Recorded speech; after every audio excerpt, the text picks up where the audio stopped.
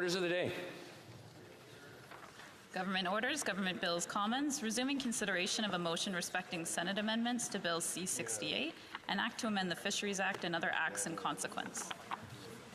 Resuming debate, the honourable member for Caribou Prince George. Thank you, Mr. Speaker. It's an honor to once again be here and to stand up and talk about the Senate amendments to C-68, to talk about C-68. But, Mr. Speaker, I'd be remiss if I didn't talk about what we've witnessed over the last 3.5 years, this week, and indeed last night. The egregious affront to our democracy. And, Mr. Speaker, it is pertinent to this discussion because what we have seen with C-68, C-69, C-48, and C-88 is this government's attempt to subvert democracy, to pass legislation that really is payback for the assistance that they received in the 2015 election. Now, last night, we had the debate on, or the lack of debate, allocation was forced on C-69. There were hundreds of amendments from the Senate, and this government forced closure on that debate without any debate whatsoever. Even the Green Party in its entirety stood in solidarity with the official opposition to vote against the government on this. Mr. Speaker, that says something right there. Now, C-68 is the government's attempt to, well, in their words, right the wrongs that the former Conservative government did in amending the Fisheries Act in 2012. In their words, they said they gutted our Fisheries Act. It is to replace the wording for HAD, harmful alteration or destruction and disruption of fish and fish habitat. But, Mr. Speaker, we studied this. We consulted it. Not one example was given. When pressured last night and yesterday and throughout the last week and throughout the last year, nor the minister or anyone from his government has been able to provide one example of where those 2012, the changes to the Fisheries Act that took place in 2012 by our previous Conservative government led to one example of harmful alteration, disruption, or destruction of fish or fish habitat. Not one. As a matter of fact, Mr. Speaker, despite the government's assertions that changes to the Fisheries Act are necessary to restore the loss protections for fish and fish habitat, their response to order paper question Q626 showed that the government had no record, none, no record of harm or proof of harm to fish or fish habitat resulting from the 2012 changes. However, on November 2nd of 2016, the Minister of Fisheries and Oceans appeared before the Fisheries Committee and stated Indigenous people have expressed serious concerns with the amendments made to the Fisheries Act and that his department are holding face-to-face meetings with various Indigenous groups and providing funding so that they can attend these meetings and share their views on the matter. However, Mr. Speaker, according to the government's response to order paper question on Q943, it stated that the DFO, the department, did not undertake any face-to-face consultation sessions in relation to the review of the changes to the Fisheries Act in the 2016-2017 fiscal year. Mr. Speaker, they have stood before Canadians in this House and publicly, and they've been disingenuous. They continue to use the same eco-warrior talking points that we see from Tides and Greenpeace, World Wildlife Fund, which is essentially just an attack on our natural resource sector. Whether it's forestry, whether it's fishery, whether it's oil and gas, mining, agriculture.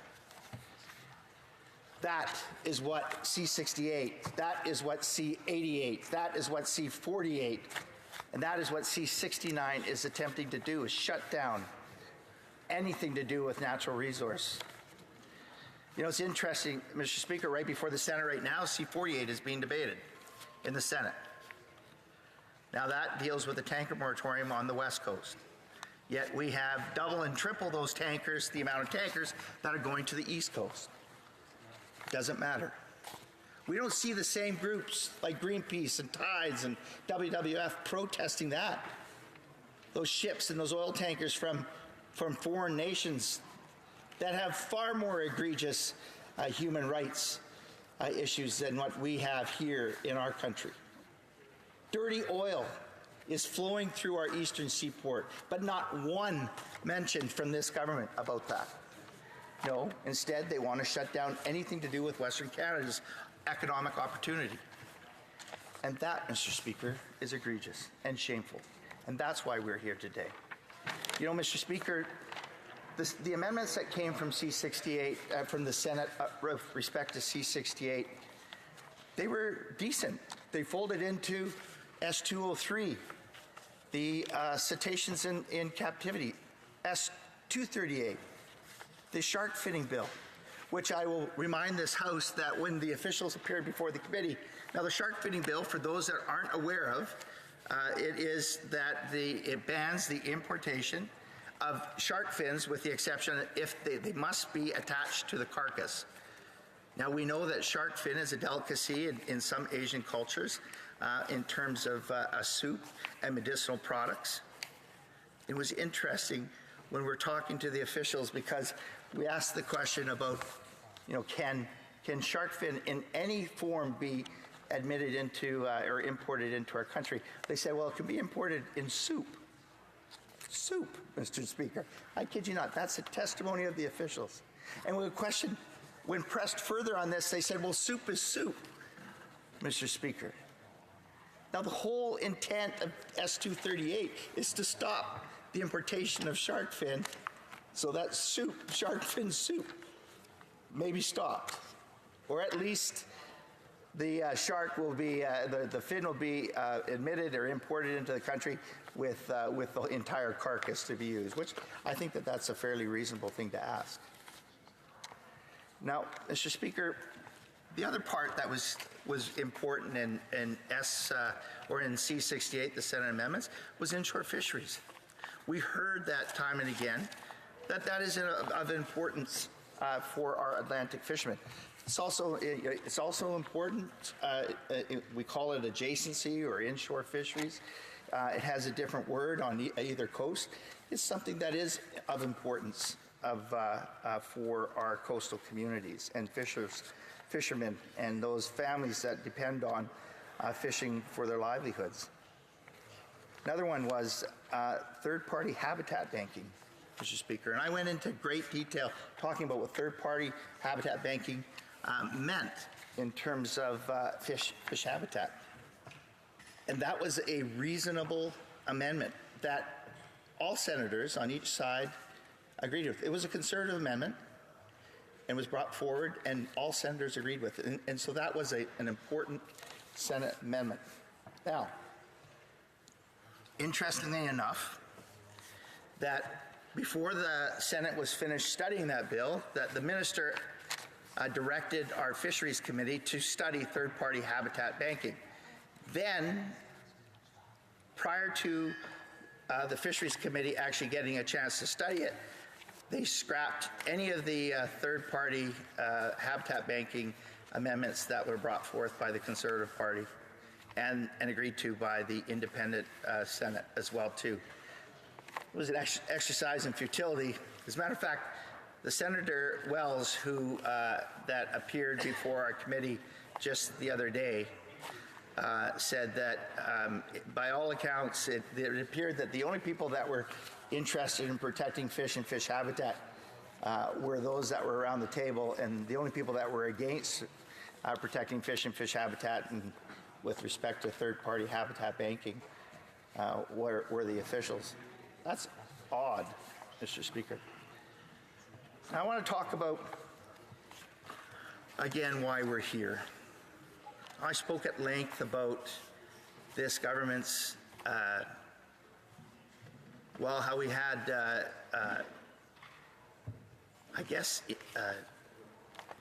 influence at the highest levels of this office, of our offices, by third-party groups. And I'll remind this House that the former Chief Advisor to the Prime Minister, Gerald Butts, he himself was the CEO or President and CEO of World Wildlife Fund. And now the Prime Minister's new Director of Policy is a former top executive of Tides Canada. Why is this important, Mr. Speaker? Because these are the very organizations that have, their mandate is to shut down Canada's resources every step of the way, to actually tarnish Canada's natural resource sector on the world stage. It says so. If you don't believe me, check out their website. It says so right on their own websites, that they were going to use celebrities and their media and their influence to tarnish Canada's oil and gas and forestry and attack and landlock our resources. And they now have permeated every office in this government. In 2015, it was 114 third parties that poured $6 million into influencing the election outcome. And many of those parties were funded by the US-based Tides Foundation. Mr. Speaker, I've sat in meetings in this file that I had, the Fisheries, Oceans, and Canadian Coast Guard as Shadow Minister. And WWF is deciding policy, fisheries policy on the East Coast. WWF. I've gone to meetings with the former fisheries minister, and there are no fisheries stakeholders there. The table is surrounded with environmental groups. We're placing a higher priority on these environmental groups than we are on the stakeholders that make their living and they depend on our natural resources for their economic well-being. And that brings me to this, Mr. Speaker. Just last night, in my riding at Caribou Prince George, I took another phone call late last night of another mill closure. Now, Mr. Speaker, I know that you listen intently. I know that you understand our economic plight in Western Canada. But and we've seen a lot of emotion over the last weeks and months about the plight from the West. And the reality is that we're losing our jobs and we don't have other opportunity. It's not that we're against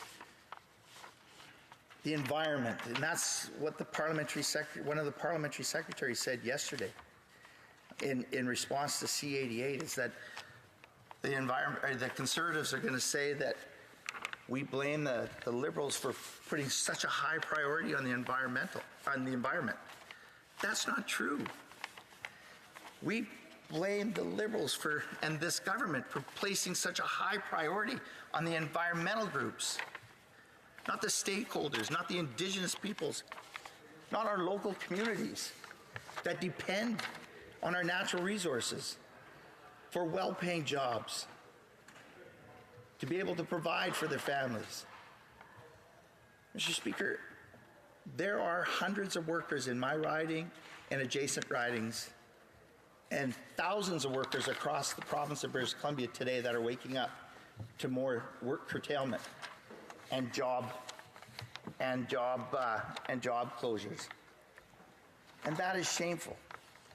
So, Mr. Speaker, when you hear our emotion and you hear our concern and we raise the issues, it's not that we're against the environment as much as the Minister of Environment would like people to hear and say and believe, is that these policies that this government has put forth has shaken the confidence of industry.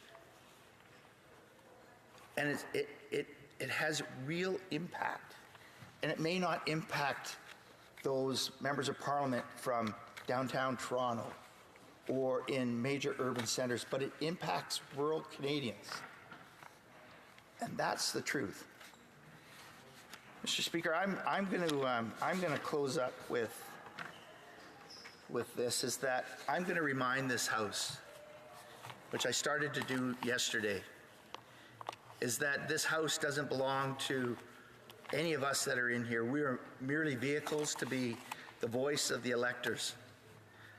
There are 338 members of Parliament in this House. Last night we saw one courageous Liberal that stood against what her government was doing.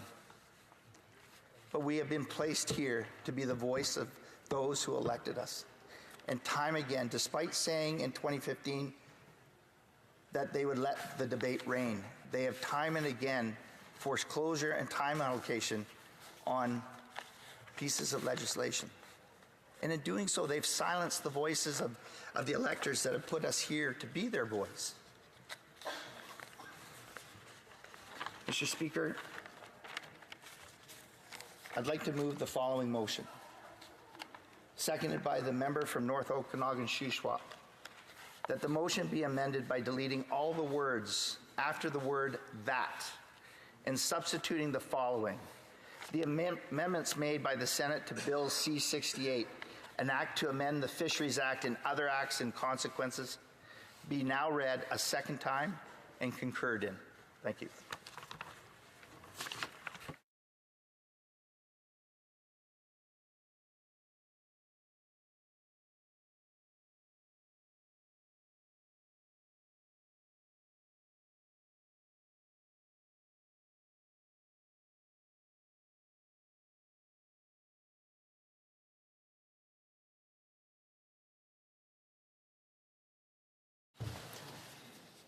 Moved by Mr. Doherty, seconded by Mr. Arnold, moves that the motion be amended by deleting all the words after the word "that" and substituting the following.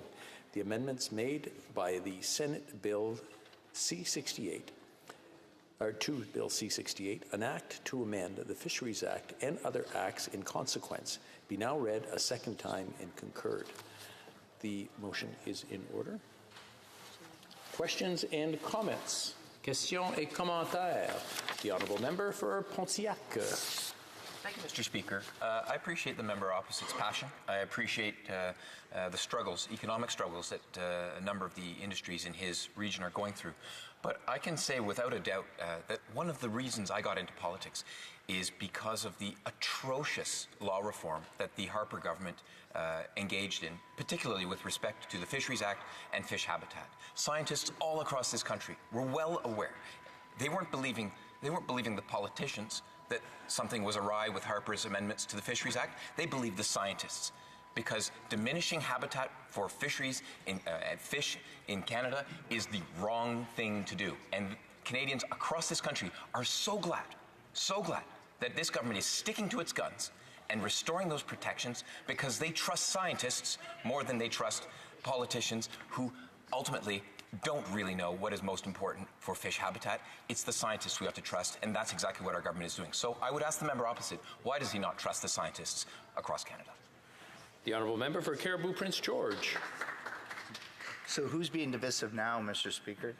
Mr. Speaker, we had in committee, we had scientists, we had academics, we had environmental groups, we had industry, we had people from all over our country that came before our committee. And Mr. Speaker, even groups that you would think wouldn't be friendly to Conservatives, because apparently we waged a war on scientists. But we had the very same scientists before our committee. When asked time and again to provide any examples of where the 2012 changes to the Fisheries Act resulted in any harmful alteration or disruption or destruction of fish and fish habitat, none were given. None were given, Mr. Speaker. Questions and comments? Questions et commentaires. The Honourable Member for Courtenay Alberni. Mr. Speaker, I want to thank my colleague for his speech. Mr. Speaker, in my riding, he talked about the thousands of jobs that might be affected by this act coming into place.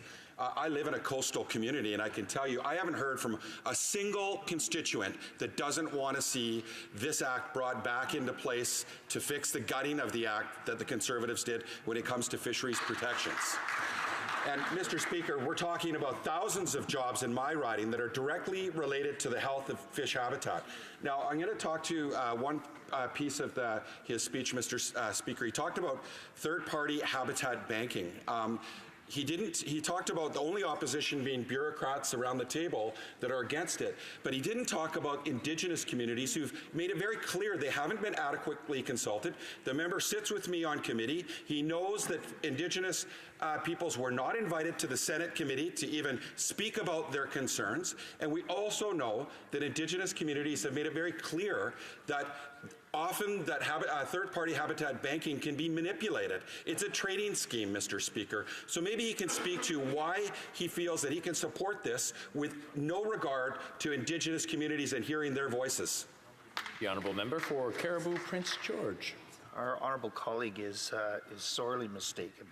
And perhaps, Mr. Speaker, I would ask that maybe the volume gets turned up on that side so he can hear me a little bit more clearly. When I talked about the thousands of jobs that were being lost, I referenced that across our province there are thousands and thousands of jobs that are being lost right now because of the policies, the forestry policies, the lack of securing a softwood lumber agreement. Mr. Speaker, this member knows full well that every day we can turn on the TV and look at the newspaper and there is another mill closure that is going on. There is work curtailment that is going on throughout our province. Our forestry sector has been under attack from the very beginning of this government. Mr. Speaker, with respect to third-party habitat banking, in the testimony that we heard that there were Indigenous representation from the Senate side that supported this, supported it wholeheartedly.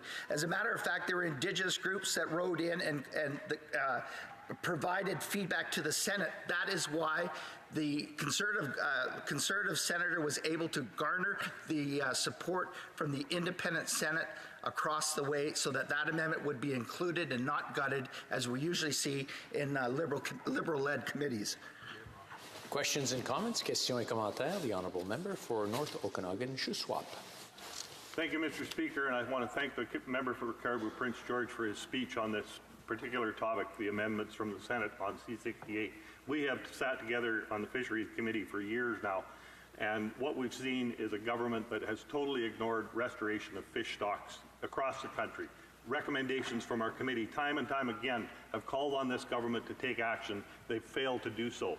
I also want to speak briefly on comments that I got from a fisheries officer saying that the changes we made in 2012 made it much easier for them to do their job rather than having to gather incredible amounts of evidence, convince Crown prosecutors, and then take cases to court, which would take years to prosecute.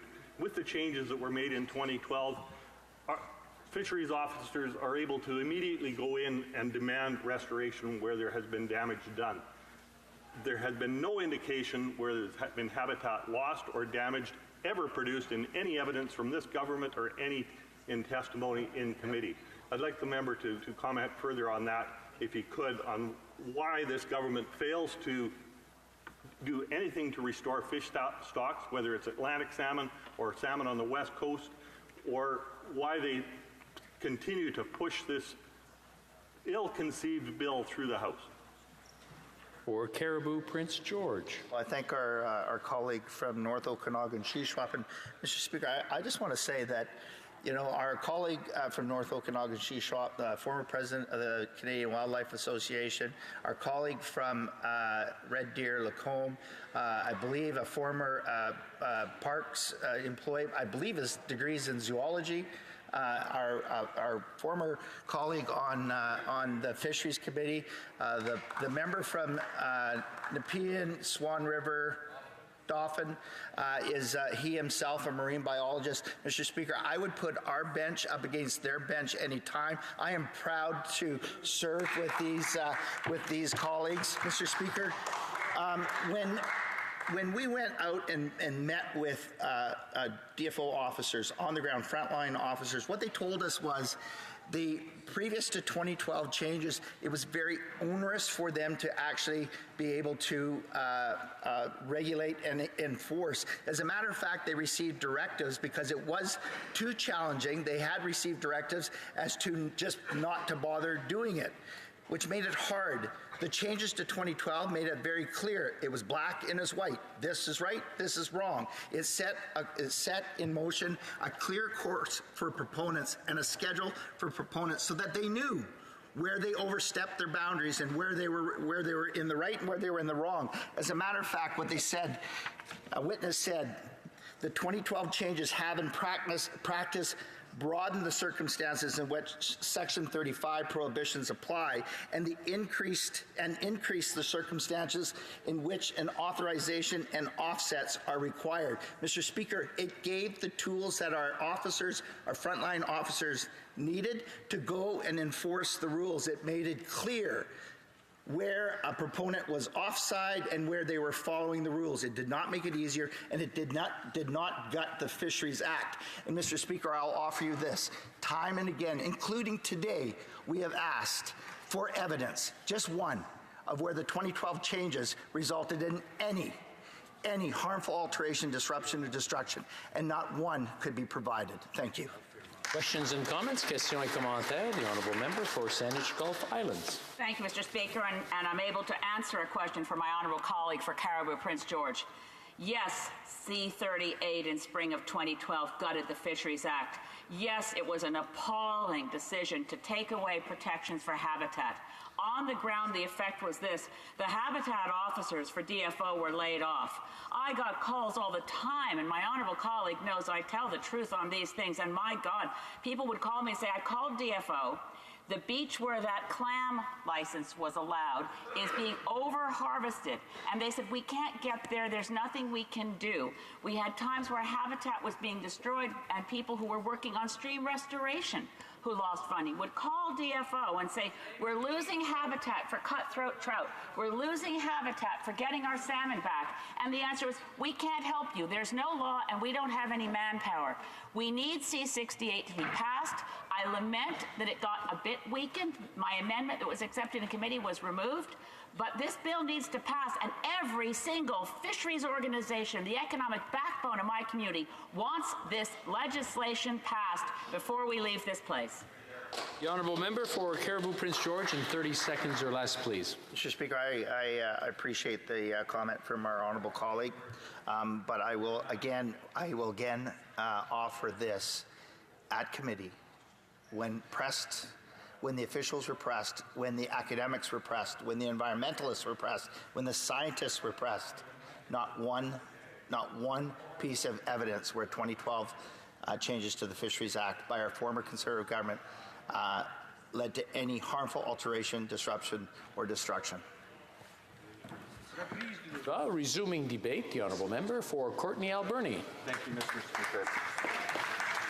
Mr. Speaker, it's an honour to rise today to speak to Bill C-68, which amends the Fisheries Act. I'll be splitting my time with my good colleague and friend from South Okanagan, Wes Kootenay. It's been a positive week for our oceans. Monday, with the passage of S-203 to end cetaceans in captivity, the announcement to ban single-use plastics, although we're waiting for the details, it is a progressive week, and here we are with Bill C-68, an opportunity to fix the gutting of the Fisheries Act under the Conservatives. And I'm glad that this place has an opportunity to do even more work to ensure that aquatic environments are safeguarded, which should be our priority as parliamentarians. And this bill will restore protections for all fish across Canada that were previously removed by the Conservatives 6 years ago. And this could have been changed sooner. We wish it was done sooner, but we're glad and welcome changes to this bill. Fish stocks are in decline in many parts of this country, as we know, especially on the West Coast, and it's due in part, large part, to the negative impacts of human activity on fish habitat and the health of water bodies overall. So Bill C-68 will put back into place legal protections needed to conserve fish habitat and the aquatic environment in a manner consistent with the minister's mandate to restore lost protections and introduce modern safeguards to the Fisheries Act. So in terms of specifics, C-68 would first and foremost compel the minister to consider any effects that decisions under the Fisheries Act might have on the rights of Indigenous peoples of Canada and authorize agreements to be made with Indigenous governing bodies. It's so important that the work that we do embeds these protections and the rights of Indigenous communities. Our Pacific salmon are a primary food source for culture, the economy of Indigenous peoples and people in our coastal communities. And this government is taking steps to help incorporate the rights and traditions of the Indigenous peoples to support their economic and cultural sustainability. So I'm very proud of the determined and continued stewardship of the Indigenous communities in our country, especially on the West Coast and in my riding, because we really need their input and their local knowledge to do this work. It's absolutely essential. Mr. Speaker, I wanted to bring to the House a couple of comments. This is first from the Nuu-Chulnjuth Tribal Council President, Dr. Judith Sayers, and she says to me, quote, "Well, Bill C-68 may not be everything Nuu-Chulnjuth would like to see. It is a fulfillment of the Liberal promise to undo the damage the previous government did to the Act, and including habitat restoration is critical for our fisheries to remain sustainable so that we may continue to exercise our rights. The inclusion of Indigenous wisdom is a start to recognizing our laws and knowledge systems." She did highlight, though, the need for co-management and how we need to work towards that, Mr. Speaker. Next, I'd also like to bring forward comments from Eric Angel. He's the Fisheries Program Manager for the UAFGLUC, which is the Nuu-Chulnjuth Fisheries Program. And he says, quote, "The changes to the Fisheries Act under Bill C-68 are the most important amendments to federal fisheries legislation in 100 years. And Nuu-Chulnjuth are very concerned that these proposed changes need to become law. The restoration of habitat protection that was stripped out of the Fisheries Act under the Harper government is absolutely critical to be restored.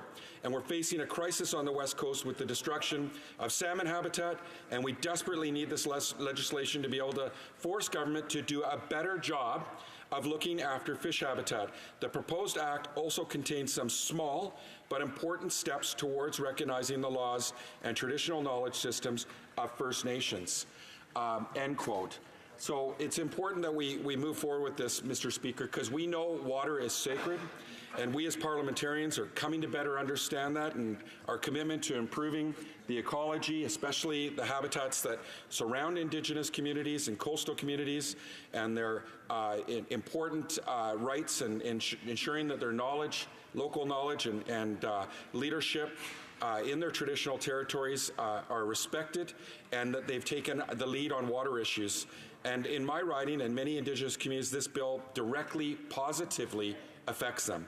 So Bill C-68 also modernizes measures to protect fish and fish habitat in ecologically significant areas, and establishes standards and codes of practice, a public registry, and creates fish habitat banks initially by different projects. So this bill will also allow the minister to establish advisory panels and to set fees, including for the provision of regulatory processes, and allow the minister to make regulations for the conservation and protection of marine biodiversity.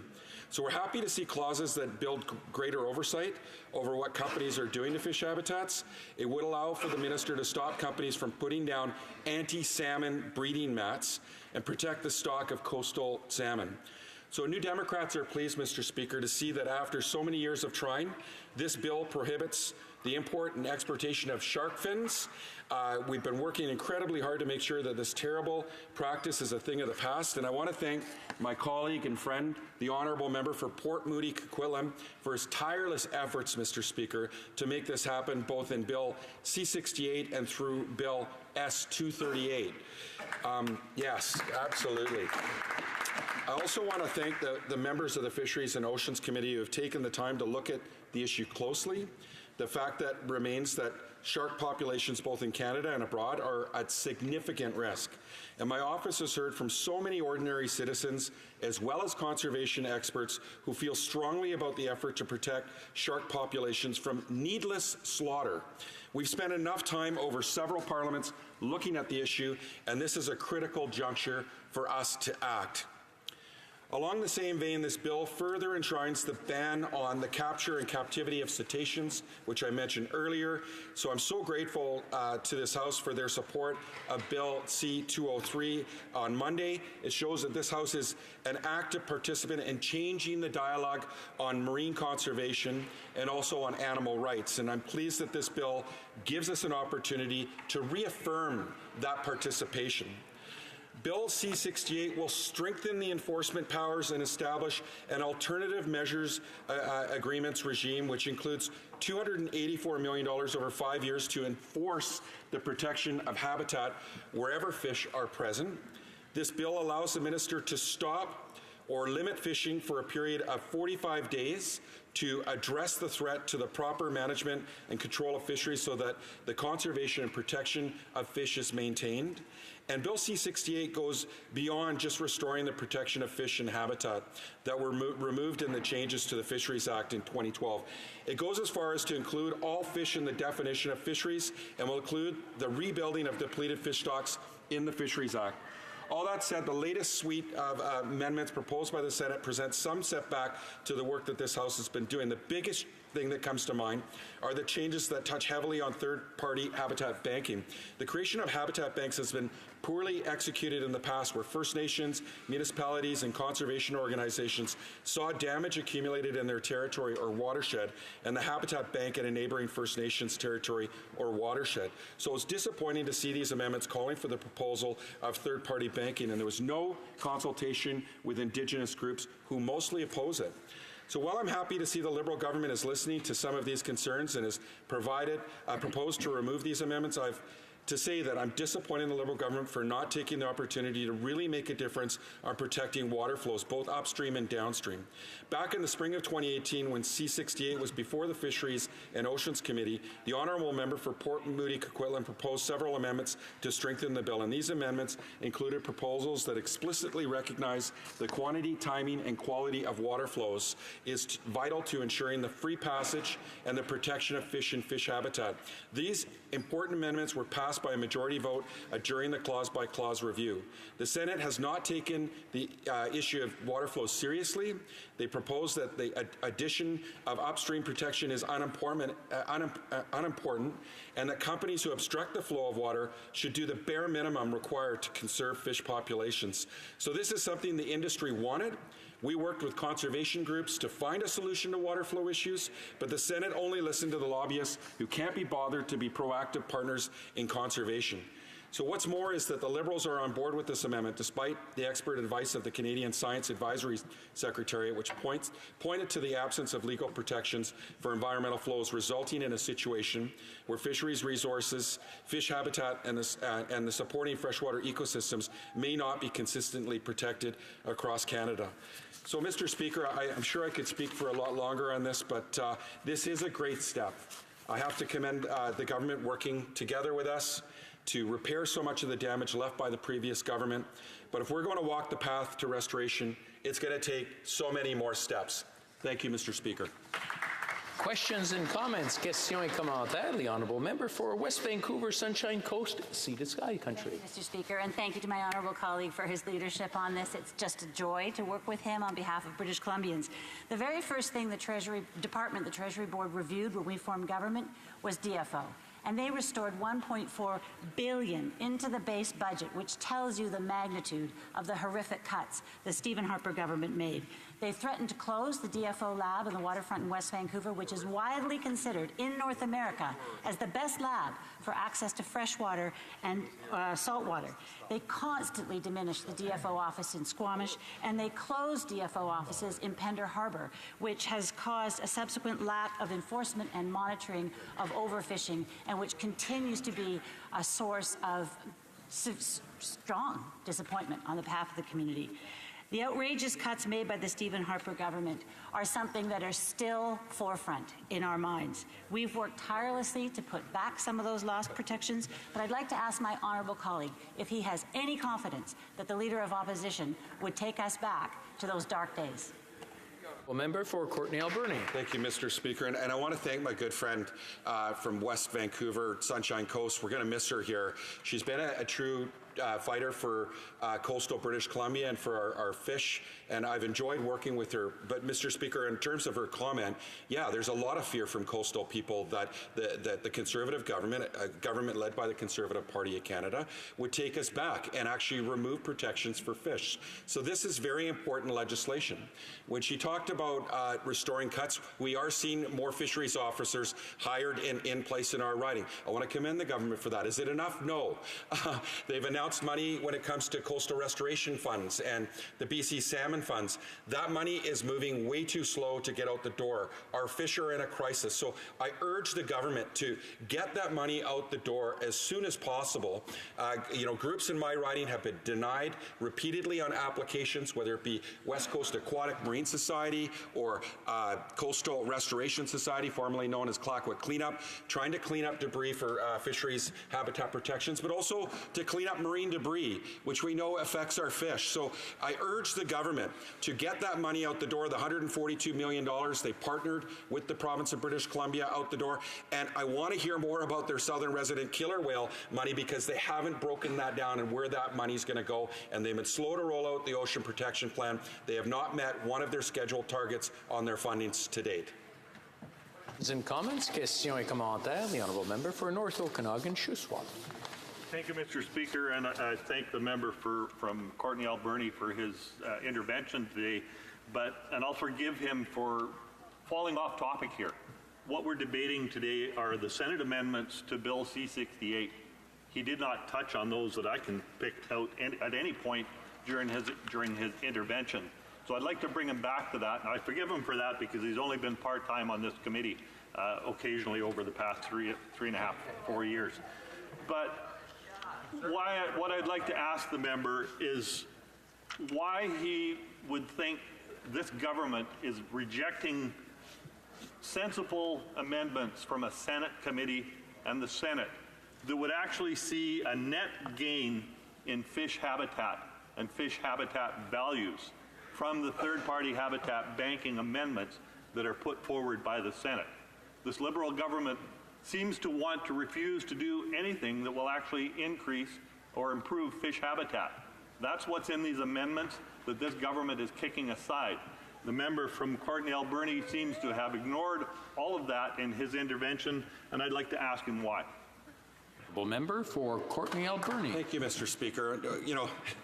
It's always nice to rise when you hear the Conservatives try to put down the NDP, who've been fighting for salmon. And all you have to do, Mr. Speaker, is look in the record at how many times we've risen on Pacific salmon and just compare it to the Conservative Party, Mr. Speaker. Because myself, I've risen more than all 97 members of the Conservative caucus on Pacific salmon alone. So when they talk about who shows up part-time, I wonder who that is, Mr. Speaker, because they like to show up at the very end of the session and start making concerns. When we talk about the amendments, I already outlined my concerns around third-party banking, which can be completely manipulated, and how Indigenous communities have not been heard. So how can the member raise this issue and just go ahead and want to ram it through without hearing from Indigenous communities? It's unacceptable, Mr. Speaker, and it's just another reflection of how the Conservatives see the input and priority and free and prior informed consent of Indigenous communities in this country. Reprise du débat, resuming debate. The honourable member for South Okanagan, West Kootenay. Well, thank you, Mr. Speaker, and it's an honour again to speak to Bill C-68, an act to amend the Fisheries Act. Today we're debating the Senate amendments on the bill, as was just mentioned. And I initially spoke on this bill almost exactly 1 year ago today when we were debating the bill at report stage. And I'll be covering some of the same ground as I did then, but today I want to actually spend a little more time on talking on general terms about fisheries conservation. You know, although I grew up in the Okanagan Valley, far from the coast, my family has a deep history in coastal fisheries. My mother's family, the Munns, once controlled the cod fishery of Labrador. My great-uncle William Azariah Munn was what you might call a cod liver oil baron. He was also an amateur fisheries biologist and historian. W.A. Munn not only researched the Viking sagas, and he was the first to suggest that Vineland was actually located on the northern peninsula of Newfoundland, which was subsequently vindicated by the findings at Lanzo Meadows. But he wrote the first detailed account of the annual migration of codfish in the Newfoundland waters in 1922, and I found that out when I was reading the assessment report on northern cod when it was declared endangered. That was cited in there. And I'll mention in passing that I'm actually wearing my Memorial University tie this morning to honor that part of my heritage and history, so thanks to Bill Kavanaugh for that. And although I grew up in the interior, like most kids of that era, I grew up fishing, and in my case, catching small rainbow trout in a small creek near our house. And I knew the importance of cool waters and deep pools in a stream shaded from the summer sun. Good fish habitat in my part of the country. And the Fisheries Act has long been the strongest piece of legislation that actually protected habitat, terrestrial or aquatic, in Canada. I used to be a biologist in my past life, and I spent a lot of time working on ecosystem health and endangered species recovery, and time and again my colleagues would point out that the only legislation, federal or provincial, that actually effectively protected habitat outside parks was the Federal Fisheries Act. So this habitat protection was at the core of earlier versions of the Fisheries Act. Conservatives took out that protection in 2012 with Bill C-38, one of their omnibus budget bills. And the action resulted in a public outcry. 4 former fisheries ministers, including one of my constituents, Tom Siddon, wrote an open letter to the government urging them to keep habitat protections in the Act. And I saw Tom last weekend at an event in my riding, and I'm happy to say that he's still standing up for the environment. This Act is still deficient in a few ways regarding habitat. For instance, while it talks about water in the rivers and lakes as fish habitat, it does not discuss the amount of that water, the flow. That's clearly a problem, as water is obviously the most important ingredient in fish habitat. Those deep, cool pools I fished in are becoming shallower and warmer. Bill C-68 empowers Fisheries and Oceans Minister to make management orders prohibiting or limiting fishing to address a threat to the conservation and protection of fish, and I'm fully in favor of that power. But I wonder how often it would be used, despite the fact that it would be likely recommended on a regular basis by scientists. Fish are consistently treated differently from terrestrial species in conservation actions. As an example, of all the fish species assessed as threatened or endangered in recent years by the Committee on the Status of Endangered Wildlife in Canada, less than half have actually been placed on the Species at Risk Act schedules. If you're a bird or mammal in trouble, you're generally added to those schedules as a matter of course. If you're a fish, you're out of luck. This attitude must change.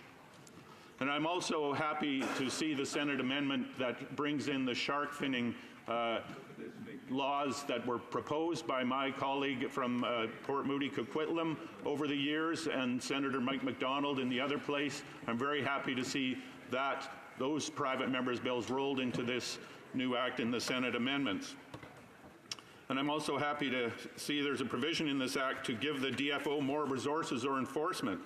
And I hope that some of these resources can be used to rebuild the DFO staff that used to be found throughout the interior BC to promote fish habitat restoration, rebuild fish stocks, and watch what's going on there out in the ground. There are no DFO staff left at all in my riding in the Okanagan or Kootenays, despite the fact that there are numerous aquatic stewardship societies across the riding that used to have a great relationship with the DFO. Volunteer groups that are devoted to aquatic habitats in the Arrow Lakes, the Slocan Valley, the Kettle River watershed, and Suyas Lake, Vaso Lake could all benefit through a renewal of those staffing levels. Mr. Speaker, I'd like to close again with a good news story that shows what can happen when Canadians take fish conservation into their own hands, identify problems and solutions, and then work hard to make good things happen. And that is the story of restoring salmon populations in the Okanagan. This story involves many players from both the United States and Canada, but it's mainly a story of the Seal people, the Indigenous peoples of the Okanagan, who came together to bring salmon back to the valley. Salmon, Ntitikwa, is one of the 4 food chiefs of the Seal and central to their culture and trade traditions. In fact, it's true for many other First Nations in the BC interior and the Yukon, Indigenous communities hundreds or thousands of kilometers from the ocean that rely on salmon, that have always relied on salmon, and whose cultures are inextricably tied with salmon. When I was a kid in the Okanagan, very few salmon came up the river from the Pacific. The Okanagan is part of the Columbia system, and those fish had to climb over 11 dams to get to the Okanagan River, to get back to their spawning grounds. Most of the Columbia salmon runs died out after huge dams like Grand Coulee and Chief Joseph were built and blocked its free flow. The Okanagan flows into the Columbia below Grand Coulee, so a handful of sockeye came back to the Okanagan every year. But after years of work by the Okanagan Nation Alliance and other groups, we often see runs of over 100,000 fish, occasionally 400,000 or more. The Okanagan River is once again red with sockeye in the autumn, and most years there's a successful sports fishery for sockeye in Osoyoos Lake. The ONA has spearheaded significant restoration projects on the Okanagan River, restoring natural flows to small parts of the river and creating ideal spawning beds for others. They organize cultural ceremonies and salmon feasts that bring the broader community together to celebrate the cycle of salmon. The ONA has grown to be one of the largest inland fisheries organizations in Canada with 45 full-time staff. Compare that to 0 for the DFO in my area. They have their own state-of-the-art hatchery and fish virology lab. Mr. Speaker, to make a difference, to change our country and our communities for the better, we must have a vision for a better future. And the SEAL vision includes healthy lakes and rivers filled with salmon, salmon that enrich the entire ecosystem and enrich the lives of everyone in the region. And I share that vision. The vision includes restoring salmon not just to the entire Okanagan system, but to the upper Columbia River as well, reviving the salmon culture in the Kootenays. Mr. Speaker, that small creek I used to fish in as a kid now has more than rainbow trout.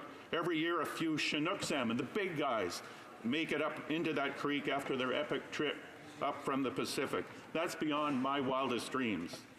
If we take care of our lakes, our rivers, and even the smallest creeks, we can keep this country healthy and beautiful. As the Seal Okanagan song says, we are beautiful because our land is beautiful. This bill before us could have been bolder and more effective, but it is a chance to take a small step towards that end, towards that vision. Lim lim. Questions and comments? Questions et commentaires. The honourable member for Malpeque. Thank you, Mr. Speaker, and I did enjoy the member's remarks. There's been a lot of discussion on these, not so much on the Senate amendments, but the Fisheries Act itself and where it's going by a number of people from the West Coast. I'm from the East Coast, and I agree with the member that there's always more can be done. But what wasn't discussed in a lot of the comments been made, trying to get over the damage done by the previous government in terms of fisheries habitat and so on, is the fact that saving fisheries habitat in my end of the world is different than the member's end of the world. We have small brooks, small streams, smaller fish even. But if the member could talk about how important that habitat restoration is beyond just economic issues. There's the recreational fishery, there's the joy of families going out and fishing, and we need a healthy fish habitat to have that. I wonder if he might comment on that area, that it goes beyond just the economics of fishermen that you'd think would be related to the Fisheries Act, but to the community itself and the individuals that live in them. The honourable member for South Okanagan, West Kootenay. Well, thank you, Mr. Speaker, and I'd like to thank the member from Malpeque for those comments, and I totally agree with them. Just an example from my riding, the Okanagan River was channelized in the 1950s to make the water get out of town faster in the spring flood. That has resulted in a huge loss of habitat quality and habitat period. And a lot of that has just been the loss of the trees and shrubs along the river. And groups have been working hard in the Okanagan Valley in the last 10 or 20 years to restore some of that. And it's remarkable how that change feels when you're walking along parts of the river. There's trails along the dikes that control the river now, where you go into cool areas where this habitat has been restored, where the fish habitat has been restored. It's a very, very popular recreation area. And as I mentioned, restoring the salmon has brought back those recreational fisheries as well. And people, can't believe they're in the Okanagan Valley in the middle of the desert and they're actually fishing for wild sockeye salmon. So it's a huge boon to the economy and to the, I think, the well-being of the people who live there. In comments, the honourable member for Red Deer Lacombe. Mr. Speaker, I'm very saddened to hear the rhetoric around fisheries that I've heard in this debate. Nothing has happened that is catastrophic in the world of fisheries as a result of the changes that were made to the Fisheries Act in 2012. Nobody anywhere in this country can point to a single incident of anything directly related to the changes in that bill, yet everybody wanted those changes. Counties wanted that. Even fisheries officers wanted those changes so that they could more effectively enforce the law. I remember issues where farmers who had their fields flooded, actually draining their fields, were charged because the old language in the Act said that interpreted a flooded field as fisheries habitat, even though it was only flooded for a couple of days. People facing ridiculous charges for things like this. Right. You don't actually do anything for fish by changing the legislation in the way that actually prevents restoration and habitat projects from going ahead. What we actually need are amendments to do things like habitat banking, which for some reason the government over here does not want to do anything about, by increasing spawning channels. You don't stop all activity, you enhance things and you do offsets, right, and you increase the productivity of the natural environment. Exactly. And you don't do that by changing legislation that gets in the way of all of these things. Exactly. The continuing stumbling and bumbling of the left-hand side arguments in this, that somehow we need legislation that pretends that humans don't exist in the world, is what's actually causing the environmental degradation that we have right now. We need enhancement. We need the ability to intervene and to work hard on behalf of fisheries, and these changes are not doing it. Member for South Okanagan, West Kootenay. Well, thank you, Mr. Speaker, and I'd like to thank the member for his comments. But, first thing I would say is, if I wasn't at committee, so I don't know the details, but if there have been no incidents reported about bad things to fish habitat, I think a big problem there is the fact that there's no fisheries biologists out there looking for them. His colleague talked about forestry and all the difficulties this was going. There's hardly any forestry workers and Forest Service employees in British Columbia that now can go and check on habitat situations in the forest landscape. So I have people from my riding complaining to me every day about habitat issues on the forest landscape that relate to water quality and incidents around creeks. There's just nobody up there looking at this. So I'm not surprised that there's no reports of any negative incidents. There's also no reports of, well, I'll just leave it at that, Mr. Speaker. I know we're running out of time, but I think if we had more staff, we would see those incidents. Statements by members. Déclaration de député. L'honorable député de La Prairie. The honourable member for La Prairie. Thank you, Mr. Speaker. 2019 marks an important year for the municipality of St. Philip because it celebrates its 275th anniversary. I humbly admit that I have a soft spot for the municipality because I was born there. What's more, I raised my family on my father's and grandparents' farm. By way of background, Mr. Speaker, it was on November 5th to 1744 that municipality of St. Philippe was officially founded by order of Bishop of Pontbriand, Bishop of Quebec, for the construction of a church, a presbytery, and a cemetery. St. Philippe is a municipality that is 93% agriculture, one that has also been urbanized over the years, so much so that neighborhoods and peaceful residential streets were added, much to everyone's delight. In this anniversary year, I invite everyone in St. Philippe to watch the local newspapers for activities that will take place throughout the year and to continue to use the city's slogan, "So for the future." Thank you, Mr. Speaker. The honourable member for Haldimand Norfolk. Well, Mr. Speaker, June is Thyroid Awareness Month in Canada. And thyroid disease affects roughly 4 in 10 Canadians from all walks of life and from all political stripes.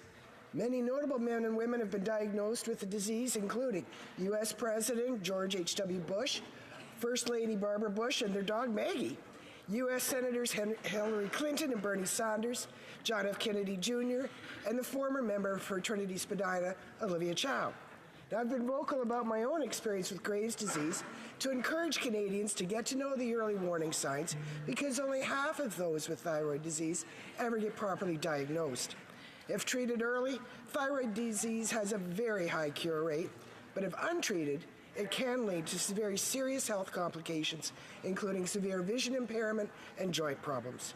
Mr. Speaker, I encourage Canadians to visit thyroid.ca, educate themselves on the early warning signs, and visit their doctors to confirm a diagnosis. Thank you, Mr. Speaker. The honourable member for Saint-Boniface, Saint-Vital. Monsieur le Président. Mr. Speaker, I'm pleased to rise in the House once again to recognize a residents' association in my riding of Saint-Boniface, Saint-Vital. Is a small but vibrant community that was built some 65 years ago. It is well represented by an active residents' association. Chaired by Chris Chipman, the volunteer-led Niagara Park Residents Association organizes many family-friendly activities throughout the year. A winter sleigh ride, an outdoor ice rink, pizza in the park, movie night in the park, and an annual picnic. It's always a pleasure to attend events organized in Niagara Park and to meet with residents from the neighborhood. The Residents Association is another great example of how dedicated volunteers help build inclusive and dynamic communities. Merci. Thank you. Oh. L'honorable député de Trois. The Honourable Member for Trois-Rivières. Thank you, Mr. Speaker. In a few days' time, I'll finish my second term in this House thanks to the support of the people of Trois-Rivières.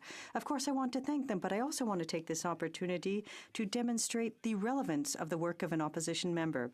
While we're never photographed with the big checks, the fact remains that without the hard work of my entire team, along with the mobilization of citizens and various economic stakeholders in the region, we would not have obtained what we did, the $30 million in support for pyrrhotite victims, the resumption of the study on the quality of concrete that should enable victims of the gray zone to come out ahead, the HFT, which will be announced imminently, I suspect, compensation for thalidomide victims, investments in Trois-Rivières that would make a backbench MP in the government blush, international visibility for Trois-Rivières thanks to the francophonie, and I'll stop there out of a lack of time. The mandate given to me to make the government accountable, to serve Trois-Rivières, and to propose alternatives to those presented by a majority government elected by a minority of voters. I believe I can say mission accomplished, and see you next time if that's what the people of Trois-Rivières want. The Honourable Member for Sackville-Preston, Chessie Cook. Speaker, I rise today to give an update to the House on the construction of the Sackville-Bedford-Burnside Connector. This project will improve safety and travel time for commuters and commercial traffic between Burnside and Sackville. The construction of the connector has already begun, and over 500 jobs will be created. Over 40,000 vehicles travel between Sackville and Burnside each day and cause extensive traffic backlog.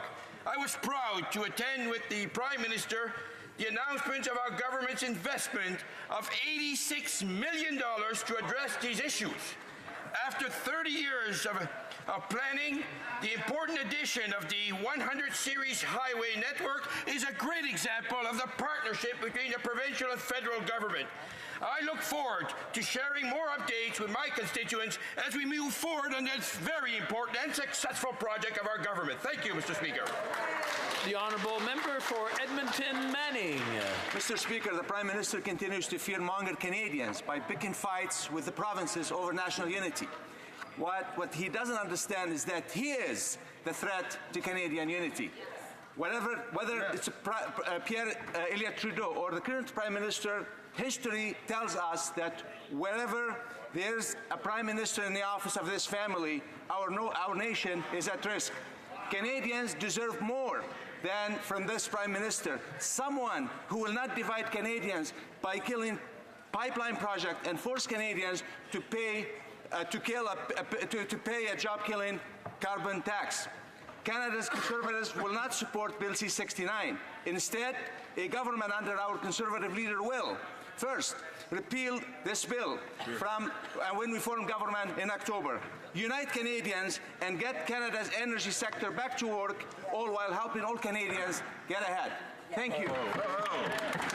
The Honourable Member for Scarborough Agincourt. Mr. Speaker, I want to recognize Hong Fook Mental Health Association in my riding of Scarborough Agincourt for receiving the Advancing Minority Mental Health Award from the American Psychiatric Association Foundation. They are the first ever agency outside of the United States to receive this award in recognition of their efforts to increase public awareness and provide comprehensive mental health care for underserved minorities. I am proud to be part of a government that prioritizes mental health and has made a historic $5 billion investment in mental health initiatives across the country. We've reopened Veteran Affairs offices to increase mental health supports for veterans. We supported a pan-Canadian suicide prevention service with trained responders providing 24/7 crisis support. And we have invested in home care for seniors and access to community-based mental health services, particularly for children and youth. Mental health affects everyone.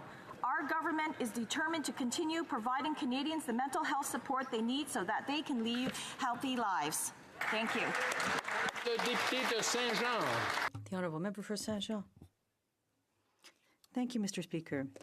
The Cerebral Palsy Association of Quebec is celebrating its 70th anniversary this year. It has been chaired for 20 years by Mr. Joseph Khoury, an exceptional and passionate leader.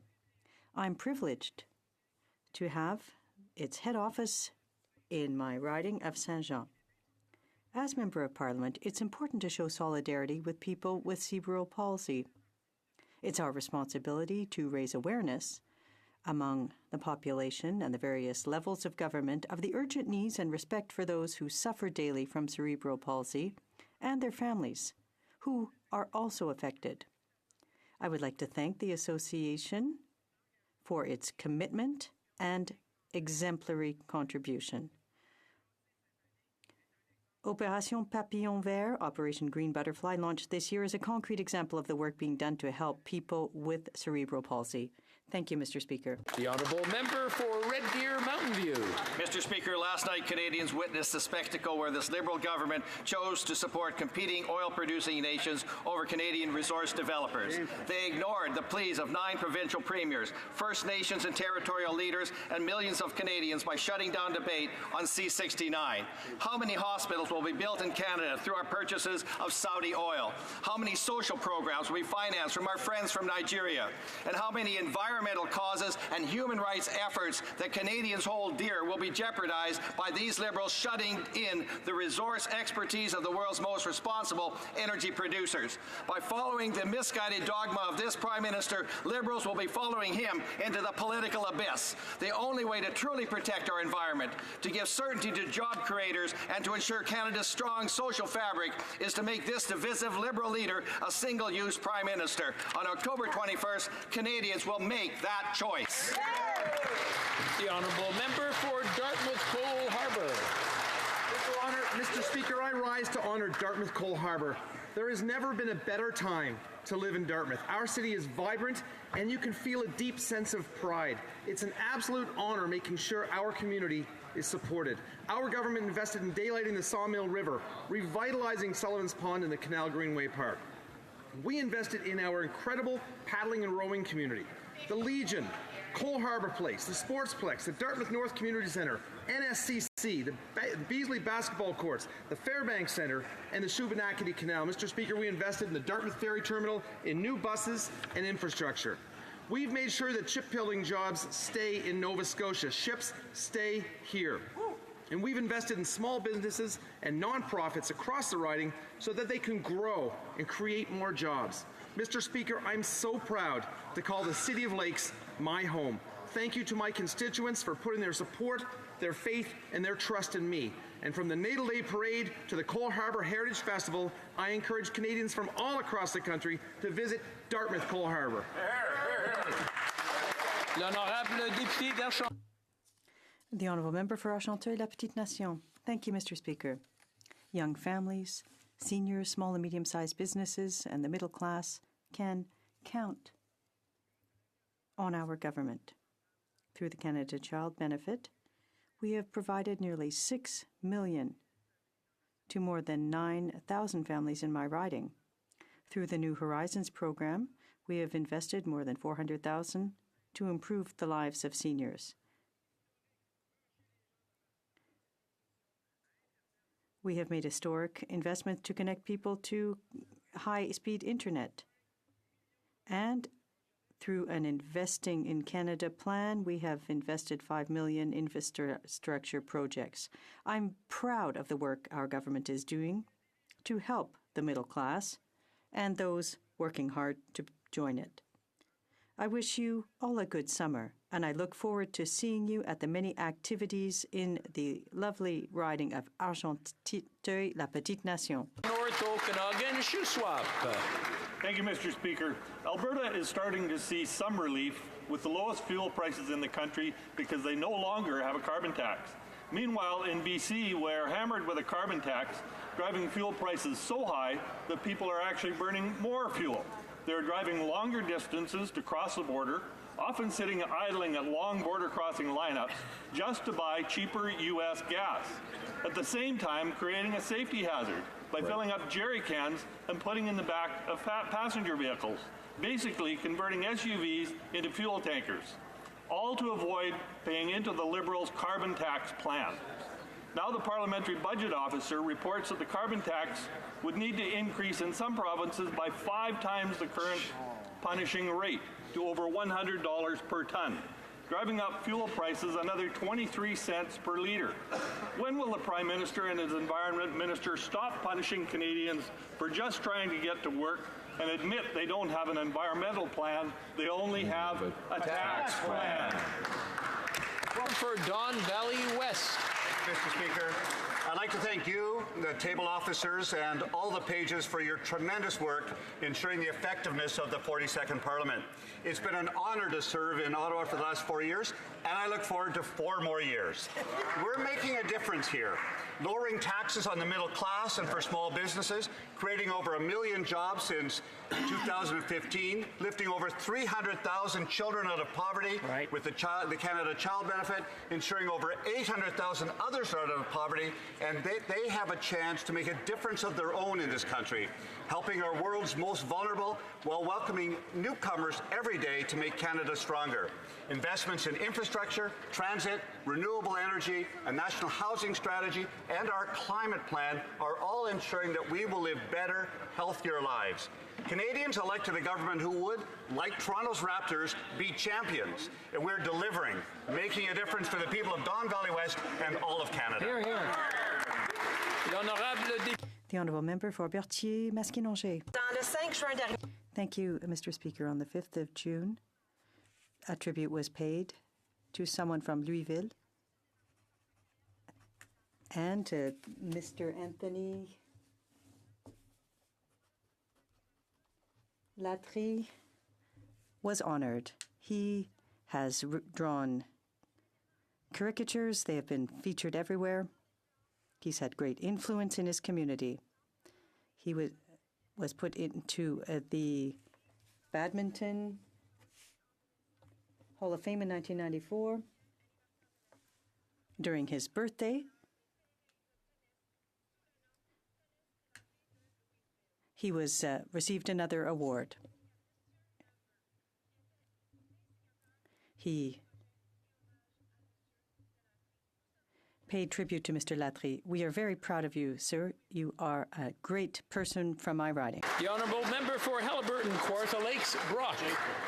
Mr. Speaker, one of the most common complaints I hear from my constituents is the rising cost of fuel. All across this country, Canadians are struggling to pay this government's carbon tax while trying to avoid insolvency. Parents are having to make hard choices between heating their homes and after-school activities for their kids. Now, the Parliamentary Budget Officer is reporting that it's going to get a lot worse for families. In order to meet Paris targets, every Canadian, no matter where they live, will have to pay 5 times what they pay now. And if you thought gas prices are high now, try adding another 23 cents of Liberal carbon taxes on top of that. The Prime Minister never came clean with the true cost of his carbon scheme, and now we know why. The Prime Minister has no plan to lower emissions. His only plan is another cash grab, which is already hurting overtaxed Canadians. When will the Prime Minister admit he made a mistake kill his carbon tax, and take real action on climate change. The honourable member for Parkdale High Park. Mr. Speaker, at a YMCA in 1891, a Canadian named James Naismith invented the game of basketball. Yesterday night, 128 years later, a Canadian team, our Toronto Raptors, brought the NBA championship home. Mr. Speaker, there were doubters and there were cynics, but there was also steely resolve. The resolve of die-hard fans and ones more recently on the bandwagon who got on board in Jurassic Parks from coast to coast to coast in this country and beyond it. They got on board to cheer the most diverse team representing the most diverse city for the most diverse nation on earth. From Kawhi to Kyle, from Pascal to Serge, from Mark to the indefatigable, toothless Freddie V, this team, our Raptors, show basketball fans around the world we don't understand the meaning of the word quit, and that when we sing about being the true North, strong and free, we mean it. Thank you, Raps, for an incredible run in what is going to be an amazing parade on Monday. Let's go, Raptors! Let's go, Raptors!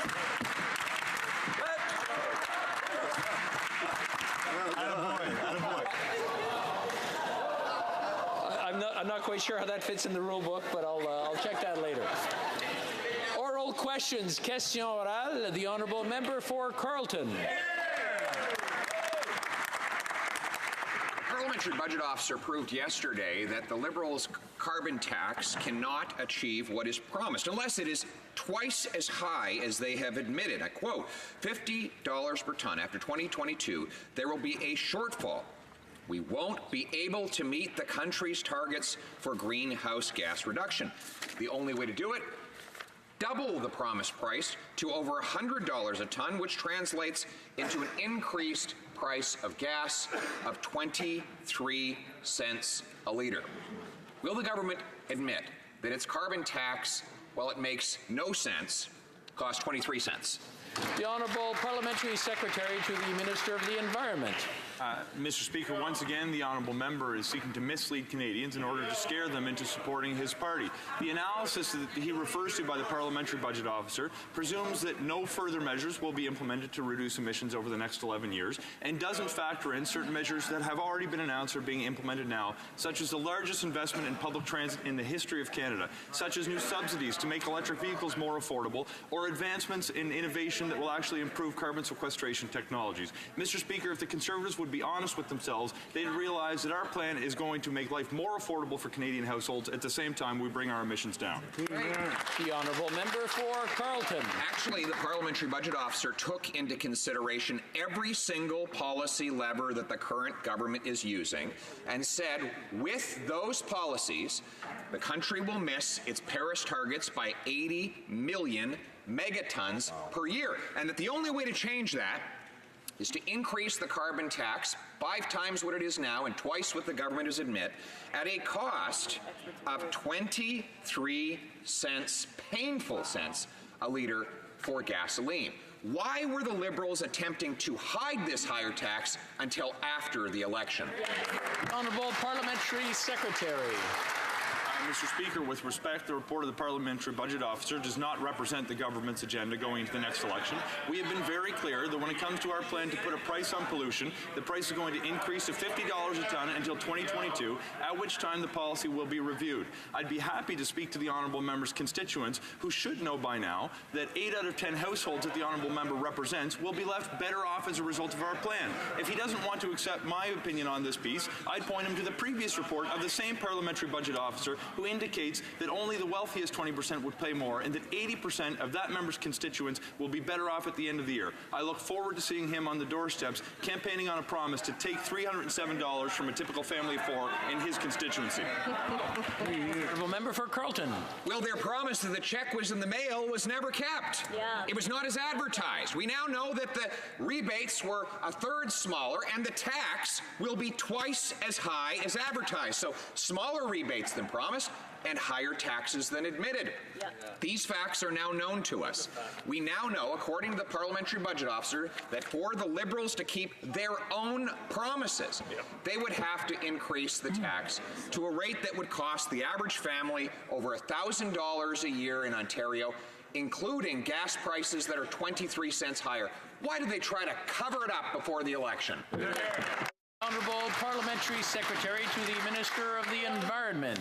Mr. Speaker, I find it entertaining that the honourable member is putting so much stock in the PBO's report when he won't even submit his own party's platform for consideration because he's hiding the true cost to Canadians. When it comes to the size of the rebate, we've said the entire time a typical family of four in the province of Ontario would receive a rebate of $307. That is as true today as it was when we first announced our plan. He's confusing statistics by saying the average payout, which pertains to a family of smaller size, is different than a family of four. This is simple arithmetic. I'd be happy to walk him through it after question period, but I sense after a few months he's choosing not to listen because he knows our plan is the right plan. The Honourable Member for Louis Saint Laurent. Mr. Speaker, we know well that for the last 3 years, the Liberals have tried to make Canadians believe that the Liberal carbon tax would allow them to meet the Paris targets and reduce greenhouse gas emissions. That's false, Mr. Speaker. And the Parliamentary Budget Office concluded that yesterday. They said that the government won't meet the Paris targets, but worse, if they want to meet them, they would have to increase the carbon tax by 5 times. Will the Liberals be honest with Canadians and say which increase they're going to impose on Canadians if, unfortunately, they're re-elected in 6 months? The Honourable Parliamentary Secretary.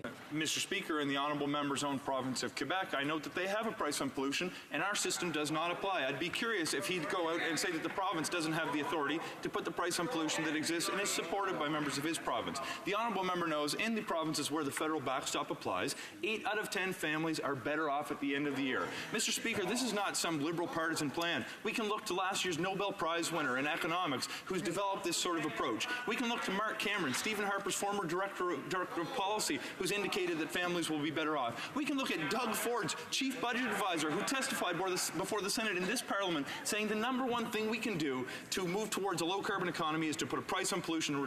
The Honourable Member for Louis Saint Laurent. Again, so I will have to answer in English this time, because based on the Quebec experience, yes, we have a cap and trade system in Quebec, but what are the results? What are the results, Mr. Speaker? Of emission gas. This is the result when we tax people. No reduction of emission. This is the Quebec experience. This is the truth. This is the facts. This is the science. So, Mr. Speaker, may the Minister for once be clear with Canadians. Can they explain how much they will raise the taxes for Canadians? The Honourable Parliamentary Secretary. Mr. Speaker, with respect, if the Honourable Member would listen to the details of our plan, he'd realize as the price on pollution increases approaching 2022, so does the rebate. So the more the time goes on, the cost does not increase, but the rebate to families increases.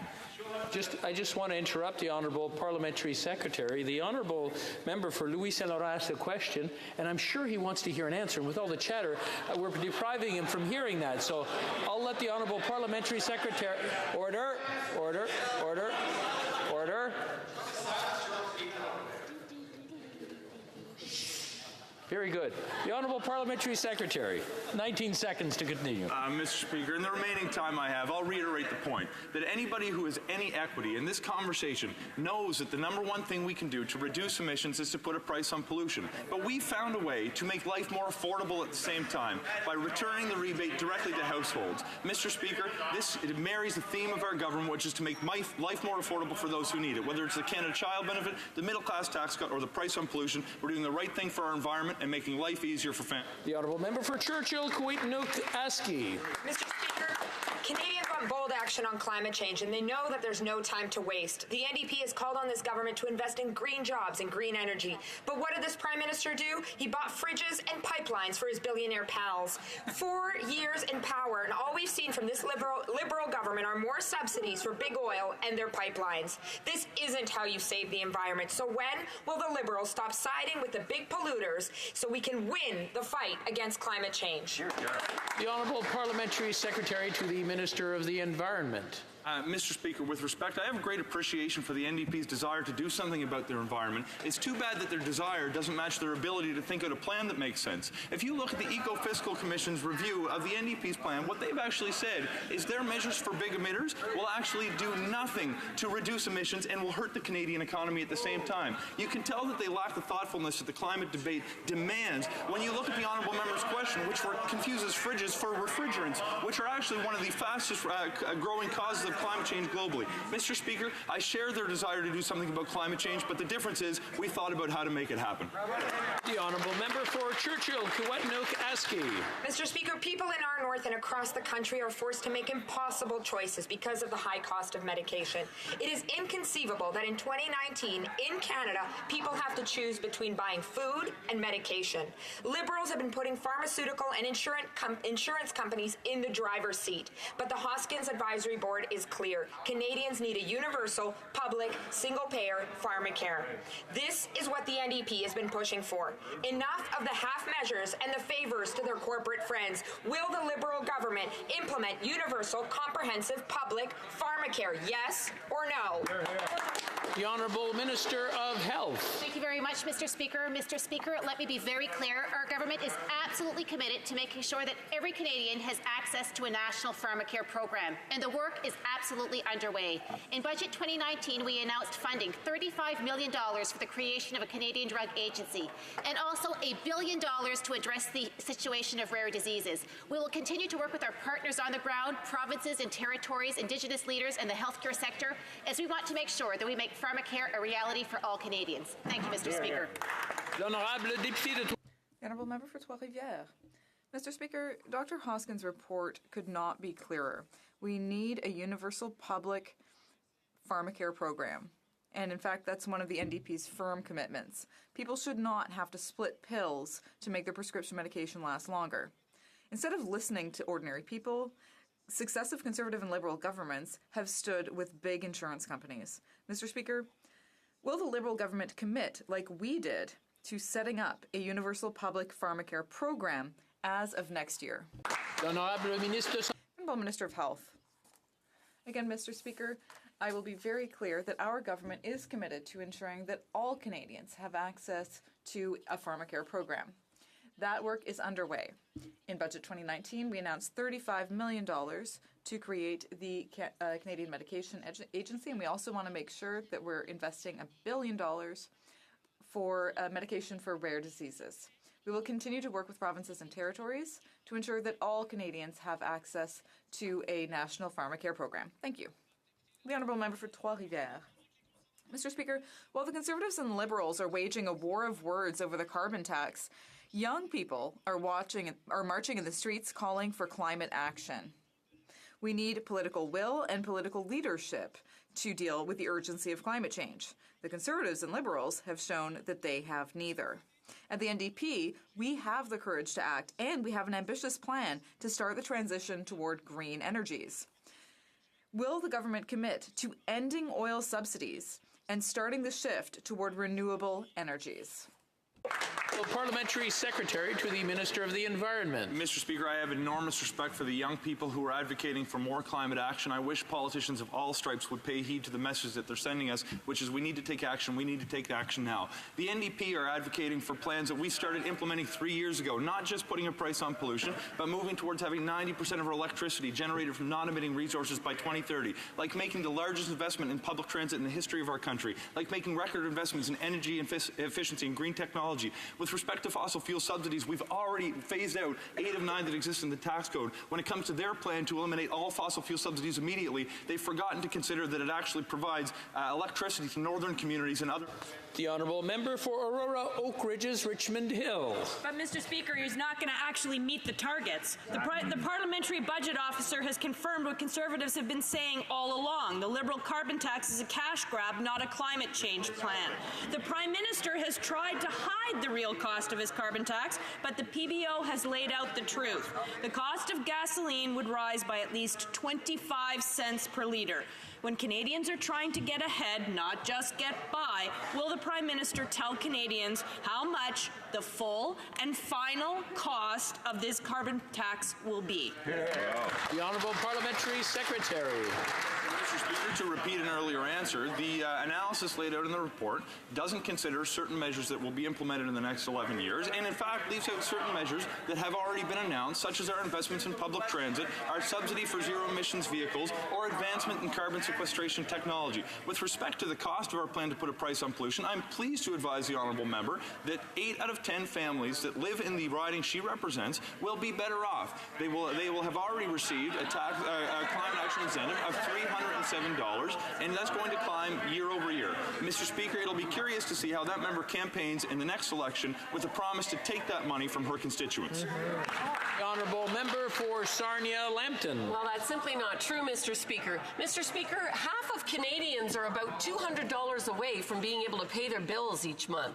And yet the Liberals' carbon tax is going to put a painful 23 cents a litre increase in the price of gasoline. And that'll do nothing to help climate change. Mr. Speaker, the Liberals have said they want to help the middle class, but they're punishing them and those hoping to join them. Why? The Honourable Parliamentary Secretary. Mr. Speaker, we now see Conservative MP after Conservative MP repeating false points in this chamber. It's entirely inappropriate. When it comes to the issue of affordability, I note that the Parliamentary Budget Officer previously confirmed.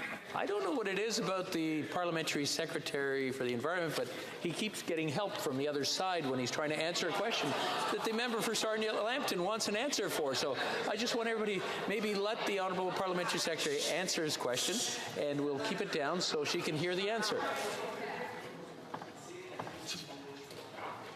Mr. Speaker, I know the Honourable, hurt, but the truth... For everything to calm down. Okay, the Honourable Parliamentary Secretary. Mr. Speaker, on occasion the truth can hurt, but it's important we say it as loud as we can, no matter how many times it takes. And the truth is that the Parliamentary Budget Officer has confirmed that 8 out of 10 families will be better off. If they were concerned about affordability, I'm curious why they voted against a tax cut for 9 million middle-class Canadians and voted in favour of maintaining a favourable tax system for the wealthiest 1%. When they had an opportunity to support the Canada Child Benefit, which put more money in the pockets of 9 out of 10 families, they voted against that. The Honourable Member for Portneuf-Jacques-Cartier. Thank you, Mr. Speaker. It's the Liberals who are saying things that aren't true. After having discredited the United Nations, they're continuing to question the conclusions of scientists and several environmental organizations, as well as the Environment Commissioner, even the Parliamentary Budget Officer, an independent officer of the House. Yesterday, the PBO confirmed that the Liberals' current plan is not sufficient to meet the Paris targets. When it comes to the environment, the Liberals are misleading Canadians. Why is this government again failing to tell the truth? The Honourable Parliamentary Secretary. Mr. Speaker, it would be easier to take criticism from a member of a party who actually has advanced a climate plan to date. They refuse to, and they refuse to put their plan before the Parliamentary Budget Officer. You want to see what a Conservative climate plan looks like? Look at Doug Ford, who's dismantled flood protections and showed up saying, what the heck's going on here? When we actually know, when you look at it, it's going to be less effective to reduce emissions and will be twice expensive for households. I'd suggest that the member, instead of attacking our plan, which is credible, he talks to some of his caucus colleagues who seem not to understand that climate change is real, who say that global warming is simply body heat coming off humans, who refuse to acknowledge the science. When you look at the IPCC or Canada's Changing Climate Report, it's real and we have a duty to... The Honourable Member for Portneuf-Jacques-Cartier. Mr. Speaker, it's unfortunate to hear this from the Liberals.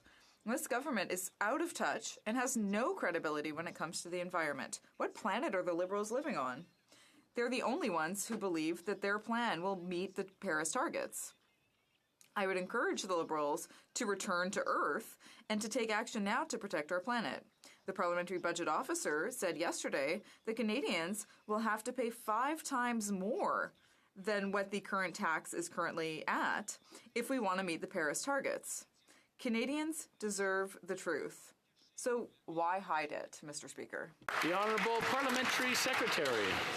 Mr. Speaker, I point the honourable member to an article just this past week where his leader refused to acknowledge the connection between severe weather events and climate change. The deputy leader of the Conservative Party tweeted out a quote to a similar effect. Mr. Speaker, he has caucus colleagues who point to snowbanks in Saskatchewan in February as proof that climate change isn't real. He's got members who don't want to abide by the Paris Agreement, yet he has the audacity to criticize us on our plan to meet those targets. The fact is we will meet our targets because failure is not an option. This is the greatest challenge of our generation, and we found a way to do it that makes life more affordable for families. The Honourable Member for Sturgeon River Parkland. Mr. Speaker, the Parliamentary Budget Officer has released a scathing report that the Liberals will not meet their Paris climate change targets. That is, unless they raise the price at the pump by 23 cents a litre. Now, the Liberals have promised that they won't raise this until after the election. No kidding. They're going to wait until after the election when they no longer need Canadian votes, but they still need their money. When will the Liberals finally come clean and tell Canadians the true cost of their carbon tax plan? The Honourable Parliamentary Secretary to the Minister of the Environment. Mr. Speaker, the honourable member represents a part of the province of Alberta, which I called home for a number of years. I'm pleased to share with the honourable member that the province he represents will have constituents next year receiving a climate action incentive of $888 at tax time, which is more than they are going to pay as a result of our plan to put a price on pollution. If he puts so much stock in the Parliamentary Budget Officer's report, I would challenge him to speak to his leader about putting their party platform so they can understand the cause. If he wants to look a little further, I can point him to the prior report of the PBO, which indicated that 8 out of 10 families will have more money in their pockets. I don't know why this is the case, but the Conservatives seem allergic to money for the honourable member for Halberton Kawartha Lakes Brock. Mr. Speaker, the Environment Minister said that she will make her Paris targets, but the PBO has confirmed that the only way the Liberals' carbon tax will work is if they charge 23 cents a litre more for gasoline. Life is already too expensive. Canadians are already struggling to pay their heating bills and buy groceries. Clearly, this punishing tax plan will severely hurt families and seniors, particularly those on fixed incomes. When will the Liberals finally admit that their carbon tax is not an environmental plan, it's a tax plan? Well, Parliamentary Secretary. Mr. Speaker, I find the question rich coming from a member who decided to hide the fact that the climate action incentive exists to a publication to his constituents, which was designed to tell them how they can maximize their tax refund. The fact is, families of 4 in Ontario received $307 this year, and that rebate will grow over time. Mr. Speaker, it seems as though they're putting their fingers in their ears and saying we don't want to hear the truth because the truth is not helpful to them, because they, every time they have the chance, vote against measures that pour more money in the pockets of Canadian households. We found the most effective way to reduce emissions. We found a way to make life more affordable, and every time they seem to vote against measures that have that impact. Before I go to the next question, I just want to remind some members who have very strong voices that carry very well, just to be mindful of the strength of their voice, because it kind of drowns out when we're trying to hear the answer. The honourable member for Vancouver Kingsway. Mr. Speaker, the Hoskins Advisory Council is clear. Canadians need public pharmacare, yet this government refuses to commit to it. People are making impossible choices when it comes to the prescription drugs they need. Choices like paying their rent or filling a prescription, cutting pills to make a bottle last longer, or skipping their medicine altogether. People are getting sicker and dying. A simple question deserves a clear answer from the Health Minister. Will the Liberals implement universal, comprehensive, single-payer pharmacare or not? The Honourable Minister of Health. Thank you very much, Mr. Speaker. Mr. Speaker, we agree that Canadians should not have to choose between putting food on their table and paying for prescription medication.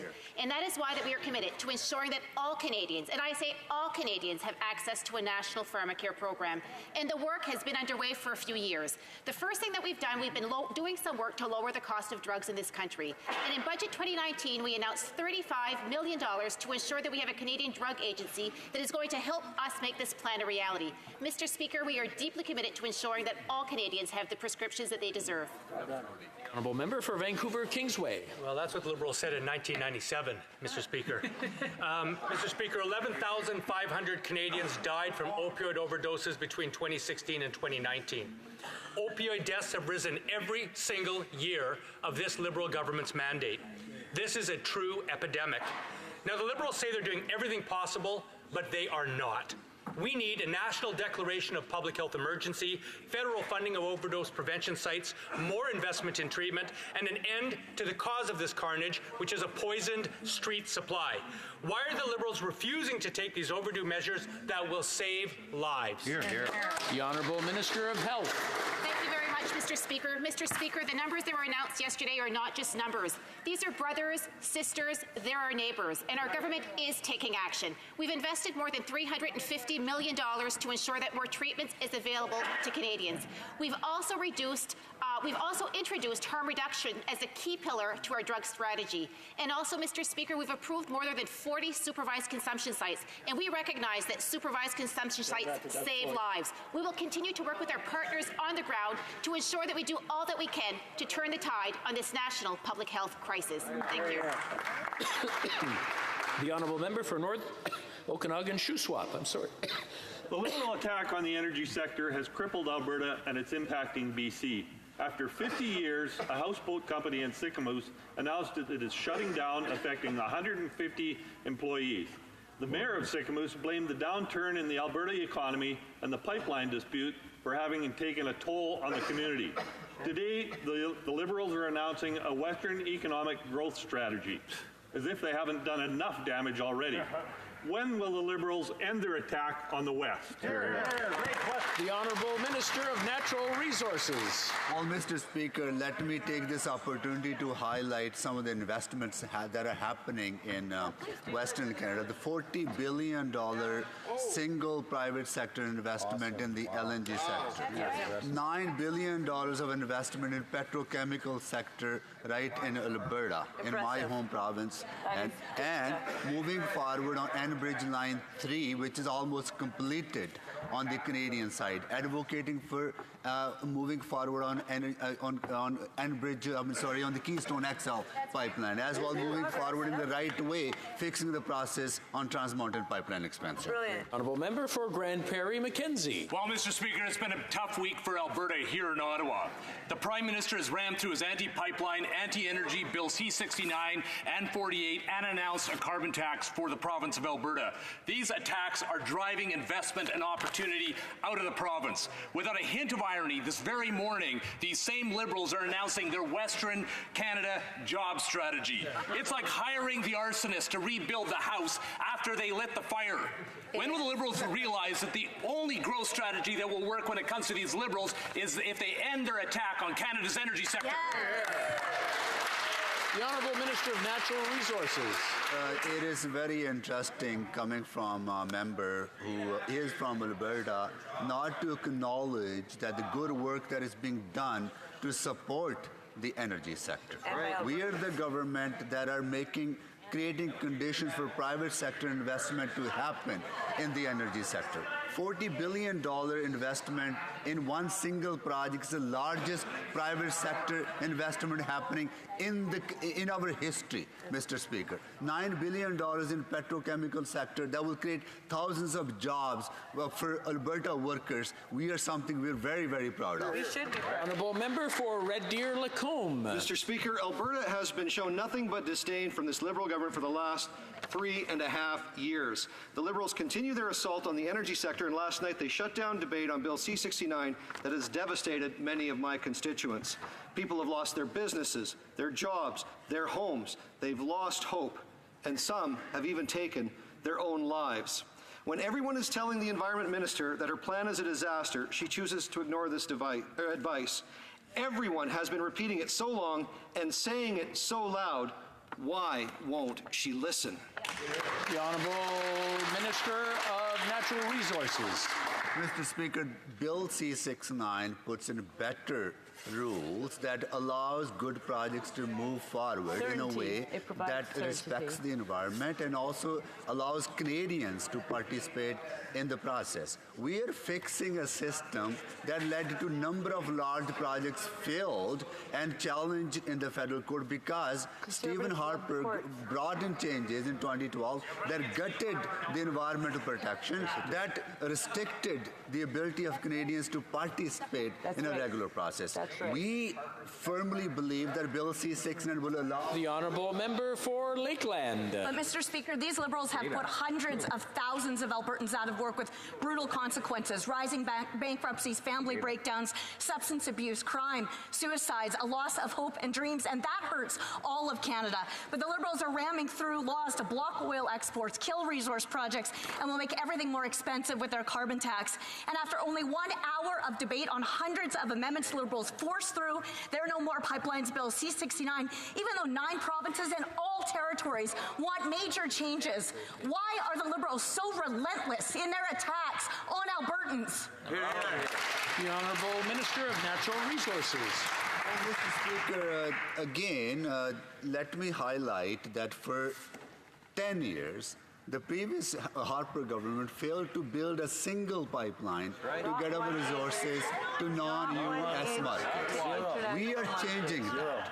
The ability of our energy sector to grow is very important, that we are able to expand our global markets. Let me highlight another investment.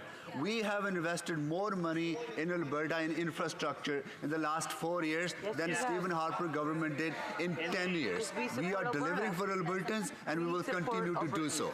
The honourable member for Courtenay Alberni. Mr. Speaker, next Tuesday we're expecting the final decision regarding the Trans Mountain expansion project. Well, we fear the Liberals will impose this pipeline on BC.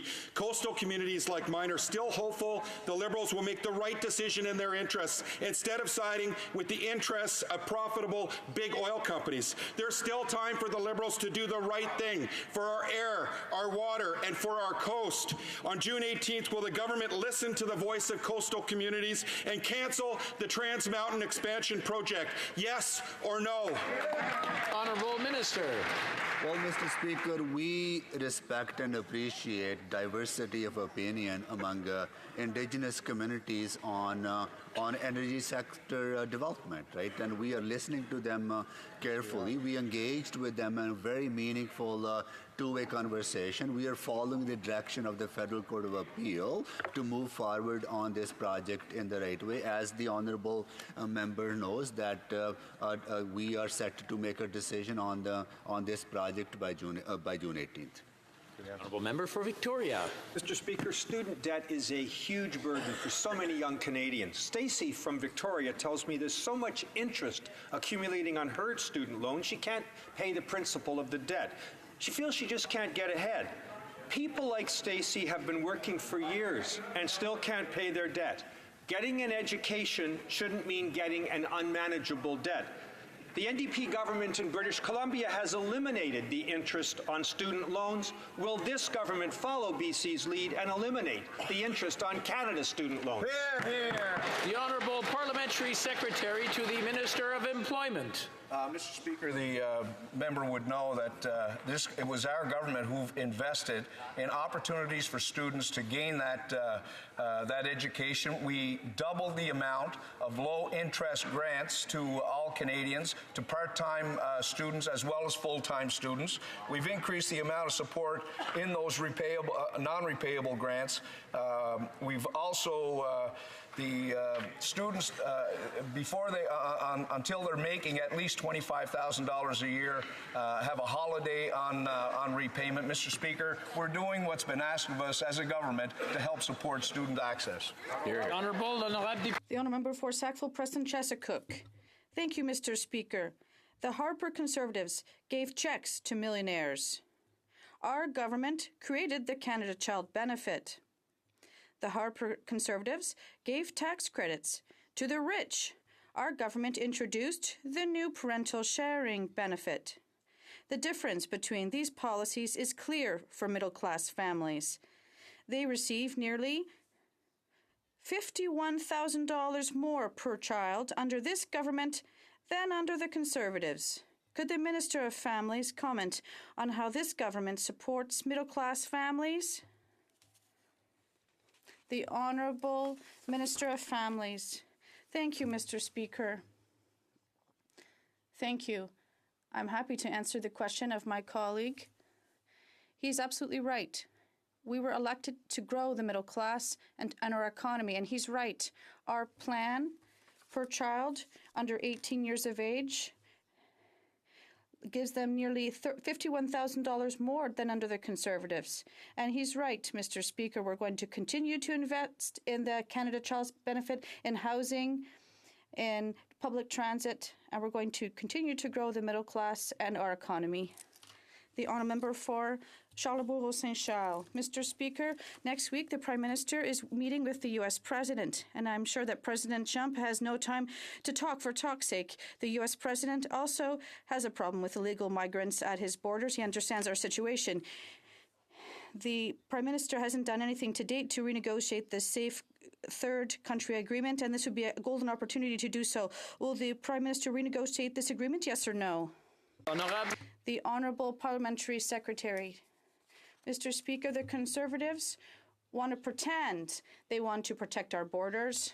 They want to change the Safe Third Country Agreement, but the record clearly shows the opposite. They cut millions from security agencies, and for 10 years, they didn't have discussions with the U.S. to change this agreement to improve our borders. We have already had discussions about the Safe Third Country Agreement. We're investing $1 million to give the necessary resources to protect our borders, and we saw a 47% in the number of reductions. The honourable member for Charlebourg-Saint-Charles. It's his Prime Minister who created his problem with his famous tweet. And in addition, people in the U.S. right now and elsewhere in the world, they come to the U.S. with a passport. And they show up here with no papers. So when will the Prime Minister finally come clean and admit that there's an issue here with the Third Safe Country Agreement? First, Mr. Speaker, I'd like to apologize on behalf of all the children and young people who show up at our borders without a passport. Our government, Mr. Speaker, is the one that was able to reduce the number of asylum requests at the border by 47%.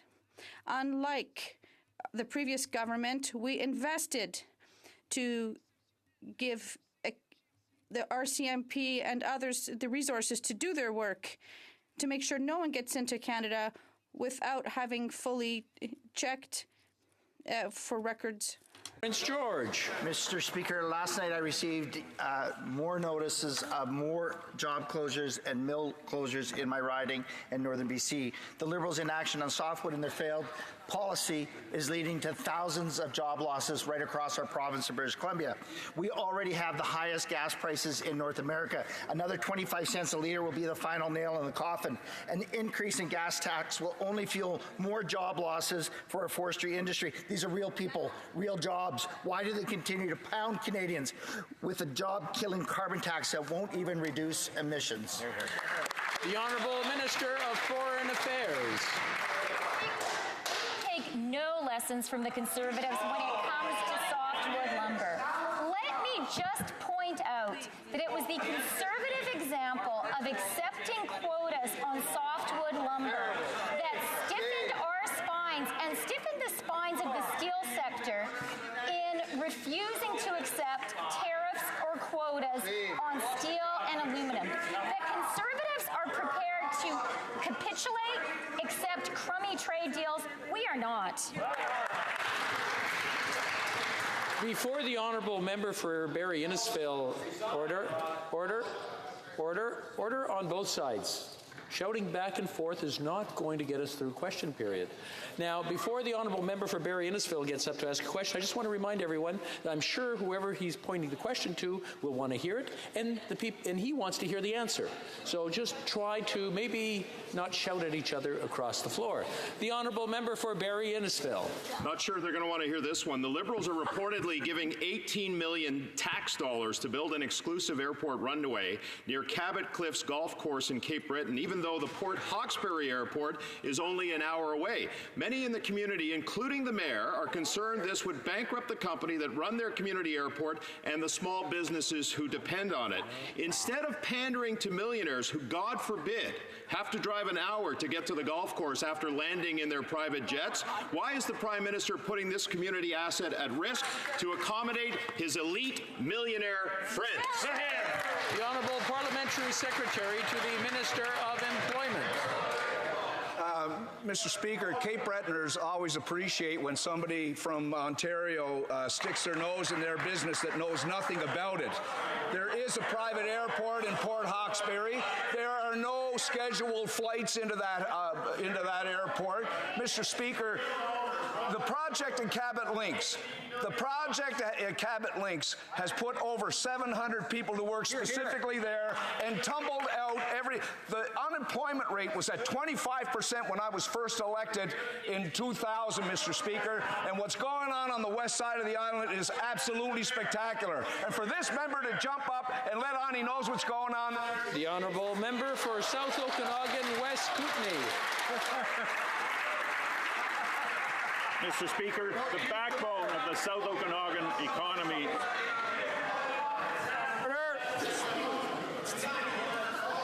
Order.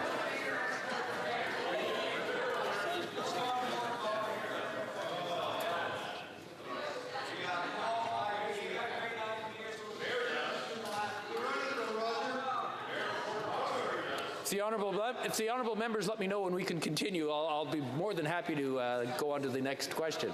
We're okay? You got it out? Perfect. Okay. The Honourable Member for South Okanagan West Kootenay. Well, Mr. Speaker, the backbone of the South Okanagan economy is threatened. And you know by what? By federal bureaucratic barriers and red tape.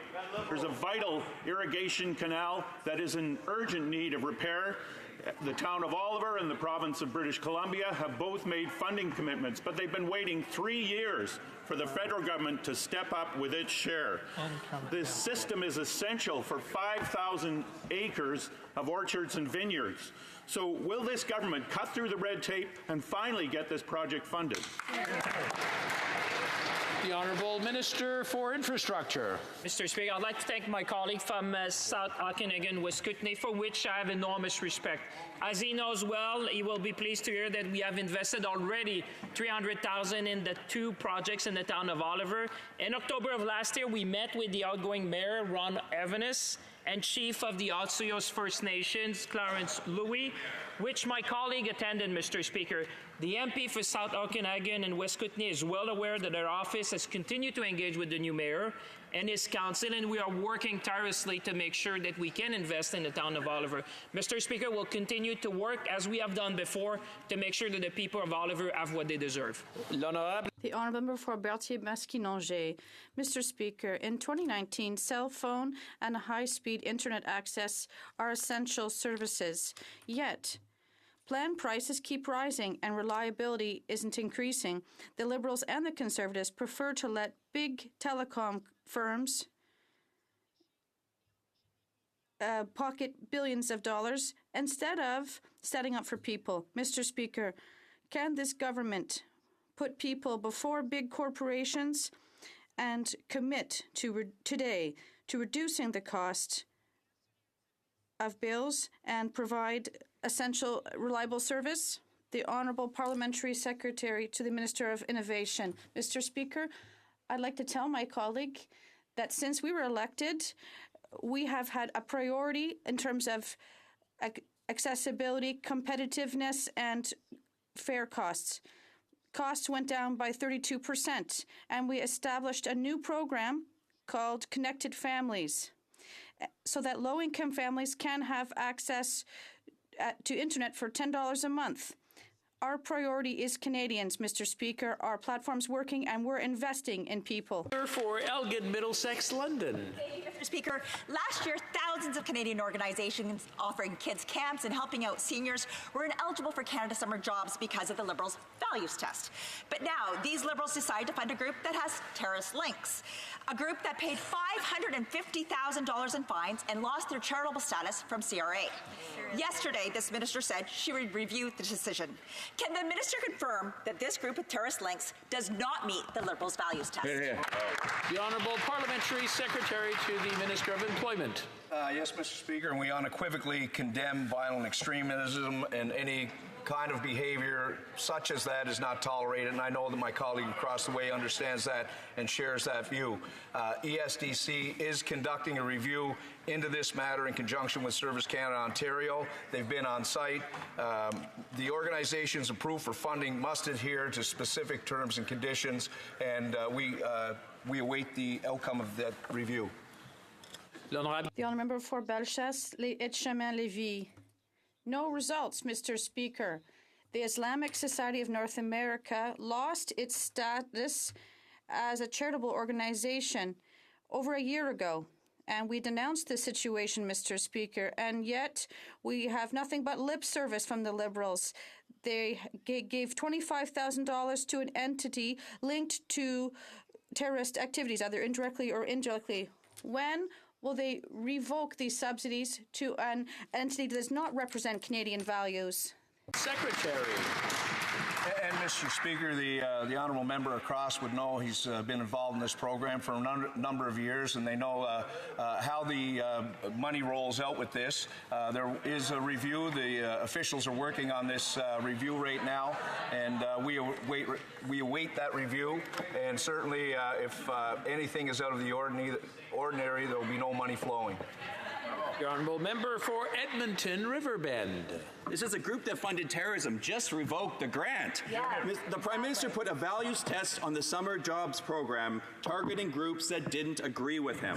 Fast forward to this week, we find out this government gave $25,000 to an organization that funded terrorism overseas. Now he says he's checking to see if the organization meets the terms and conditions of the summer jobs program. Mr. Speaker, I think this government is the one that needs to check their values. So again, just revoke the grant.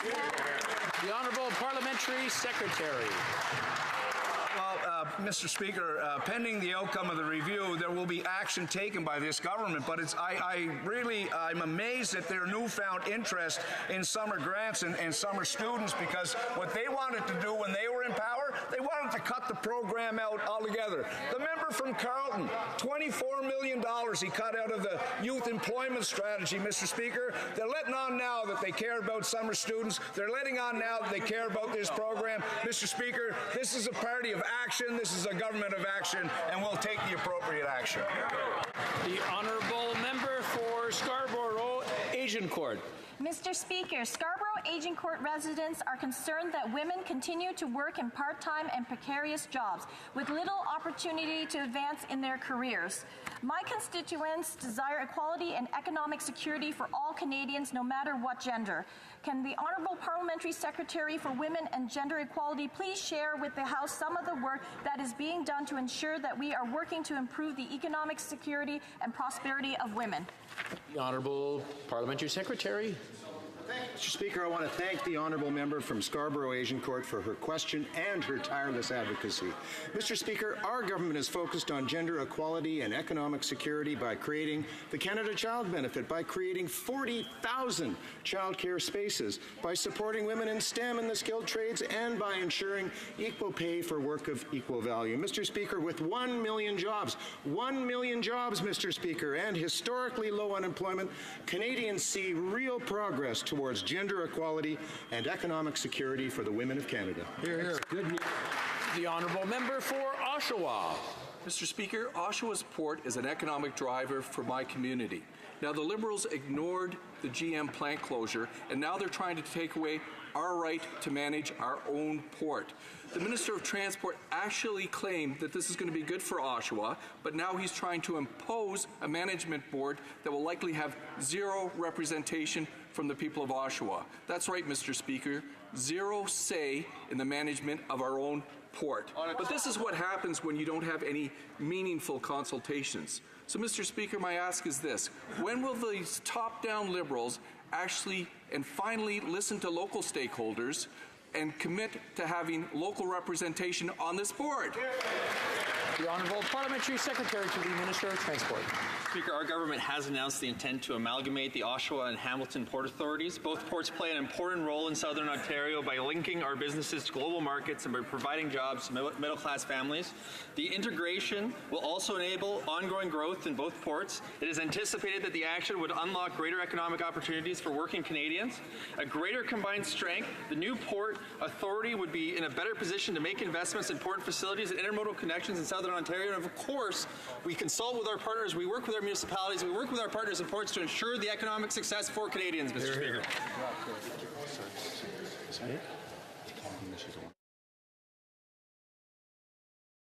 It's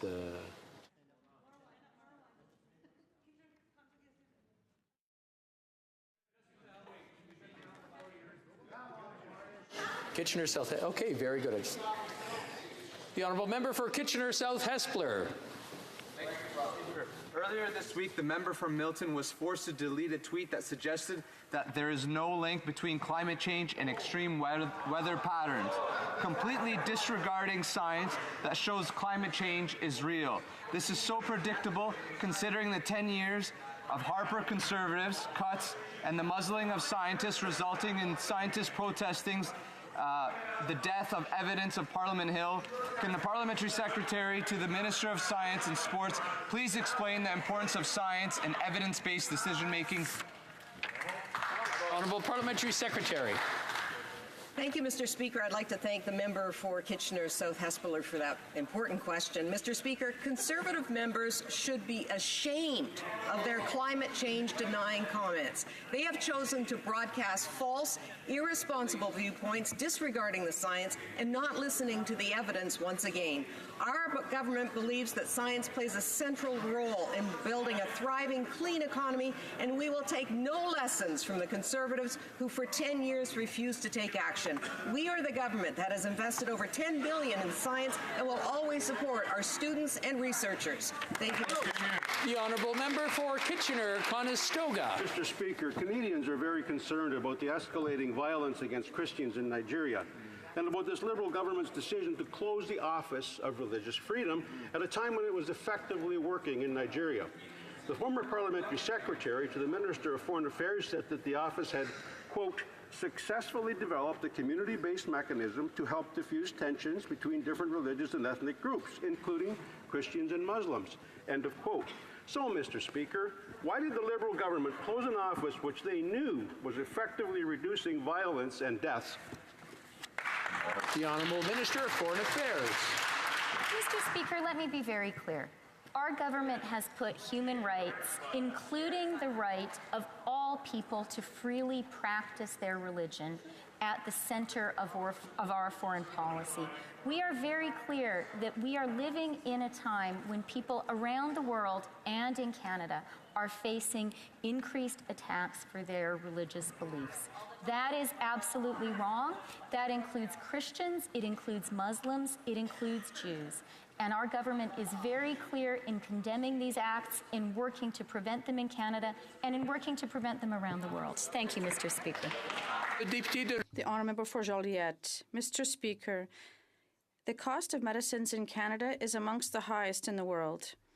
The situation should have changed, though. The Patented Medicine Price Review Board updated its reference country list used for establishing prices. This new regulation should have been in place since January 1st, but the government still hasn't adopted it yet.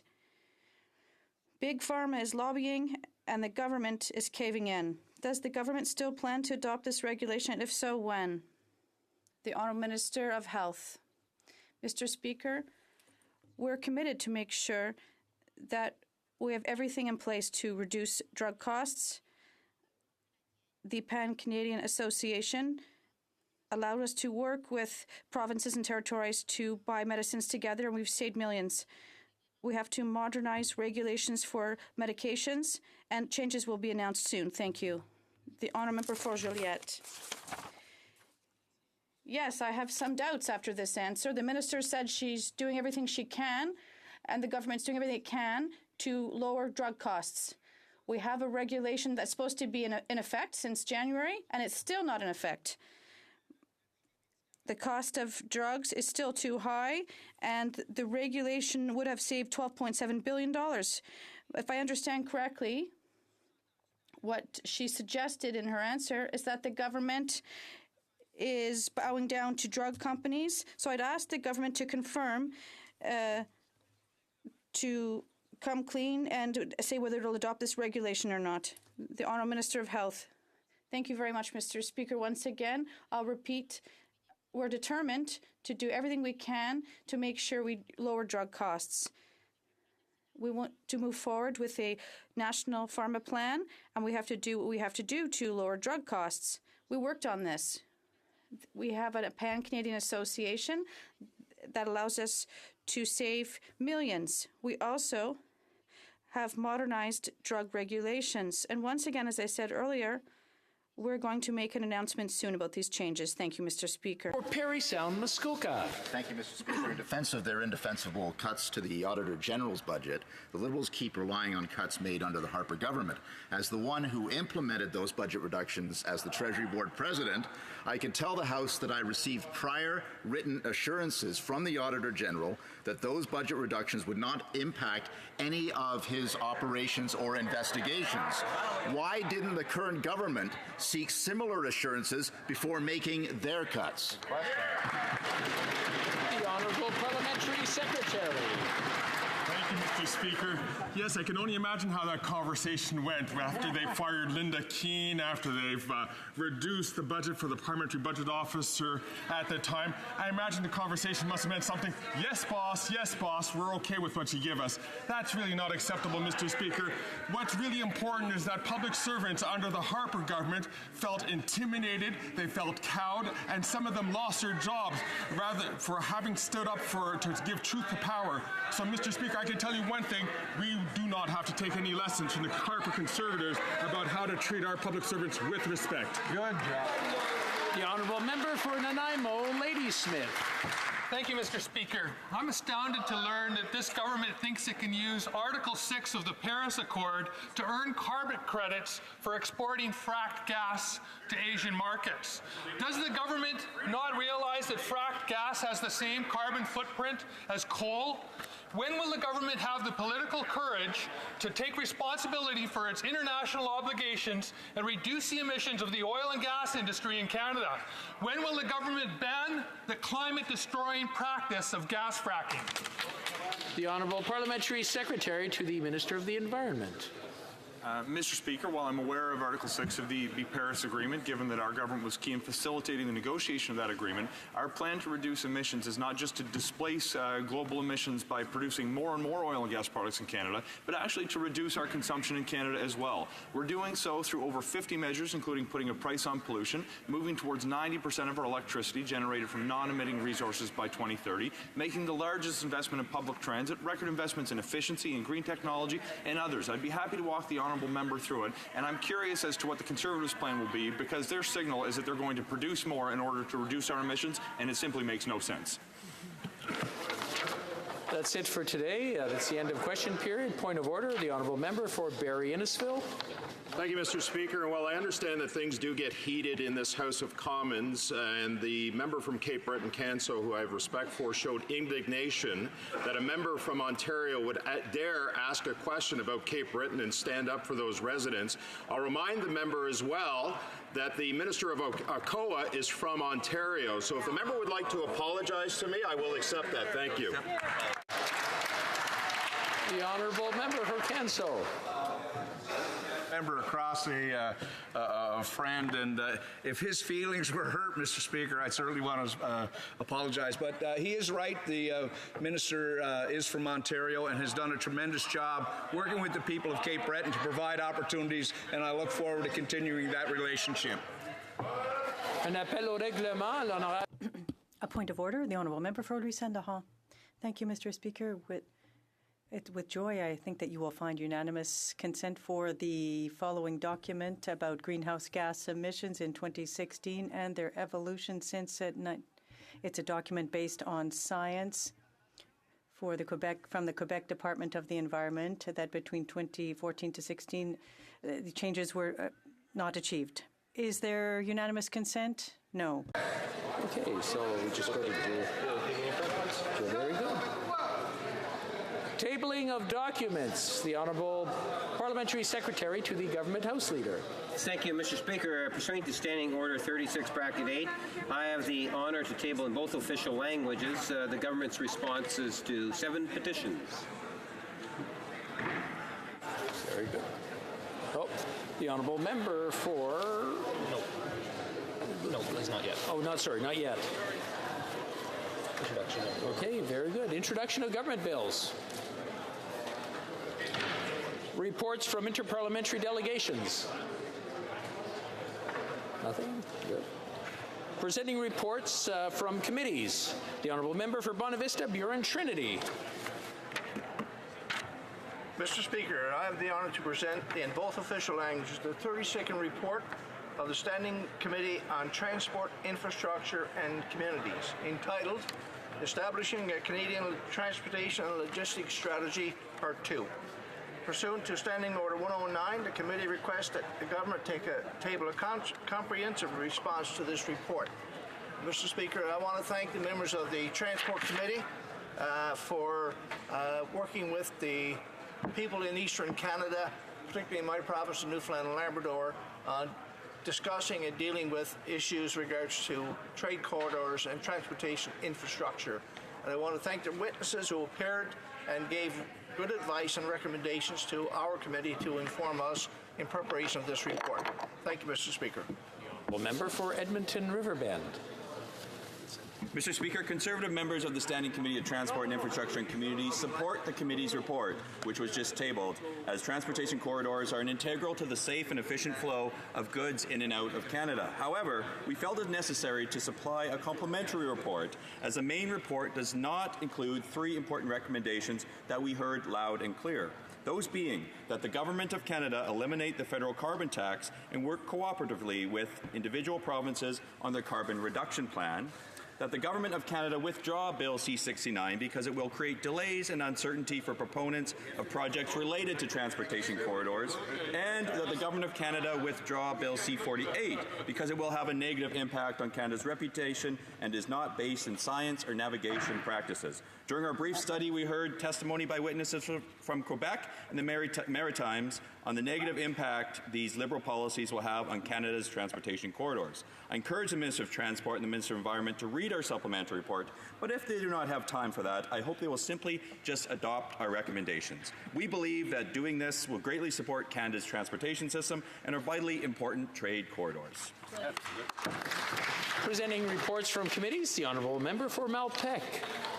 Thank you, Mr. Speaker. Mr. Speaker, I have the honour to present in both official languages the 31st report of the Standing Committee on Finance in relation to Bill 101, an act to amend the Customs Tariff and the Canadian International Trade Tribunal Act. The committee has studied the bill and has agreed to report it back to the House without amendment. And Mr. Speaker, I expect this will be my last report to the 42nd Parliament as committee chair. So I want to take this opportunity to thank the several clerks and the many analysts from the Library of Parliament who worked with us during this 42nd Parliament for all their hard work during sometimes inhumane hours. 4 pre-budget consultations, 4 budgets, 4 budget implementation acts, and much more. And I also want to offer a sincere thank you to members of all parties and their staff, as well as my staff, for their hard work and sincere efforts in working on the Finance Committee. Thank you, Mr. Speaker. Introduction of private members' bills. Sorry. Mr. Culkin, seconded by Mr. Dreeshen, moves for leave to introduce a bill entitled An Act to Amend the Criminal Code Sentencing Principles, Remote Emergency Medical or Police Services. This motion is deemed adopted. The Honourable Member for Red Deer Lacombe. Thank you very much, Mr. Speaker. I want to thank my colleague from Red Deer Mountain View for seconding my bill. Mr. Speaker, my bill seeks to amend the criminal code by providing for changes that evidence that an offense was directed at a person or property that was vulnerable because of their remoteness from emergency or medical or police services be a factor in the condition or a factor when considering sentencing. Mr. Speaker, we know that rural Canadians are particularly vulnerable right now. Statistics Canada, police reports, everybody points to the fact, or all the information points to the fact that rural Canadians are specifically being targeted by criminals. My bill seeks to act as a deterrent by ensuring that criminals, if this bill is passed, ensuring that criminals will face longer times in jail for purposely targeting rural areas, contrary to Bill C-75, which is just speeding up the revolving door, which is a hot-button issue in my riding, and I know for all rural Canadians right now, many of whom are tired of being repeat victims. Thank you, Mr. Speaker. Mr. Calkins, seconded by Mr. Dreeshen, moves that the bill be now read a first time and be printed. This motion is deemed adopted. First reading of this bill, première lecture de ce projet de loi. Very good. When shall the bill be read a second time? At the next sitting of the House. Monsieur Mr. Caron, seconded by Mr. Johns, moves for leave to table a bill entitled An Act to Amend the Interest Act, Prepayment Charge. This motion is deemed adopted. The Honourable Member for Rimouski-Nejet-Témiscouata-Lebasque. Thank you very much, Mr. Speaker. So, indeed, I am pleased to table this bill. And in fact, there was a bill tabled in the last Parliament by my colleague, Lauren Liu. Now, you'll know that penalties that are imposed for mortgages that are where the contract is broken before the end of the term are very significant. For example, if a couple buys a house with a 5-year term and a $300,000 mortgage, and then the couple divorces after 3 years, there's a sale of the house, and the penalties for that can go up to $9,000. This is a very problematic situation, and it's been the source of a number of complaints to the Banking and Investment Services Ombudsman. This bill would limit the penalties for breaking a mortgage before the end of the term. And in fact, it would limit it to only 6 months worth of interest charges. You should know that in the U.S., they've completely banned penalties for breaking the mortgage. So we feel that this is an important protective measure for people who are getting a mortgage and who unfortunately need to end that mortgage earlier rather than letting big banking companies benefit from those penalties. So this bill aims to end that practice. Mr. Caron, seconded by Mr. Johns, moved that this bill be now read a first time and printed. This motion is deemed adopted. First reading of this bill. When shall this bill be read a second time? At the next sitting of the House.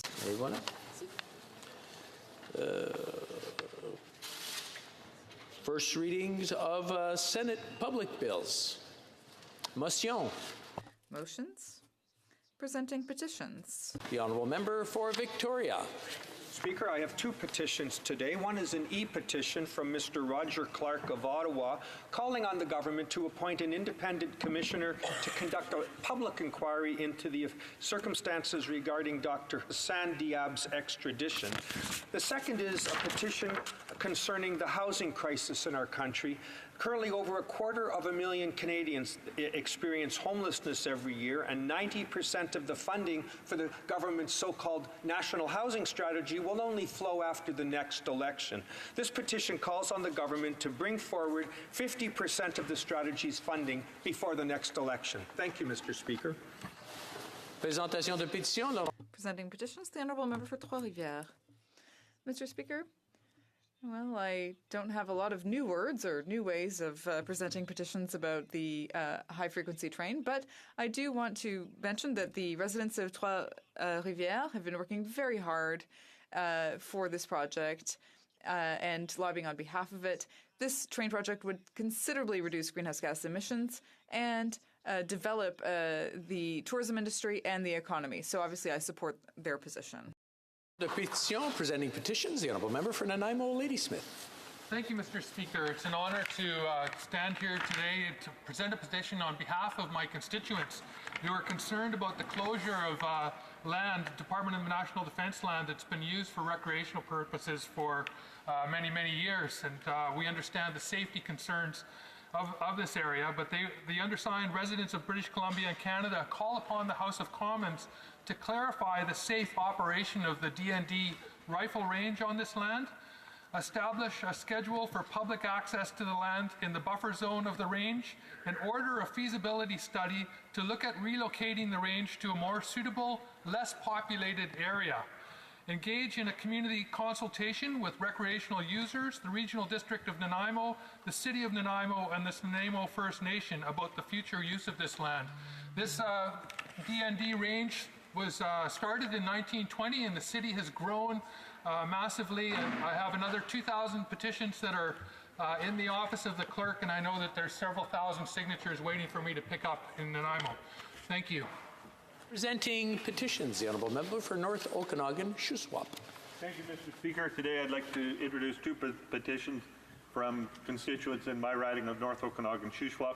Both of the petitions are calling on the government to withdraw Bill C-27, an act to amend the Pension Benefit and Standards Act of 1985, and I present this petition on their behalf. Thank you. In petitions, the Honourable Member for South Okanagan, West Kootenay. Thank you, Mr. Speaker, and it's my pleasure to present a petition today on behalf of residents of British Columbia. The petition was initiated by the Elizabeth Fry Society, which celebrated its 80th anniversary last month.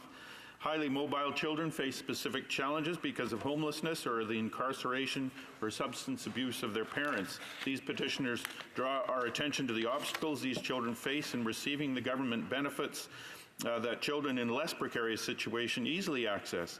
We must do more to remove the barriers between these often invisible children and programs like Canada Child Benefit and the Child Special Allowance. Revenue Canada requirements and all ministries must consider the context of poverty in developing program requirements to ensure that the poor can meet them. We must ensure that each and every child in Canada can receive without discrimination the supports they need to enjoy the rights guaranteed to them by the United Nations Convention on the Rights of Children of the Child. I would like to thank the petitioners and the staff and volunteers of the Elizabeth Fry Society for highlighting these challenges faced by our society's most vulnerable children. Presenting petitions, the Honourable Member for Saanich Gulf Islands. Merci, Monsieur le Président. Thank you, Mr. Speaker. It's a great honor for me to speak today and to present two petitions. The first has to do with wild salmon in BC.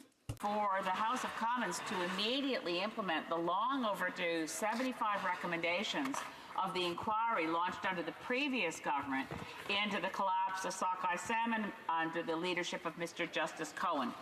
The second petition, Mr. Speaker, is a critical issue that now we realize that the opioid crisis is actually reducing the life expectancy of Canadians. We need to change our frame from this being a criminal issue of drug use to a medical issue of drug poisoning.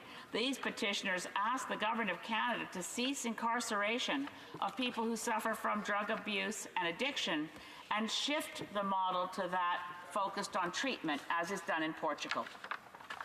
Presenting petitions, the Honourable Member for Sturgeon River Parkland. Thank you, Mr. Speaker. I rise today to present this petition on behalf of many of my constituents who are calling on the government to support the passage of Bill C-418, a bill which seeks to reaffirm our fundamental rights found in the Charter of Rights and Freedoms, those being the rights to conscience and religious freedom. They're calling for these changes because in the wake of the passage of C-14, the bill for medical assistance in dying, there is a lack of clarity on what the rights are of medical professionals and medical institutions in regards to conscience rights in these very contentious social issues, Mr. Speaker. So I'm pleased to present this petition on their behalf today. Thank you.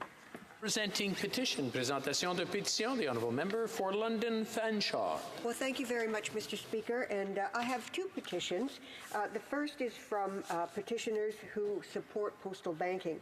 And they point out once again that nearly 2 million Canadians desperately need an alternative to payday lenders whose crippling lending rates affect the poor, marginalized, and Indigenous and rural communities.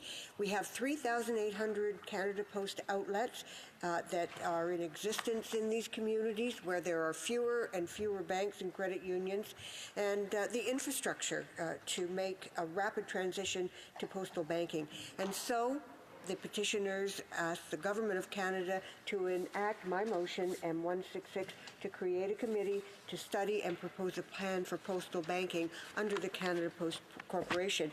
And the second petition is in regard to animal testing. It is unnecessary in terms of providing safety to the cosmetics industry.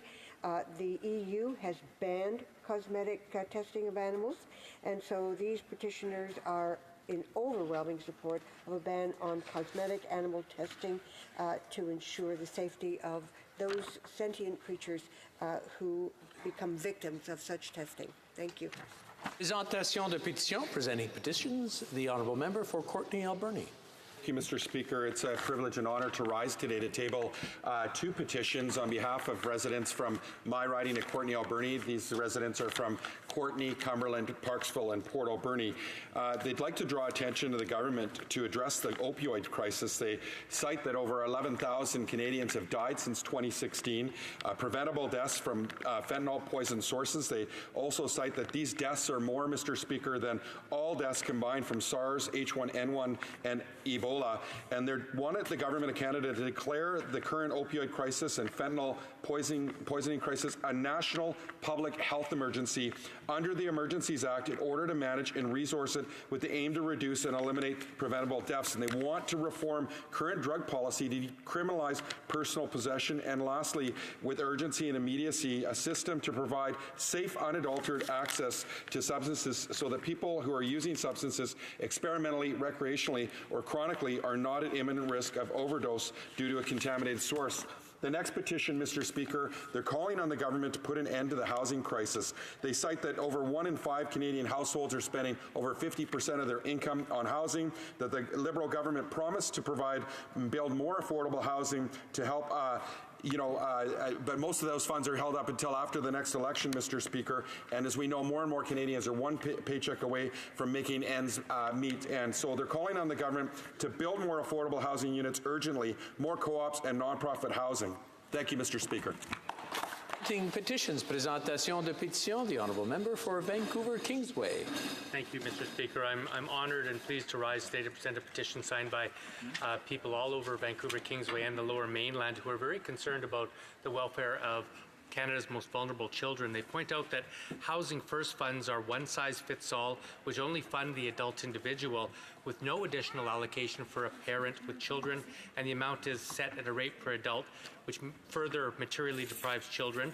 They point out that many children are excluded from receipt of the Canada Child Benefit and the Child Special Allowances as they are in informal care arrangements where their caregivers are ineligible to claim the tax deduction for the child, therefore they can't establish eligibility for the monthly payments. And they point out that certain subpopulations of children systematically derive no benefit from the above-mentioned programs. So they're calling on this government to provide Canada Child Benefit and child special allowance benefits for all children to ensure that all children without discrimination in any form benefit from special protection measures and assistance, and to recognize that children of parents with addictions or who are incarcerated or who are homeless are in need of special support to enable them to achieve improved life outcomes. Thank you, Mr. Speaker. Presenting petitions. Présentation de pétitions. Questions on the order paper. The Honourable Parliamentary Secretary to the Government House Leader. Yes, thank you, Mr. Speaker. The following questions will be answered today. Question 2442, question 2445, question 2446, and 2452. Furthermore, Mr. Speaker, if the government's responses to questions number 2439 to 2441, question 2443, question 2444, questions 2447 to 2451, and 2453 could be made for orders of return. These returns would be tabled immediately.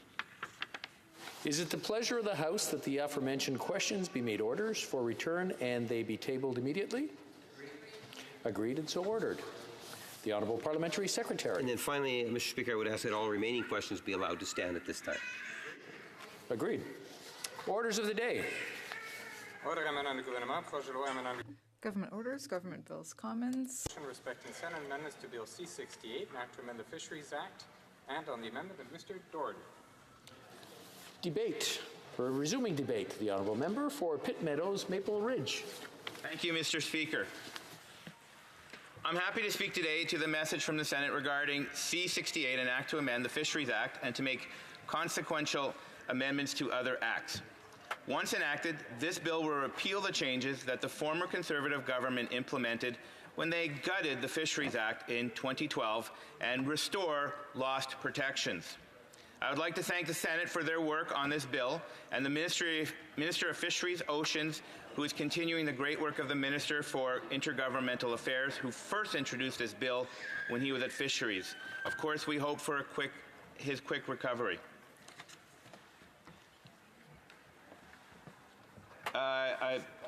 Before I begin, Mr. Speaker, I'd also like to say that I'm splitting my time with the member for North Okanagan-Suchwa.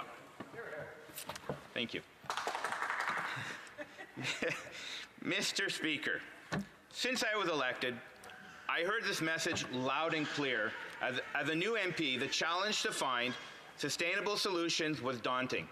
After much consultation, I zeroed in on what I felt should be the starting point, the Fisheries Act, which had been gutted, I have been told from the people I worked with, gutted over the years so that fish and fish habitat no longer had the strong protections that were once there.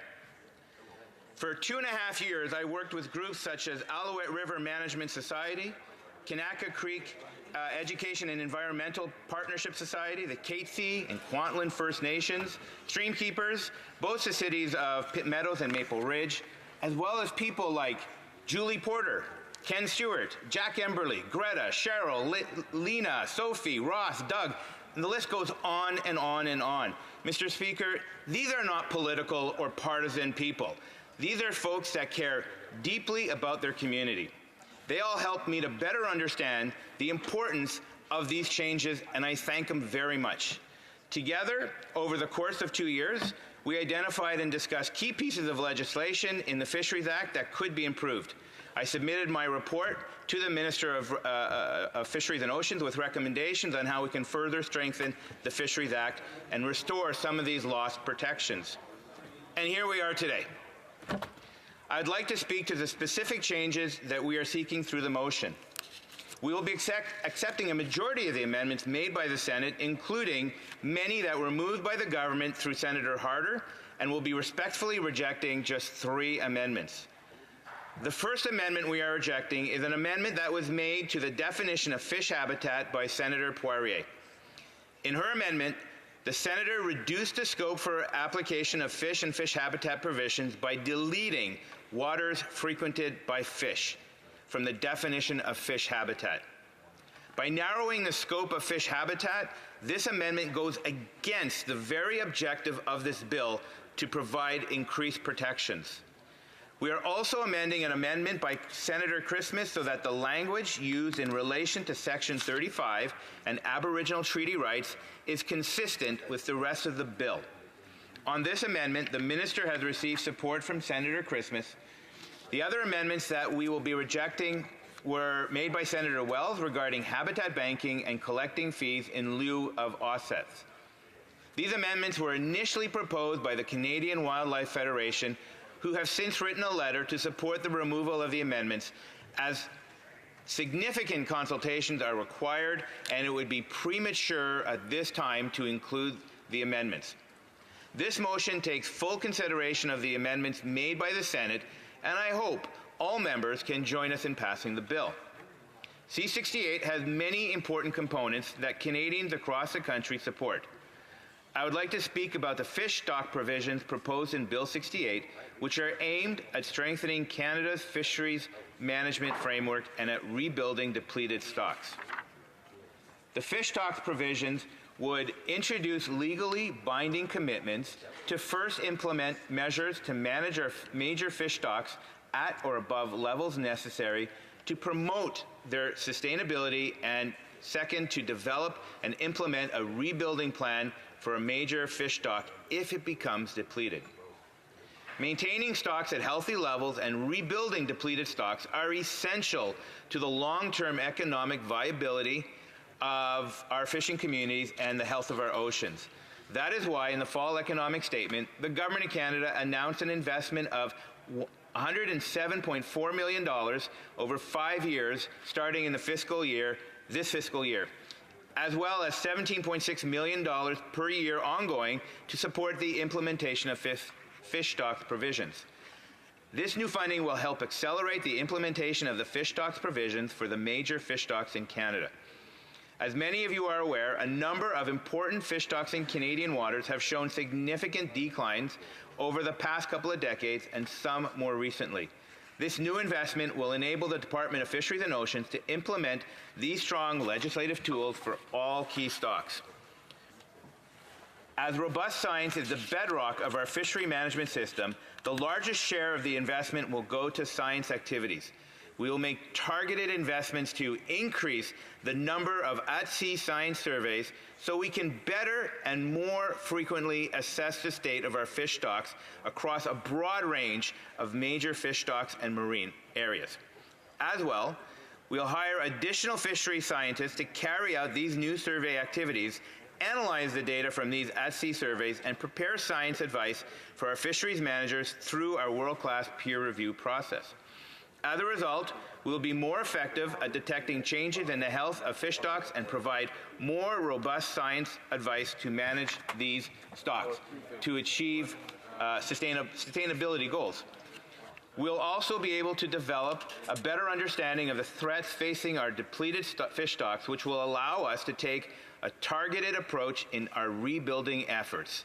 Mr. Speaker, this funding will enable external groups, including Indigenous groups, academics, industry, non-government organizations, to participate in fisheries data collection and the scientific assessment of Canada's major fish stocks. Additional support will be provided to establish and enhance existing partnerships and help develop scientific and technical capacity within these external groups. With this funding, we'll also be able to make investments to increase the capacity in fisheries management to develop precautionary approach management measures and rebuilding plans to meet the fish stocks provisions in collaboration with Indigenous groups and stakeholders. We'll also enhance our capacity to carry out socio-economic analysis to better understand the potential impacts of proposed management measures and the costs and benefits of different management options that are aimed at rebuilding fish stocks. Over the next 5 years, the government has committed to making the majority of the 181 major fish stocks subject to the fish stocks provision. Canadians have told us that sustainable fisheries are a priority, and we agree.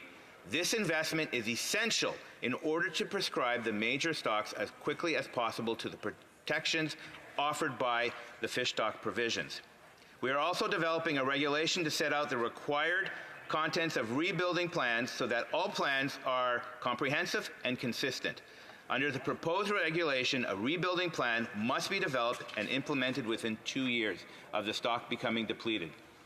Our government believes it's our collective responsibility to exercise our stewardship of Canada's fisheries and their habitat in a practical, reasonable, and sustainable manner.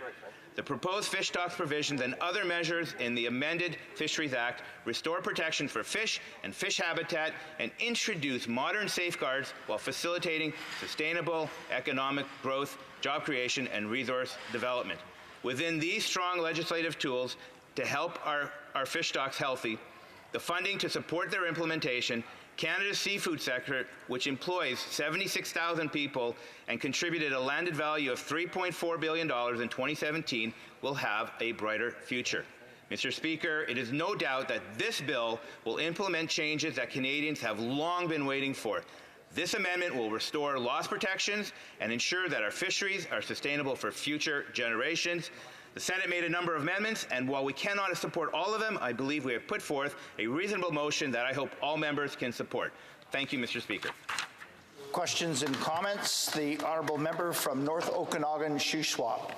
Thank you, Mr. Speaker, and I appreciate the comments and the intervention from the minister, from the honourable member on this act.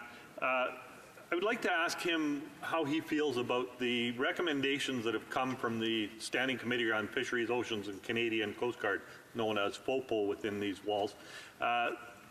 Continuous recommendations from that committee on how we could have already started to rebuild Canada's fish stocks. We did studies early on in this parliamentary session on the Northern Atlantic cod, on the Atlantic salmon. Many recommendations, unanimous recommendations agreed to by every member on that committee, no matter of which political party they came from. But his party, his minister, and that department have absolutely refused to take steps on any of those measures on restoring those endangered or declining fish stocks. Member from Pitt Meadows, Maple Ridge. I thank the member for his comments. I'm going to speak to what I know and what I have seen. In working with my constituents who, as a watershed community, really enlightened me on fish and fish habitat. When I look across our region and we see waterways that once were connected and are no longer connected, when we see fish struggling to reach the ocean or to come back, these are the problems that we're faced. The erosion of fish habitat has led to where we are today. If we want to fix the challenges that you're referring to, we have to look at a broader range of efforts, and that includes making sure that fish habitat are taken care of. Thank you. Comments? The honourable member from Hochelaga. Thank you, Mr. Speaker. A new face at the chair. I wasn't here when the member did his speech. I'm not sure if he spoke about what you mentioned, but I think he will. The National Office gave ordered Kinder Morgan to stop using plastics that prevent fish from spawning in British Columbia, but these are still in place. I'm wondering if the minister should intervene with Kinder Morgan to put an end to this practice. Merci beaucoup. Thank you very much for your question. One of the challenges that we faced with the Fisheries Act that was gutted in 2012, if we look back from 2004 to 2016, 80% of fisheries officers were gone. We went from 73,000 hours down to 14,885 hours. The one thing that I kept hearing when we were faced with challenges, and perhaps some of the challenges you were referring to, was that... Order. I will ask that our honourable colleague direct his comments directly to the chair. Thank you. And one of the comments that my colleague was referring to is in order, and this is what I heard from the ground from the people in my riding, if there are no way to effectively enforce any of the policies that are in place, then we can't go forward. And in fact, the amendments and the Fisheries Act is so important to be able to move forward because it's going to put more boots on the ground, more DFO on the ground, and that's what my community has been telling me for the last 3.5 years to solve the problem. For one short question, the honourable member from North Okanagan, Shuswap. Very short, please. Thank you, Mr. Speaker, and I'll quickly ask the member from Pitt Meadows, Maple Ridge. He talked about we need to undertake new measures to restore our fish stocks when I questioned him earlier. New measures are proposed in these amendments from the Senate through this third-party habitat banking that could immediately be put to use to restore fish stocks, badly needed across the country, on coast to coast to coast. Why is his government refusing to adopt these amendments from the Senate that could be the new tools that we need? The honourable member for a very short reply from Pitt Meadows, Maple Ridge. Thank you very much for the question. Again, we have to look at the fact that we have accepted some of the recommendations from the Senate, and that's important to note. The fish banking, again, from everything that we've heard, is not ready. There's too much work to be done, and to be included in this would be premature. We need to be able to ensure that this Fisheries Act moves forward. Thank you. Resuming debate, the honourable member from North Okanagan, Shuswap. Thank you, Mr. Speaker. It's an honor to be here and interesting to see you in that chair today. Congratulations for the short time there.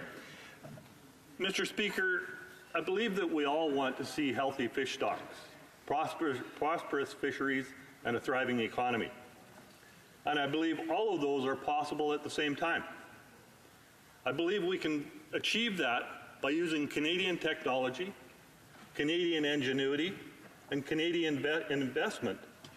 And we can do all that, and we can rebuild our declining fish stocks. We have national conservation organizations like Ducks Unlimited and the Canadian Wildlife Federation, and local fish and game clubs and streamkeeper organizations ready to create and improve fish habitat.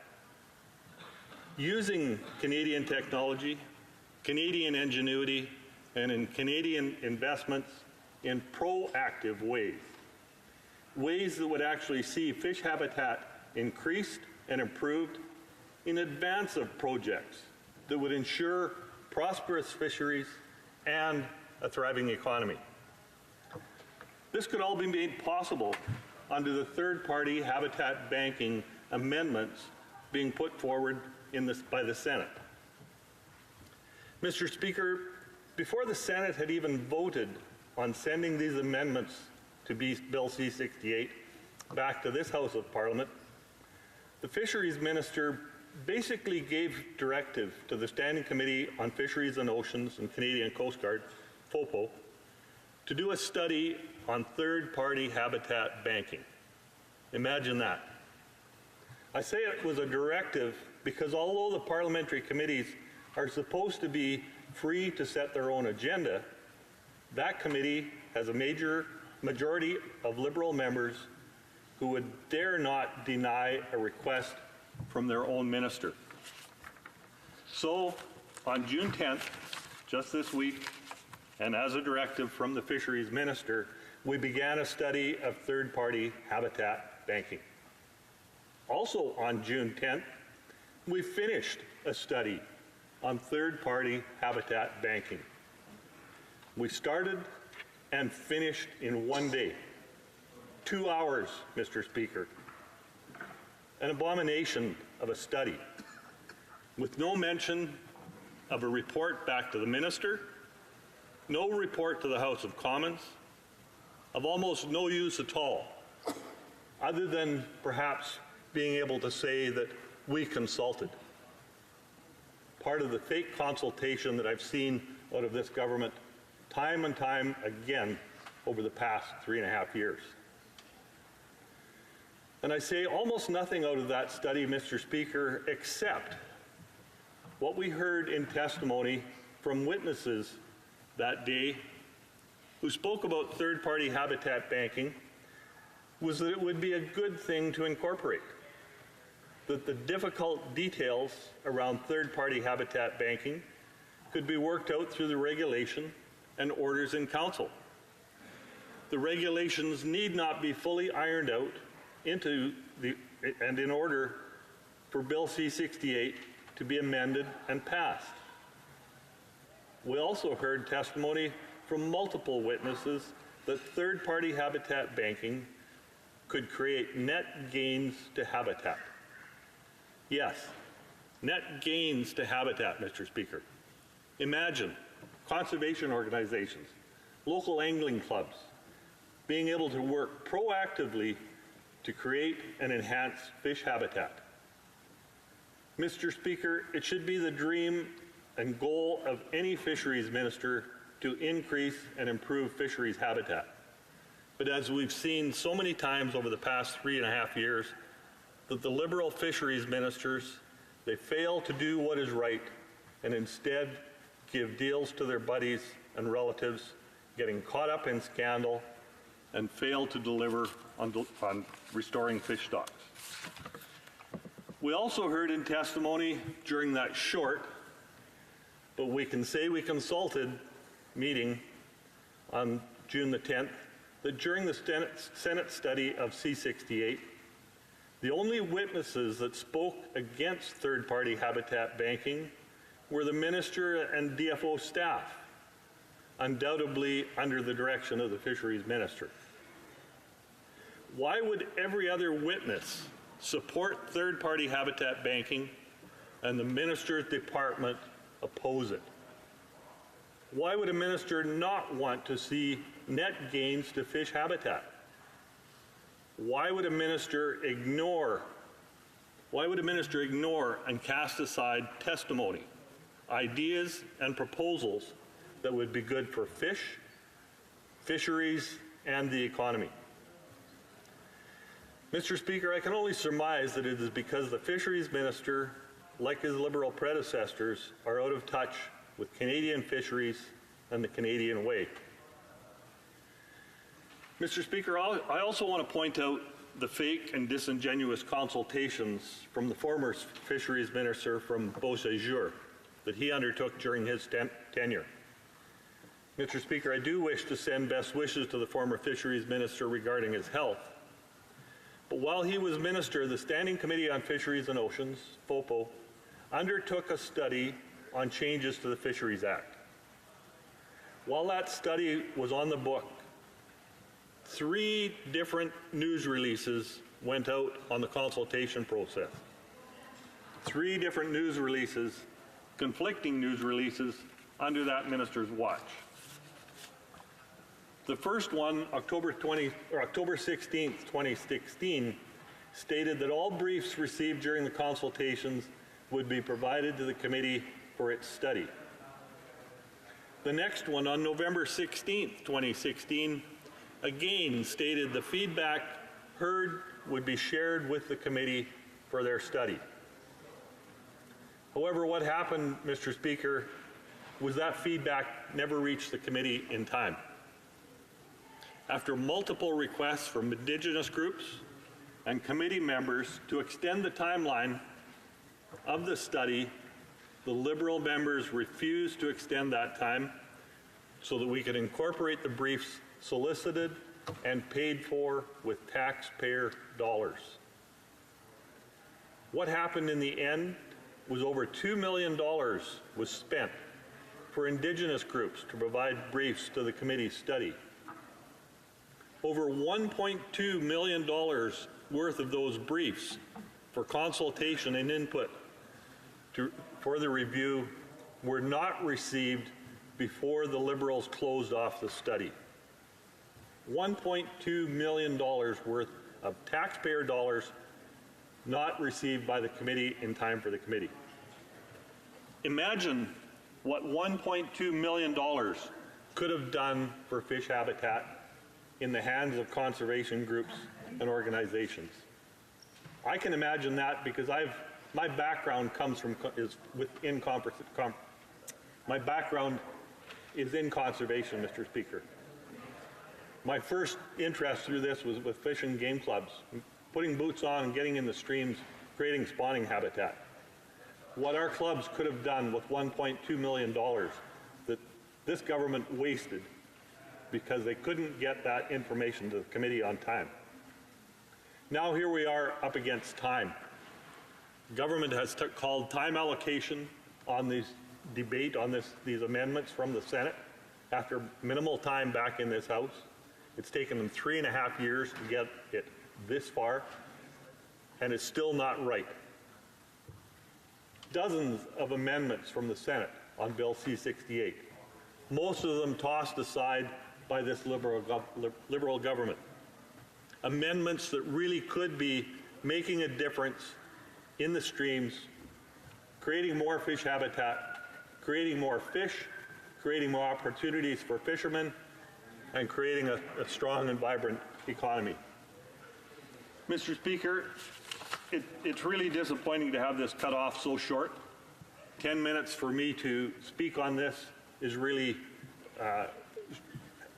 less than half the time I would have liked in a full speaking time of 20 minutes. I've talked about how the HOPO study was denied extensions. We've talked about briefs received after the report deadline. We've received testimony, and we've heard testimony many times that there were no proof of any harm to fish habitat from the 2012 changes to the Fisheries Act. That was one of the first things I did in this parliamentary session, was put in an order paper question asking for any proof of harm or loss of habitat as a result of the 2012 changes to the Fisheries Act. Over 3 years later, Mr. Speaker, and not one piece of evidence has been able to be provided. So this fisheries minister and this government is being deceitful, if I can use that word, to the Canadian public, to this Parliament, and I've lost respect for them because of that. I thank the time for to be able to discuss these amendments, Mr. Speaker, and I'll welcome questions. Questions and comments. Questions et commentaires. The honourable member for Winnipeg North. Yes, thank you, Mr. Speaker. And you know, it's interesting, and I appreciate the members. Don't necessarily agree with him, but I appreciate his thoughts on the legislation. But in terms of his closing comments, if you were to reflect on the legislation, it has had ample opportunity in different ways to have significant contribution both inside the House, outside the House, whether it's in committees, whether it's in the Senate, and you'll find that the legislation is supported by not only stakeholders, many different stakeholders, but even within the chamber. New Democrats, from what I understand, Green Party members, from what I understand, and others that are actually supporting the legislation, wanting to see it go forward. Can the member opposite, in a very clear way, indicate why it is that the Conservative Party, you know, if it were up to the Conservative Party, that the legislation would never pass? So if we provided the member what he wanted, this unlimited debates on time, where any grouping of a number of MPs would be able to prevent the government from being able to pass the legislation, does he believe that that would be a good thing? And if so, why does he believe Stephen Harper never believed that to be the case? The honourable member for North Okanagan Shuswap. Thank you, Mr. Speaker, and I thank the Parliamentary Secretary for his questions on this. As I stated, Mr. Speaker, my background is in conservation. I can see what conservation organizations can do with a few dollars provided and the tons of hours of volunteer time that they put in the streams to create fish habitat, to improve hatcheries, to make sure we have fish in the streams. A lot of the time, it's not for their own benefit. They don't get to fish for those fish. They don't get to catch anything or reap any harvest from it. They simply are doing it because it's the right thing to do. And that's what these amendments from the Senate were aimed to do, was to increase the ability of nonprofit organizations, of fish and game clubs, conservation organizations to get into the streams and do some work proactively and create and improve fish habitat. And here we have a government that is scrapping these amendments from the Senate and blocking the possibility for that to happen. Questions and comments. Questions et commentaires. The honourable member for Winnipeg North. South. Oh, South. I'm sorry. I'm on the wrong side of the Winnipeg. Mr. Speaker, I think that's the second time you've made that error. I know Kevin and I look a lot alike, but as I've said before, he's got more hair. His electoral record is a lot better than mine. I want to thank the honourable member for his remarks, and it's nice to know there's a fellow zoologist in the House with me, Mr. Speaker.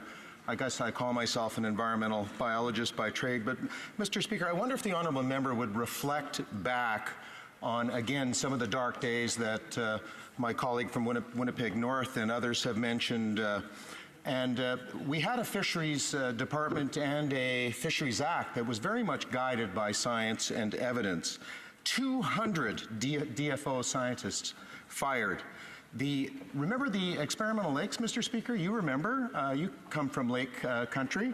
And the experimental lakes area, the finest outdoor laboratory in the world, shuttered by these conservatives. The Freshwater Institute depopulated of scientists. I wonder if the honourable member would just offer us a few comments on his party's view on the importance of science as it has guided this legislation through our chamber. Member for North Okanagan, Shuswap. Thank you, Mr. Speaker, and I thank the member from Winnipeg South on his intervention. And as not being part of that previous government, I'm not going to be make comment on that. But what I will comment on is the government that I've been in opposition to since I arrived here in this House. And what I've seen is a government that claims to be doing everything for the science, for the fisheries, and yet they continue to ignore that science. When we take a look at what's happening on the West Coast with our West Coast salmon fisheries, they're shutting down the recreational fisheries, blocking or destroying the jobs of hundreds of West Coast fishermen, fish guides, angling shops, tackle shops, with no regard for what the science really says. We know there are bigger issues out there, but this government refuses to look at the science and where they could make the biggest difference in increasing the number of those Chinook stocks on the West Coast, and yet they're punishing the fishermen that make the smallest impact. Resuming debate, the honourable member for Renfrew, Nipissing, Pembroke will have approximately, well, she'll have 10 minutes before we end debate. Mr. Speaker, I rise today to speak on the Senate amendments to Bill C-68, an act to amend the Fisheries Act, a terribly flawed piece of legislation which erodes the rights of Canadians. I wish to acknowledge and thank on behalf of all Canadians the research team of the Ontario Landowners Association for the work done by their group on C-68, particularly Elizabeth Marshall and Tom Black. The report they prepared, but were not able to present to the Standing Senate Committee on Fisheries Notions, has been highly informative. Canadians will understand, after my remarks are finished, that when you're working with bad legislation, all the tinkering in the world will not fix the wrong assumptions which are at the heart of this bill. The Liberal Party is attempting to violate the Constitution by artificially extending its jurisdiction in contradiction to its constitutional limits. It's also trying to do indirectly what it cannot do directly, which has been struck down in the Canadian courts. The federal government does not have the constitutional jurisdiction to expand environmental protection through the Fisheries Act, as this is in violation of provincial jurisdiction as well as the violation of private rights established under common law, the Constitution Act 1867, and the Letters Patent Crown Grant. Though many laws regulate water and water use, the Fisheries Act remains the only legislation that directly addresses the protection and conservation of fish and fish habitat. Enacted in 1868, the Act is one of Canada's oldest pieces of legislation. In 2012, the Fisheries Act was significantly amended. Quote, amended, though many laws regulate the water use, Okay, so I'm going to go now to the Senate testimony. And when we had the OPG, Ontario Power Generation, look at its generation portfolio on hydropower, they determined that they would take an up to 80% increase in instantaneous passage of flow as a principle for meeting the new objectives of the new definition of fish habitat. We would no longer be peaking and holding back water or grid demands outside the greenhouse gas emissions impact, which would bear out. The amendment, so that was very important, but the amendments that the Senate did from protecting fish generally to focus on only prohibiting serious harm to fish that were part of a commercial or aboriginal fishery. So that's what the 2012 amendments did. And these amendments were common sense in application and were done after listening and acting on the concerns of stakeholders. The 2012 Conservative amendments respected the Canadian Constitution, and it was my pleasure to recommend to the committee reviewing the Conservative amendments a witness to provide practical observations as to why the Fisheries Act needed to be amended. Jack McLaren is a multi-generational orchard farmer from my riding of Renfrew, Nipissing, Pembroke. Jack had the unfortunate experience of having a ditch hand-dug by his grandfather and great-grandfather to collect and direct water to their orchard declared a navigable waterway after he started to clear a block culvert that was flooding the road to his farmhouse. Needless to say, Jack and many other farmers just like him welcomed the Conservative common sense amendments passed by our government in 2012. The Liberal Party, under the guise of protection of so-called fish habitat, in unlikely places like Jack's Ditch, is actually looking to use the Fisheries Act as an environmental legislation when the federal government has already protections established under the Canada Shipping Act and the Canadian Environmental Protection Act. What really caught my attention on C-68 was the addition in committee of a new concept in Canadian law, the concept of water flow, or as it's referred to in other documents, environmental flow. It was added in subsection 2.2 to amend the Act. Water flow was a hot topic in my riding of Renfrew, Nipissing, Pembroke. The spring of 2019 now has the dubious distinction of being the worst in recent memory for flooding along the Ottawa River. My constituents are skeptical when the Prime Minister and the member for Ottawa blame every significant weather event on climate change. They do not believe the Liberal Party leader when he claims a new tax on Canadians, the Liberal carbon tax, will stop the Ottawa River from flooding. The residents of the Ottawa Valley have a suspicion that recent flooding has been caused by either government policy or human error, or some combination of both. And they want answers. The question now being asked is, did the federal government cause the flooding? Were the dam operators instructed to hold back water when they should have been releasing water to meet the federal government's new definitions of fish habitat? These are questions my constituents feel can only be answered by an independent inquiry and external review. Expert testimony before the Standing Committee, which I referred to before, certainly seemed to confirm the Government of Canada was planning on making flooding on the Ottawa River an annual occurrence, judging by the question asked by a senator to a representative of Ontario Power Generation who operates the dams on the river. And he said, when OPG looked at our generation portfolio on hydropower, we determined that it would take an 80% instantaneous passage of flow as a principle for meeting the objectives of the new definition of fish habitat. We would no longer be peaking and holding back water or meeting grid demands outside of the greenhouse gas emissions impact, which would bear out. Everyone can remember the spring of 2017 in Ontario and the Ottawa Valley. We had a once-in-a-generation flood event. We had the capacity to hold water on the watershed with our management plans. We've detailed some impacts. One of the outcomes was that the city of Montreal would have been under a meter more of water if we had not had the ability to store water on the watershed because of flooding in the Great Lakes, end quote. Well, the first thing that jumped out at me was the comment that Montreal would have been under an additional meter of water had Bill C-68, as it was voted and passed on in the House of Commons by the Liberal Party, been enacted. The next thing that jumped out while listening to the expert testimony given to that Senate committee was a decision by the Liberal Party to bring forward legislation like Bill C-68 was the limitations that would be placed on one of the cleanest, most renewable, most reliable sources of electricity produces almost no greenhouse gases. Canadian hydroelectricity is the envy of the world. Why would Canadians want to throw away that advantage? To quote a representative from Quebec, who is president of Water Power Canada, an organization that represents more than 60% of all electricity produced in Canada, she stated to the Senate committee, quote, Bill C-68, if passed in its current form, its impact on our industry's ability to operate its current stations and build new ones will be catastrophic. end quote. This now led me to do some research of who was lobbying for Clause 2.2 in C-68, and I then discovered the controversial clause added during committee was proposed by the Green Party. It was then supported by the Liberal majority to be included in the legislation. So why was the Liberal Party on the House of Commons Committee voting in favor of an amendment put forward by the Green Party that would be so disastrous for Canada? Is the Liberal Party really that afraid of losing votes to the Green Party it would shift that far left?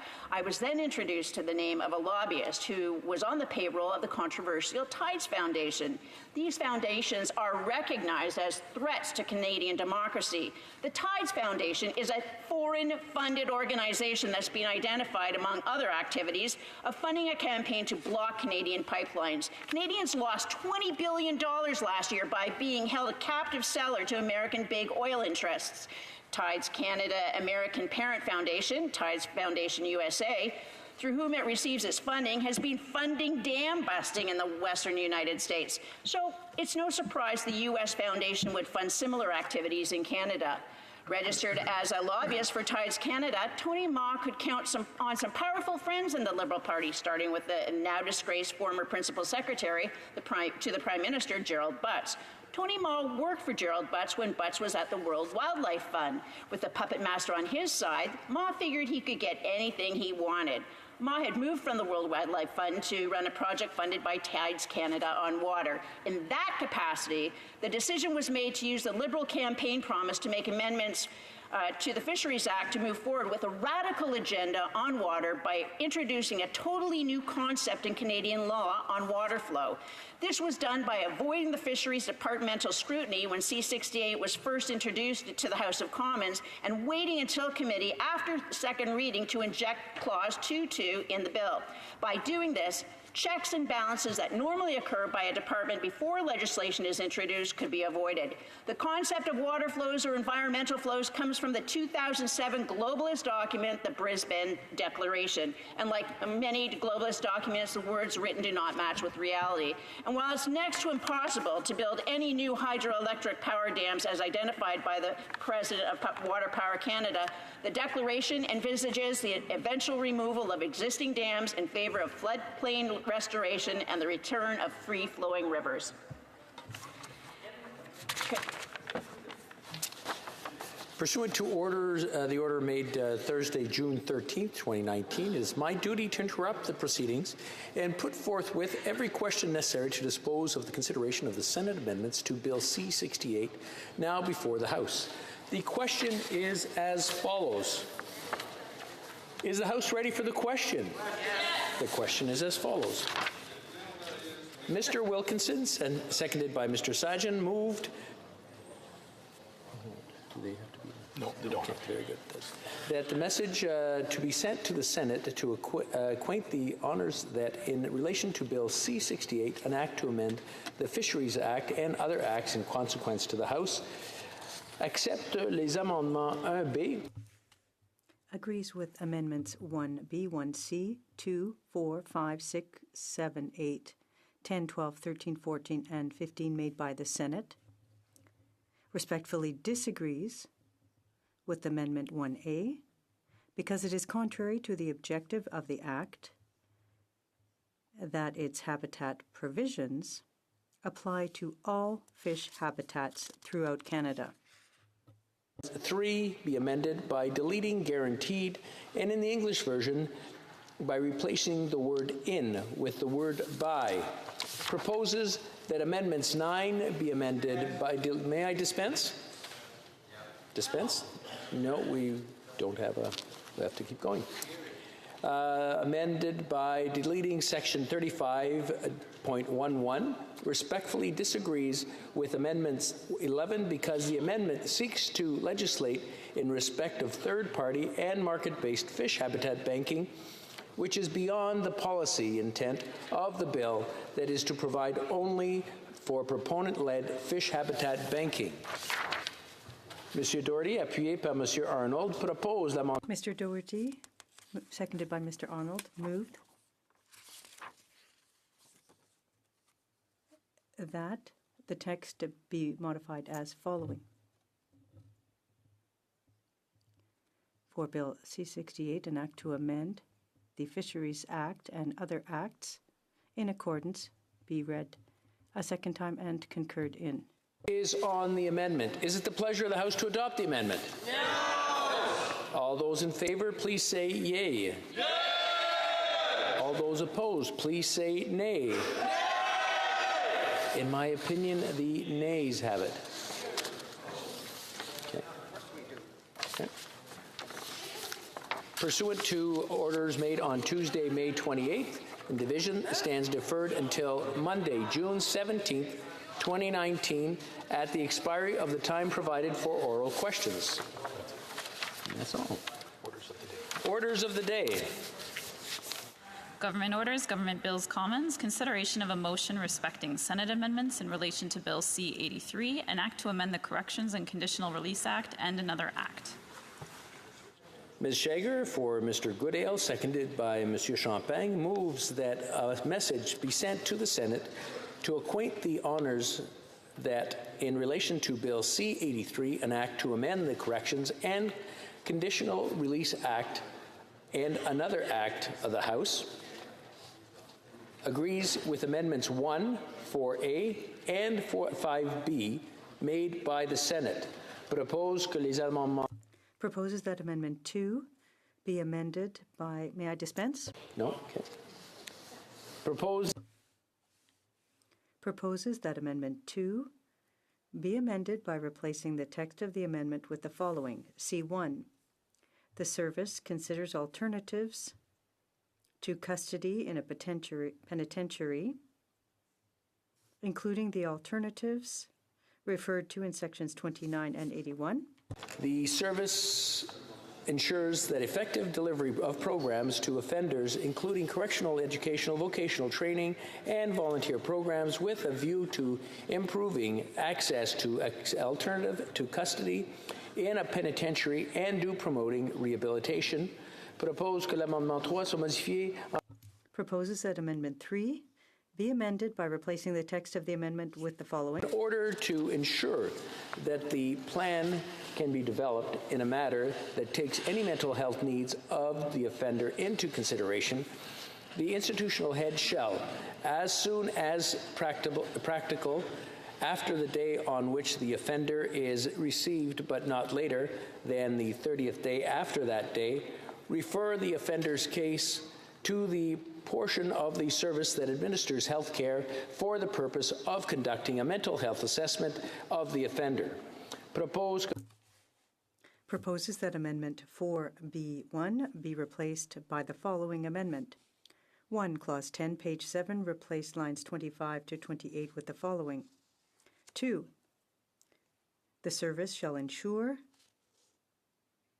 that the measures include inmate's case with 24 hours after the inmate's transfer into the structured intervention to the portion of the service that administers health care for the purpose of conducting a mental health assessment of the inmate, and B. A visit to the inmate at least once every day by a registered healthcare professional employed or engaged by the service. Respectfully disagree with Amendment 4B2 because it may provide support to the professional autonomy and clinical independence of healthcare professionals and not to take into account the inmate's willingness to be transferred to a hospital or the hospital's capacity to treat the inmate. Rejette respectueusement l'amendement 5A.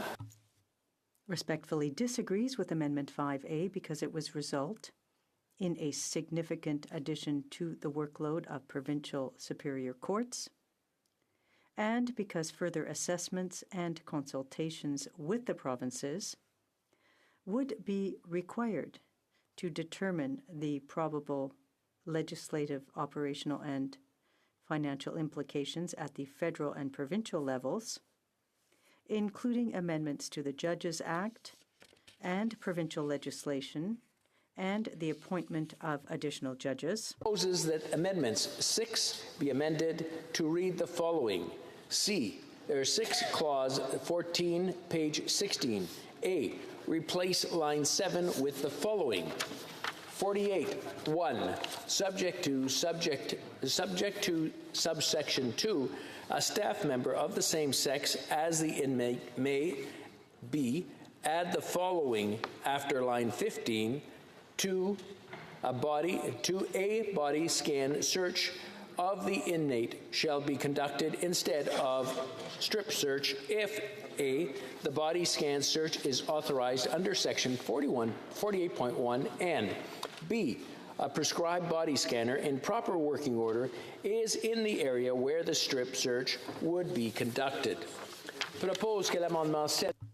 Proposes that Amendment 7A be amended by replacing the text of the French version of the amendment with the following. C. Et la culture autochtone du délinquant, notamment son passé familial et son histoire historique d'adoption, proposes that Amendment 7B be amended to read as follows. B. Replace lines 32 and 33 with the following. ing, the assessment of the risk posed by an Indigenous offender unless those factors could decrease the level of risk. Respectfully disagree with Amendment 8 because extending the concept of healing lodges designed specifically for Indigenous corrections to other unspecified groups is a major policy change that should only be contemplated following considerable study and consultation, and because it would impede the ability of the Correctional Services of Canada, or Service of Canada, which is responsible for the care and custody of inmates pursuant to Section 5 of the Act, to be part of decisions to transfer inmates to healing lodges. Respectfully disagrees with Amendment 9 because extending of the concept of community release designated specifically for Indigenous corrections to other unspecified groups is a major policy change that should only be contemplated following considerable study and consultation. Respectfully disagree with Amendment 10 because allowing offenders' sentences to be shortened due to the conduct of correctional staff, particularly given the existence of other remedies, is a major policy change that should only be contemplated following considerable study and consultation, including the provincial partners, victims, representatives, stakeholders, groups, and other actors in the criminal justice system. Respectfully disagrees with Amendment 11 because 5 years is an appropriate amount of time to allow for robust and meaningful assessment of the new provisions following full implementation. Debate.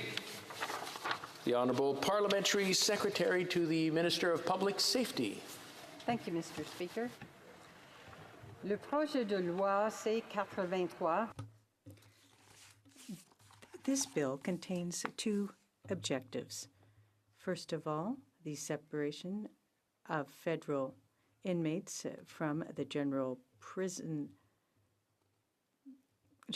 population for security reasons, and secondly, these inmates shall have access to intervention and programs as well as mental health services they need in order to return safely to the general population and to move towards rehabilitation and rehabilitation successfully. Achieves these objectives by replacing the current system of administrative segregation with structured intervention units.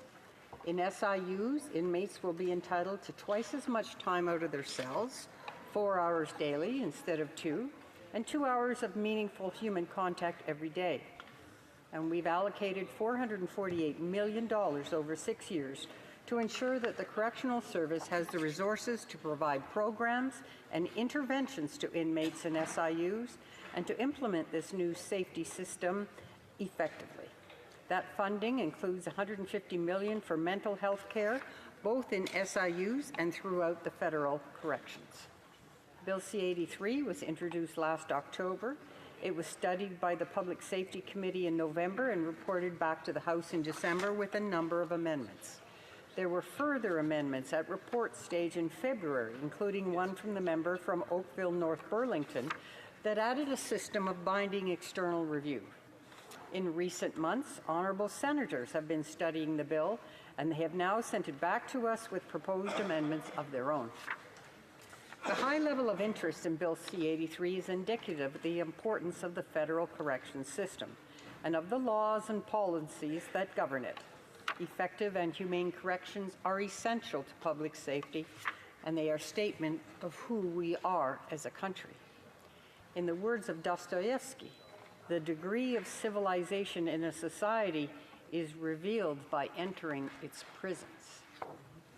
I extend my sincere thanks to all the interveners who have provided testimony and written briefs over the course of the last 9 months, and to the parliamentarians in both chambers who have examined this legislation and made thoughtful and constructive suggestions. And since the Senate Social Affairs Committee completed clause-by-clause consideration of this bill a couple of weeks ago, the government has been carefully studying the committee's recommendations, all of which seek to achieve laudable objectives. We are proposing to accept several of the Senate's amendments as is, or with small technical modifications. First off, with minor adjustments, we agree with amendments that will require a mental health assessment of all inmates within 30 days of admission into federal custody and within 24 hours of being transferred to an SIU.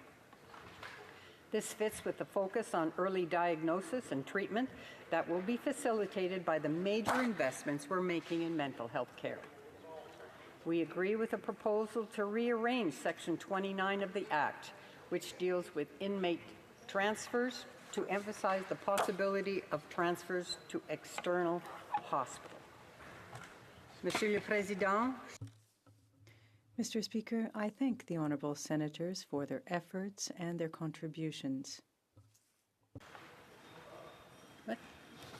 Point of order. Okay, the Honourable Government House Leader is rising on a point of order. Mr. Speaker, I would like to advise that agreements could not be reached under the provisions of Standing Order 78.1 or 78.2 with respect to the following: consideration of certain amendments to Bill C-58, an act to amend the Access to Information Act and the Privacy Act and to make consequential amendments to other acts, and consideration of certain amendments to Bill C-83, an act to amend the Corrections and Conditional Release Act and another act. Under the provisions of Standing Order 78.3, I give notice that a Minister of the Crown will propose at the next sitting a motion to allot a specific number of days or hours for the consideration and disposal of proceedings at the respective stages of each of the previously mentioned bills. Furthermore, Mr. Speaker, I wish to give notice that with respect to consideration of the Senate amendments to Bill C-58, an act to amend the Access to Information Act and the Privacy Act, and to make consequential amendments to other acts, and consideration of the Senate amendments to Bill C-83, an act to amend the Corrections and Conditional Release Act, and another act, at the next sitting of the House, the Minister of the Crown shall move, pursuant to Standing Order 57, that the debate be not further adjourned. Mr. Speaker, while I'm on my feet, should we be able to find a way forward to advance the government's agenda, Tuesday, June 18, 2019 shall be an allotted day, but if we are not able to, I will have to find another day later in next week to make that happen. Thank you, Mr. Speaker. Hear, hear. The Honourable Parliamentary Secretary will have time coming to her when we return to C-83, and she will be able to continue her debate. There's no time limit left, but she can continue where she left off. It being 1:30, the House will now proceed to consideration of private members' business as listed on today's order paper. Private members' business, consideration of motion M231, changes to the standing orders, standing in the name of Mr. Bayliss. Mr. Bayliss, seconded by Ms. Mendez, moves that the House eliminate the list of members submitted by the parties to the Speaker, which are used during debate, oral questions, Standing Order 31 statements, and other rubrics of the House of Commons, and acknowledging the right of recognition of the Speaker to establish a system to recognize members. the Standing Order 17 be replaced with the following. 17.1.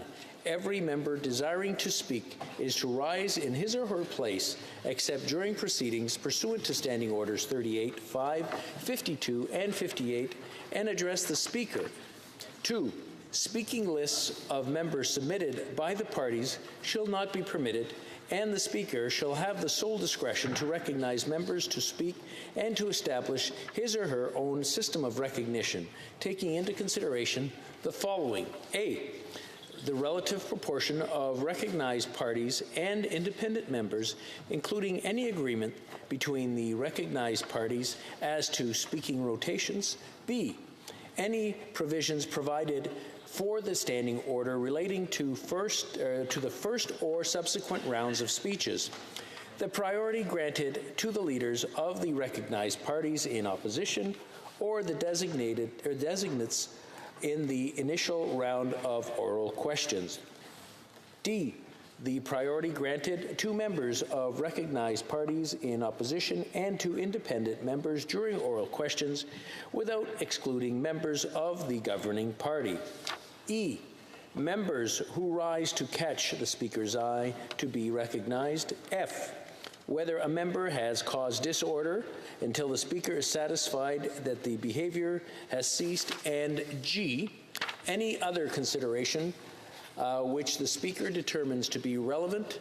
3. A member shall give the Speaker 24 hours written notice of his or her intention to make a statement pursuant to Standing Order 31.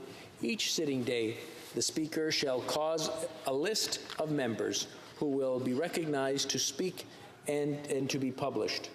In order to eliminate Friday sittings of the House and restrict voting times, 1.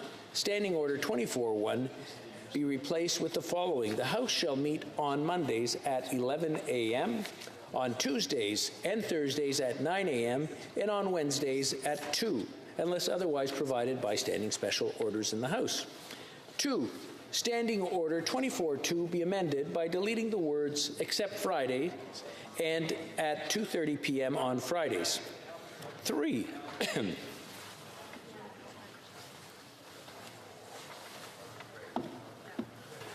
Standing Order 27.1 be amended by replacing the word 10th with the word 8th and the word 10 with the word 8. Standing Order 4, Standing Order 28.2a be amended by replacing each occurrence of the word Friday with the word Thursday, and by adding after the word falls on the words Friday. 5. Article 35, article 35 Standing Order 35 be replaced by the following. At 2:00 p.m. on Mondays, Tuesdays, Wednesdays, and Thursdays, members, other than ministers of the Crown, may make statements pursuant to Standing Order 31. Not later than 2:15 p.m., oral questions shall be taken up. At 3 p.m. on Tuesdays and Thursdays, and after routine proceedings has been disposed of on Mondays and Wednesdays, the orders of the day shall be considered in the order established pursuant to Section 6 of this Standing Order. 6. Standing Order 36 be amended by deleting all the words after the words "Wednesday after the daily routine of business," notices of motions for the production of papers, government orders, private members' business, from 5:30 to 6:30 p.m., public bills, private bills, notices of motions, and notices of motions papers. 7. Standing Orders 37 and 111.3 each be amended by replacing the word 10 with the word 8. 8. Standing Orders 32.7 and 34.1 each be amended by replacing the word 20 with the word 16. 9. 8B, 39.5B, 92.2, 92.4A, 92.11, 113.1, and 114.2A each be amended by replacing the word 5 with the word 4. 10, Standing Order 45A2 be amended by deleting the words "that is not Friday." 11, Standing Order 45-6 be replaced with the following: notwithstanding Section 5 of the Standing Order, the division on the votable opposition motion on the last allotted day of supply period cannot be deferred except as provided in Standing Order 81-18B. 12, new standing orders be added as follows: 45-6-1A, a recorded division demanded on any debatable motion on a Monday before the period provided for oral questions is deferred until after the time provided for oral questions of that day. A recorded division demanded on a Thursday after 4 p.m. is deferred to the next sitting until after the time provided for oral questions. The bells for all such deferred recorded divisions sound for not more than 15 minutes. B, notwithstanding any other standing or special order, the sitting shall be suspended from 10:30 p.m. to 9 a.m. the next day when the House is taking several recorded divisions successfully without intervening debate. 58.1, no dilatory motion shall be allowed on Mondays before the period provided for oral questions on the Thursday after 4 p.m.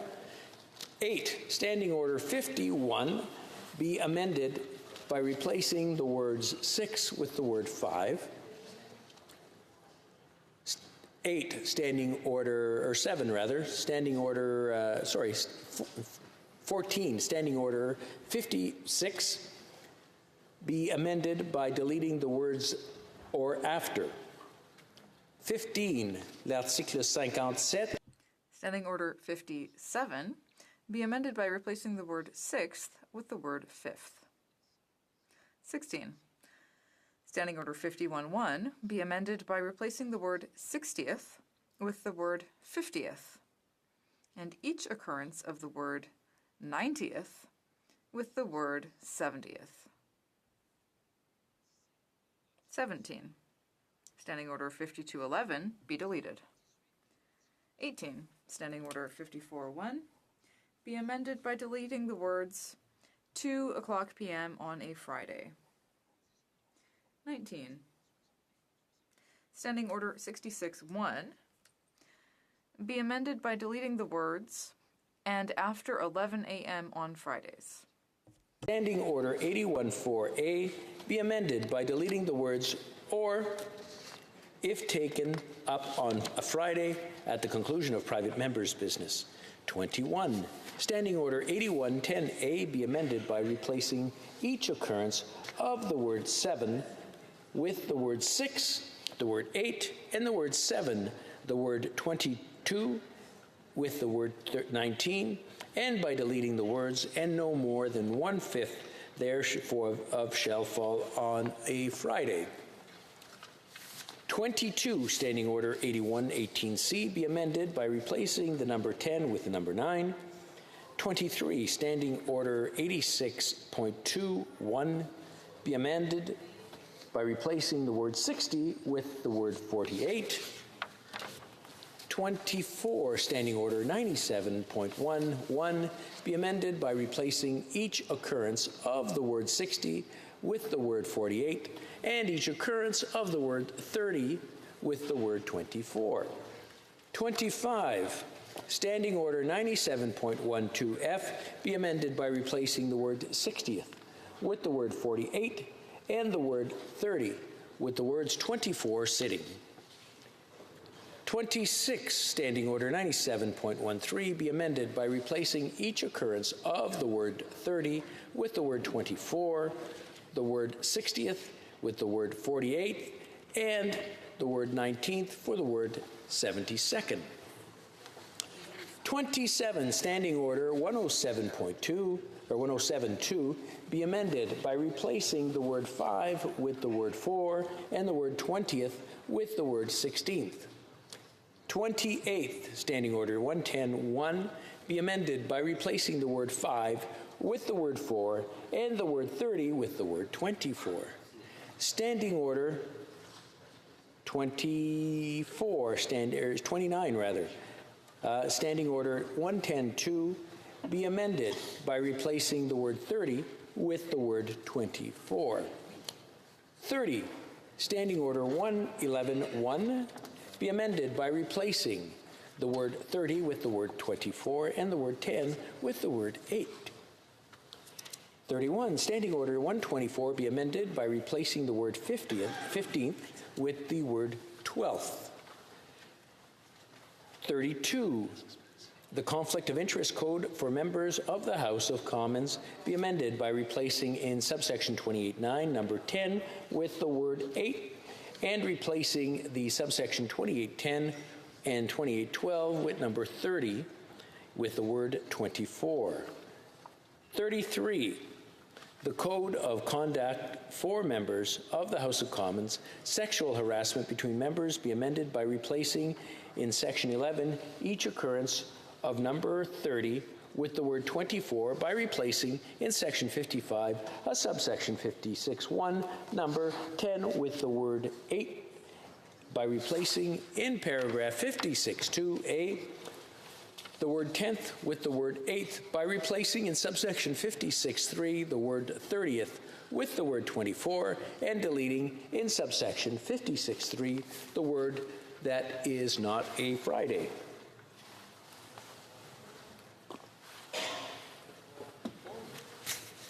C. In order for committee chairs to be elected and members to have to agree before being replaced from a committee, 1. The following new standing orders be added. 104.11.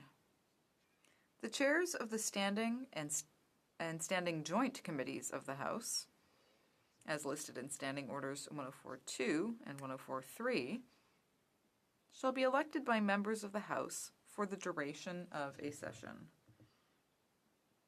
2A.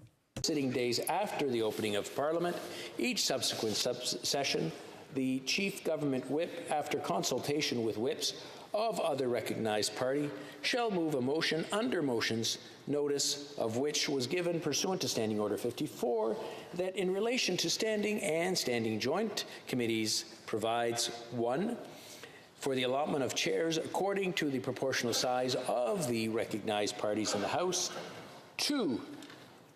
Indicate the party to which the chair will be allocated, provided that the party forming the government has the first opportunity to identify which standing and standing joint committees it shall chair in the allotment, excluding the committees identified paragraph C of the subsection, followed by other recognized party in descending order for the remaining committee positions in the respective allotment. B. From time to time, as required, another motion may be moved pursuant to paragraph 2A of the standing order, provided it establishes which committee's chair's position are to be declared vacant. Only a member from an opposition party may be candidate for the chair of the following standing committees. Access to information, 1. Privacy and ethics, 2. Government operations and estimates, and 3. Public accounts. D. Only a member from the official opposition may be a candidate for the joint chair acting on behalf of the House of the Standing Committee, on the Standing Committee, Joint Committee for the Scrutiny and of Regulations. 3. No member may speak on a motion moved pursuant to paragraph 2A of the standing order more than once, nor longer than 10 minutes, after 1 hour of consideration, unless previously disposed of. The Speaker shall interrupt and put all questions necessary to dispose of the motion forthwith. Proceedings on this motion shall not be interrupted or adjourned by another proceeding or by the operation of any order of the House. 4. Within 4 sitting days following the action of or by the House of the motion provided under Section 2 of this standing order, the elections for the chair of standing and standing joint committees shall take place, provided that the Speaker shall give 48 hours notice of the election. 5A. The Speaker, the Deputy Speaker, the Assistant Deputy Speakers, Ministers, leaders of recognized parties, House officers, and parliamentary secretaries shall not be eligible for election as chair of standing or standing joint committees. B. Candidates for the position of chair shall only be from the party designated by the House pursuant to Section 2 of the Standing Order. 6. No member may be candidate for more than one chair position.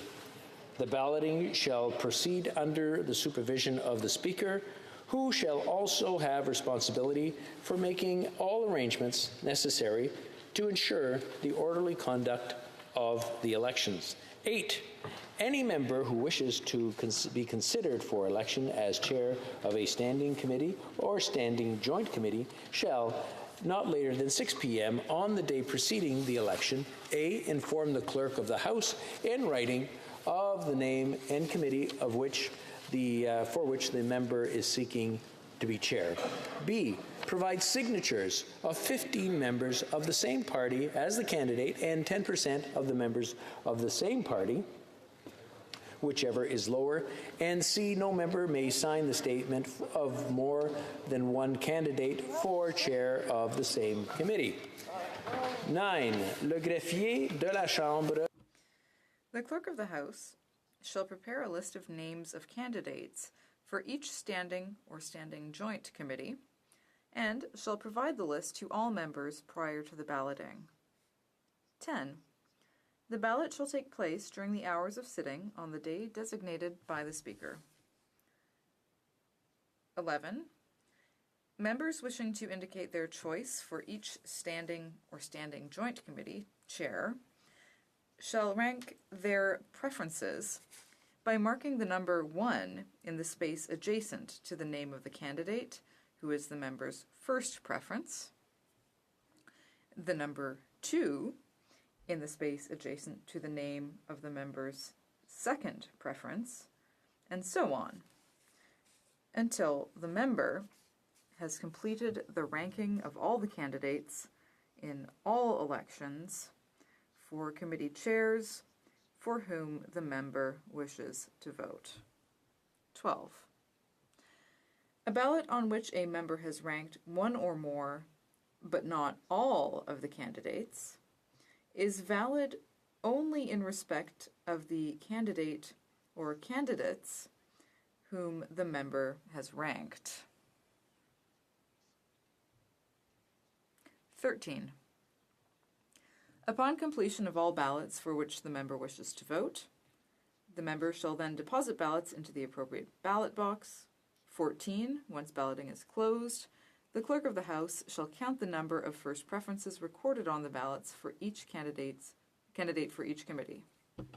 If no candidate has received a majority on the first preference, the Clerk of the House shall A. Eliminate the candidate who received the least number of first preferences from any subsequent count, and in the event that the conclusion of a count there is an inequality of votes between the two or more candidates, both or all of whom have the fewest first preferences, eliminate all the candidates for whom there is equality of first preference. B. In all subsequent counts, treat each second or lower preference as if it were a first preference for the next highest candidate in the order of preference who is not eliminated. And C. Repeat the process of vote counting described in paragraph A and B until one candidate has received a majority of first preferences.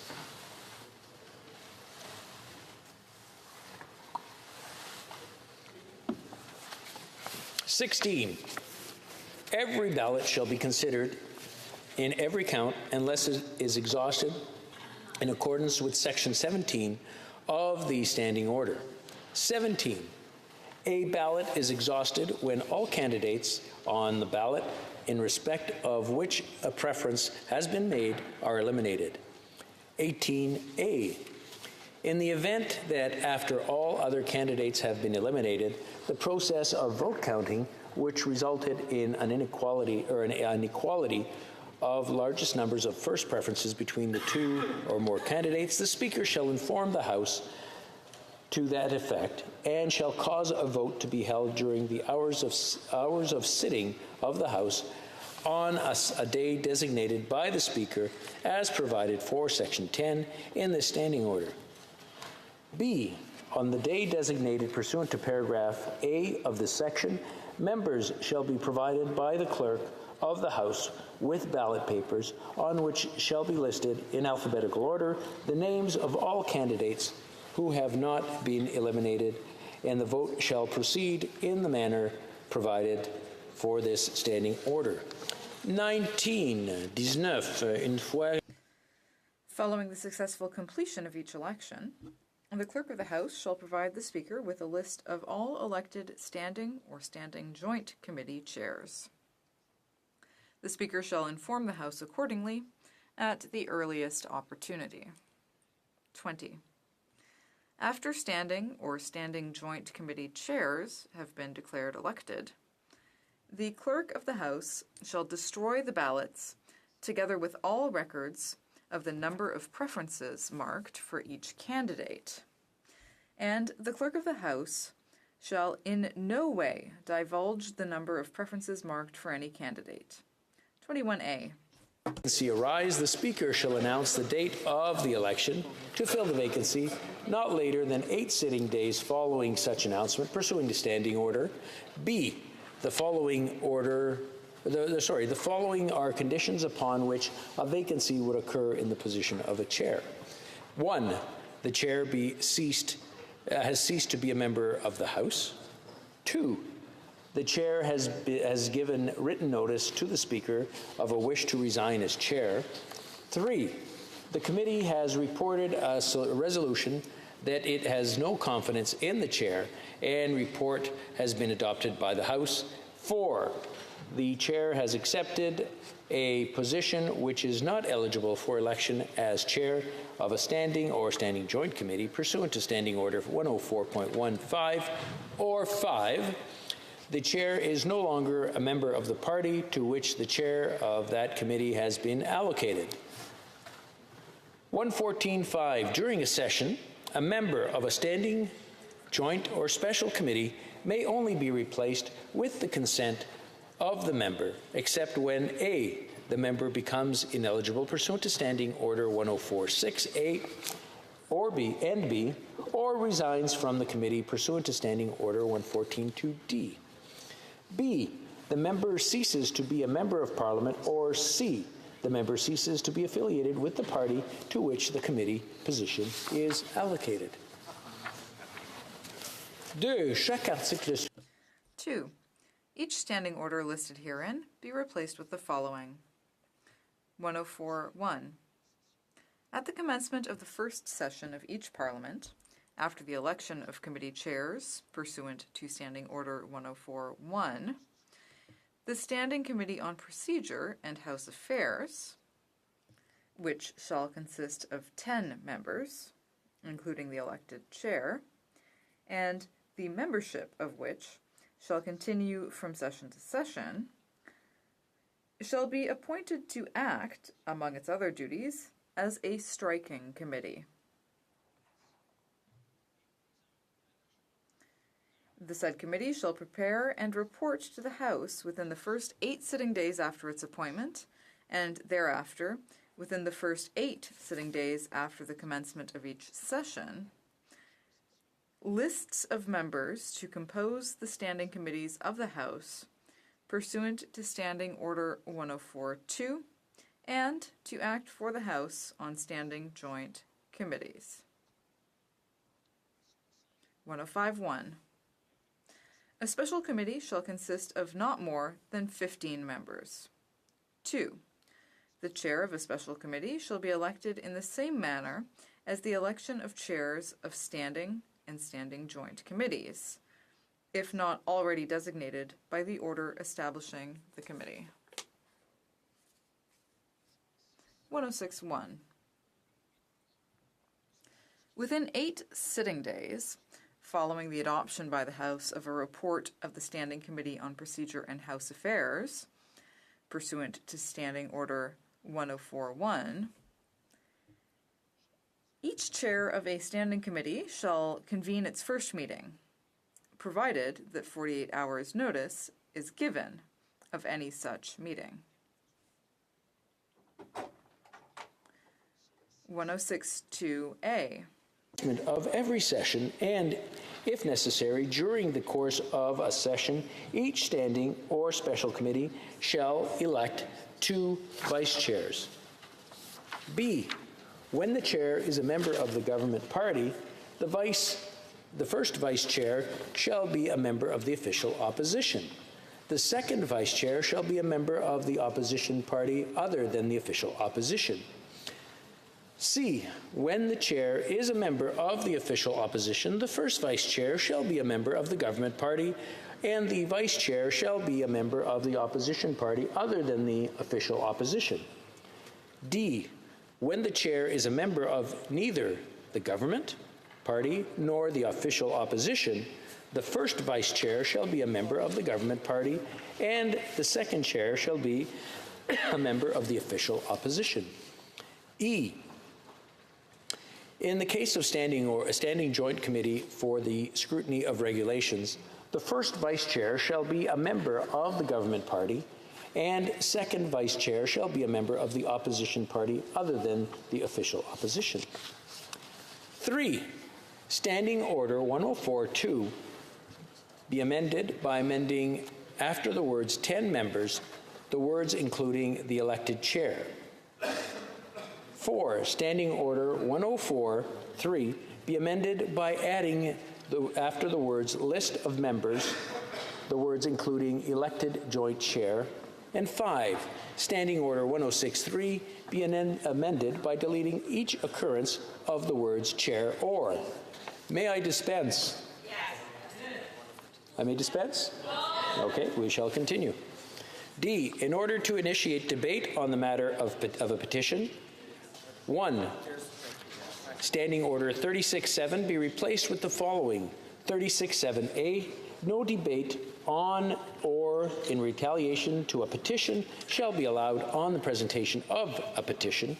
A member may, however, request that a take-note debate on the matter of a petition take place in the hall pursuant to Standing Order 53.2, provided that the petition contains a total number of signatures equal to or higher than 70,000. B. Any member may request take-note debate on the matter of a petition either upon representation or presentation of the petition or in writing to the Speaker within 10 sitting days following the presence of the said petition. C. A request made pursuant to standing order shall be published in the journals and deemed referred to the Standing Committee on Procedure and House Affairs. 2. The following new standing orders be added. 36.11a. At the beginning of the first session of a Parliament and thereafter, as required, the Standing Committee on Procedure and House Affairs shall name a member from each of the parties recognized in the House and a chair from the government party to constitute the subcommittee on petitions. B. Upon a member requesting a take-note debate on the matter of a petition pursuant to Standing Order 36.7 or 36.7 rather, the subcommittee on petitions shall meet within 5 sitting days to consider the request for a debate. C. In determining whether a debate should occur in the hall, the subcommittee shall take into consideration the following conditions. 1. The subject has not recently been debated or is unlikely to be debated in the House in the near future. And 2, the subject is determined to be suitable for debate in Parliament according to the criteria adopted by the Standing Committee on Procedures and House Affairs. 2, after having met pursuant to Section 1 of the Standing Committee, the Subcommittee on Petitions shall forthwith deposit with the Clerk, the Standing Committee on Procedure and House Affairs, a report recommending whether or not take note debate on the matter of petition shall or shall not occur, giving the reasons for when not recommending such a debate, and that report, which shall be deemed to have been adopted by the Standing Committee on Procedure and House Affairs, shall be presented to the House at the next earliest opportunity as a report of that committee and shall be deemed concurred in as soon as it is presented.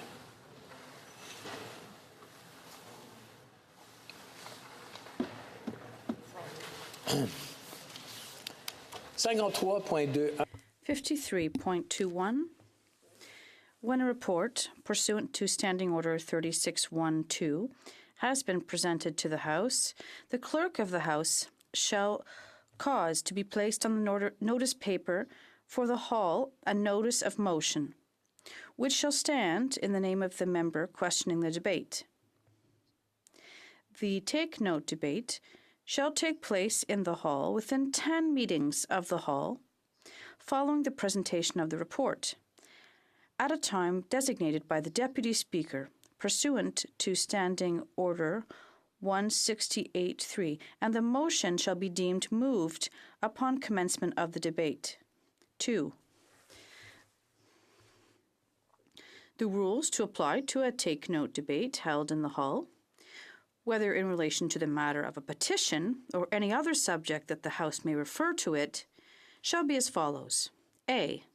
The minister who proposed the motion, or the minister or member who requested the debate on the matter of a petition, may speak first, provided that, if the minister or member is not present at that time, he or she is not deemed to have spoken to the motion. B. No member may speak for longer than 20 minutes, provided that a member may indicate to the Deputy Speaker that he or she will be dividing his or her time with another member. And each speech may be followed by a period of not more than 10 minutes for questions and comments. C.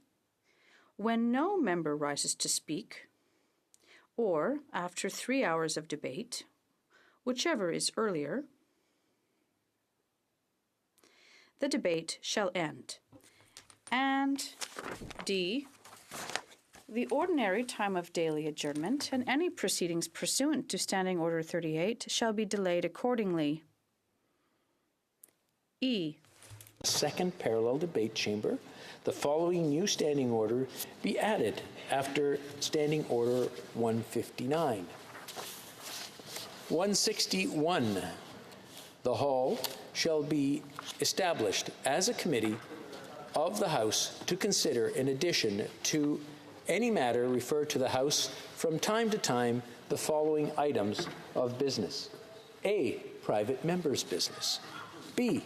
Statements by members pursuant to Standing Order 31. C. Routine proceedings, which shall be as follows. 1. Tabling of documents pursuant to Standing Order 32 or 109. 2. Statements by ministers pursuant to Standing Order 33. 3. Presenting reports from interparliamentary delegations pursuant to Standing Order 34. 4. Presenting reports from committees pursuant to Standing Order 35. 5. Introduction of private members' bills. And 7. Presenting petitions pursuant to Standing Order 36.6. D. Take note debates on petitions pursuant to Standing Order 53.2. E. Adjournment proceedings pursuant to Standing Order 38. F. Emergency debates pursuant to Standing Order 52. G, take note debates pursuant to Standing Order 53.1 and 53.2. H, debate on a motion to concur in a committee report for the continuation of such a debate pursuant to Standing Order 66. I, other items referred to from the House or on agreement of the House by a committee of the House. And 2, and the provision related to the House should be interpreted as preventing any business from being considered by the House. The hall is a supplementary and parallel venue through which the House business can be conducted. 3, the clerk of the hall shall record the proceedings of the hall as the minutes of proceedings of the hall. The minutes shall form part of the distinct section of the journals of the House. 161.1. The hall shall meet from Monday through Friday, during weeks on which the House is scheduled to sit, subject to Standing Order 28, unless otherwise provided by standing or special orders of the House. 2. On Mondays, Tuesdays, Wednesdays, and Thursdays, the hall shall meet in a location determined by the Speaker of the House. On Fridays, the hall shall meet in the House of Commons chamber. The hall shall meet on Mondays at 11 a.m., on Tuesdays and Thursdays at 10 a.m., and on Wednesdays at 3:30 p.m., and on Fridays at 9 a.m.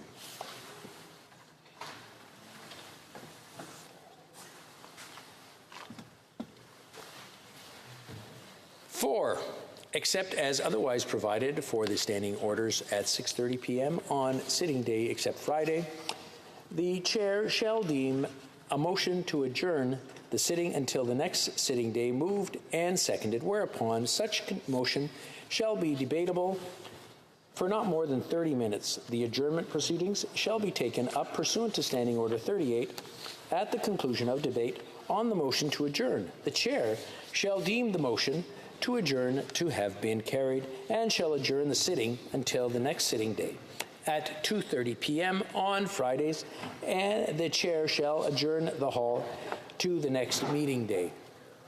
5, the hours and days of meetings of the hall shall be subjected to the following exceptions.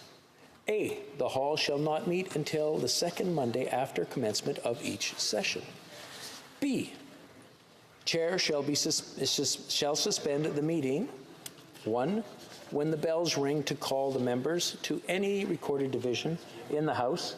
The chair shall not convene or resume a meeting when the bells are ringing or during the taking of a recorded division in the House. 2, from 2 p.m. to 3:30 p.m. on Mondays, Tuesdays, and Thursdays, and at other times, statements by members and oral questions may be taken up in the House. 3, when, in the opinion of the chair, the presence of members is expected in the House for other reasons. 4, between items of business except to proceed to the adjournment proceedings unless there is unanimous consent of the members present to continue to meet and proceed with next scheduled items of business.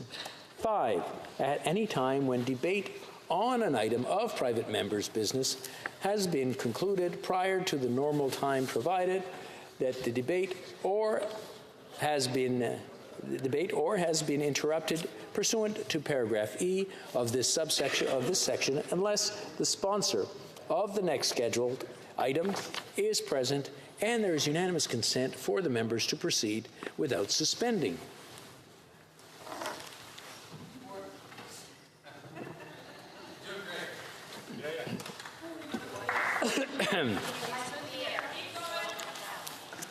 I'm sorry? The Honourable Member for Aurora had a comment? No, I'm sorry. Oh, I'm glad she enjoys my voice. C. Order. At least let me do this in quiet. God. C. C. The Deputy Speaker may, at his or her discretion, extend the hours of the meeting when an order of the House is adopted, pursuant to Standing Order 27-1, or if the hours of sitting of the House are extended by special order. In doing so, the Deputy Speaker shall determine the schedule according to requests arising from consultations under Standing Order 168-2. D. A period of time corresponding to the time taken for suspensions or delays, inconvenient, as a consequence of the bells ringing, or the taking of recorded division, or for other interruptions, shall be added to the time provided for the order of business that was interrupted or delayed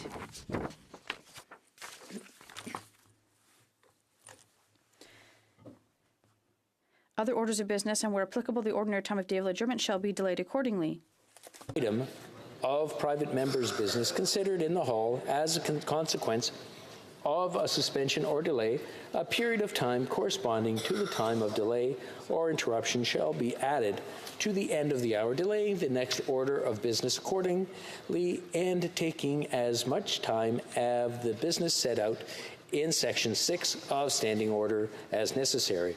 On Fridays, business scheduled pursuant to Standing Order 168-3 shall be delayed accordingly. If a period of more than 10 minutes is taken, the said private member's business or any remaining portion shall be added to the business of the hall on a day to be determined by the Deputy Speaker pursuant to Standing Order 168-3, who shall designate a day and time for the item to be resumed within the next 10 minutes of the hall following the delay or interruption. 6A. At 1:30 p.m. on Mondays, Tuesdays, and Thursdays at 4 p.m., on Wednesdays at 9:30 a.m. on Fridays, the hall shall proceed to routine proceedings for a period not exceeding 30 minutes, which shall be as follows. Tabling of documents pursuant to Standing Order 32 or 109, statements by ministers pursuant to Standing Order 33, presenting reports from interparliamentary delegations pursuant to Standing Order 34, presenting reports from committees pursuant to Standing Order 35, introduction of private members' bills, presenting petitions pursuant to Standing Order 36B or 36-6. B. When the time provided pursuant to paragraph A of this section is delayed for more than 30 minutes as a consequence of a suspension or delay pursuant to paragraph 5E of this standing order, routine proceedings shall not be taken up the day. There shall not be taken up that day. 7. The order of business of hall shall be as follows. A.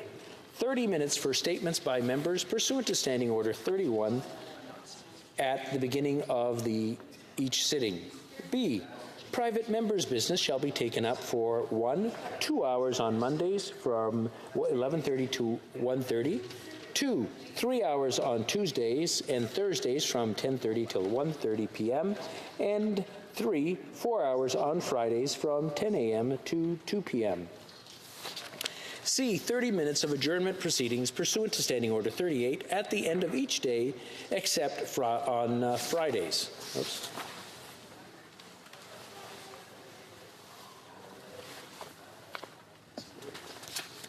Tous les députés. 162. All members must be members of the hall. 163.1. The presence of at least one government member, one opposition member, and the chair shall be necessary to constitute a meeting of the hall. 2. If at any time during a meeting a quorum is not present, the chair shall suspend the meeting until there be a quorum, or until the time scheduled for the next order of business. If there is no further business scheduled, the chair shall adjourn until the next meeting. 3. Whenever the chair adjourns the hall for want of a quorum, the time of the adjournment and the names of the members then present shall be inserted into the minutes of proceedings of the Hall. 164.1. Of the House shall be observed in the Hall so far as may be applicable. 2. The provision of standing orders 57, 58, 60, 61, 62, 63, 67.1, and 78 shall not be meeting in the Hall, or shall not apply to meetings in the Hall. 3. Dilatory motions shall be admissible during meetings of the Hall, except where provided for in the provisions of these standing orders. 4. At any time, a minister may move in the House, without notice, a motion to be decided immediately without debate or amendment requiring that an item of business under government orders be reported back to the House for further consideration, notwithstanding Standing Order 171. When such a motion is adopted, the item in question must be reported back to the House at the earliest opportunity during the sitting. Any such report filed with the clerk of the House shall be deemed presented to the House. The Speaker shall inform the House at the earliest opportunity that a report has been received, and an entry in relation thereto shall be inserted in the journals of that sitting. The item shall again be considered in the House on a day and at a time determined by the government, but no later than at the conclusion of the fourth sitting day after the motion was adopted. 5. A motion or an amendment to the motion of censure or or non-confidence in the government shall be inadmissible in the Hall. 165. In addition to the Deputy Speaker and Chair of Committees of the Whole, the following members may chair the Hall. A. Any Assistant Deputy Speaker, and B. Any member of the panel of chairs appointed pursuant to Standing Order 112, when so requested by the Deputy Speaker in the absence of the Deputy Speaker or one of the Assistant Deputy Speakers. 166.1. La Présidence maintient l'ordre. The Chair shall have the same responsibility to maintain and preserve order and decorum in the Hall as the Speaker has in the House, deciding all questions of order, provided that the Chair shall not entertain questions of privilege. No debate shall be permitted on any decision. 2. A decision of the Chair may not be subject to an appeal to the Hall, but may be brought forward to the attention of the Speaker by any member, and the Speaker shall have the power to rule on the matter. 3. If any member persistently disregards the authority of the Chair may order the member to withdraw from the room until the next order of business, or for the remainder of that meeting. No such order can be subject to an appeal to the Speaker or the House. 4.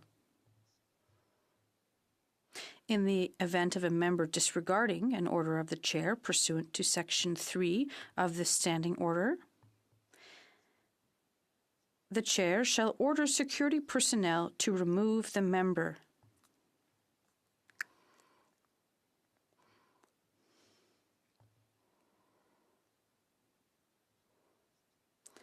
Notwithstanding any action taken pursuant to this standing order,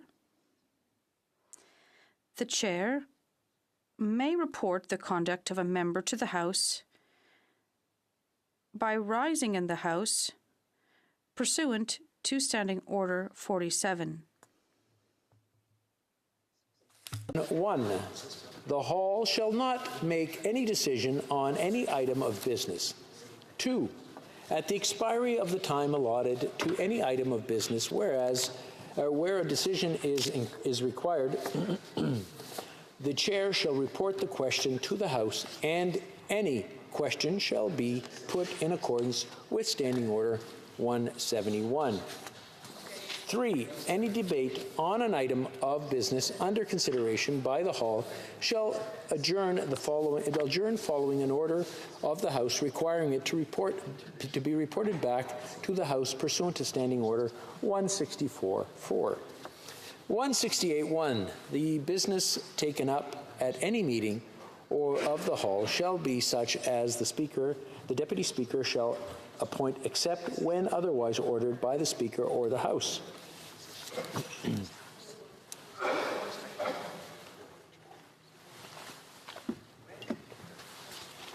2, for any business pursuant to Section 3 of this Standing Order, the Deputy Speaker shall determine the business taken up by the Hall, following consultations, and, when possible, the time allotted for proceedings shall be divided as equitably as practical according to the requests arising from those consultations.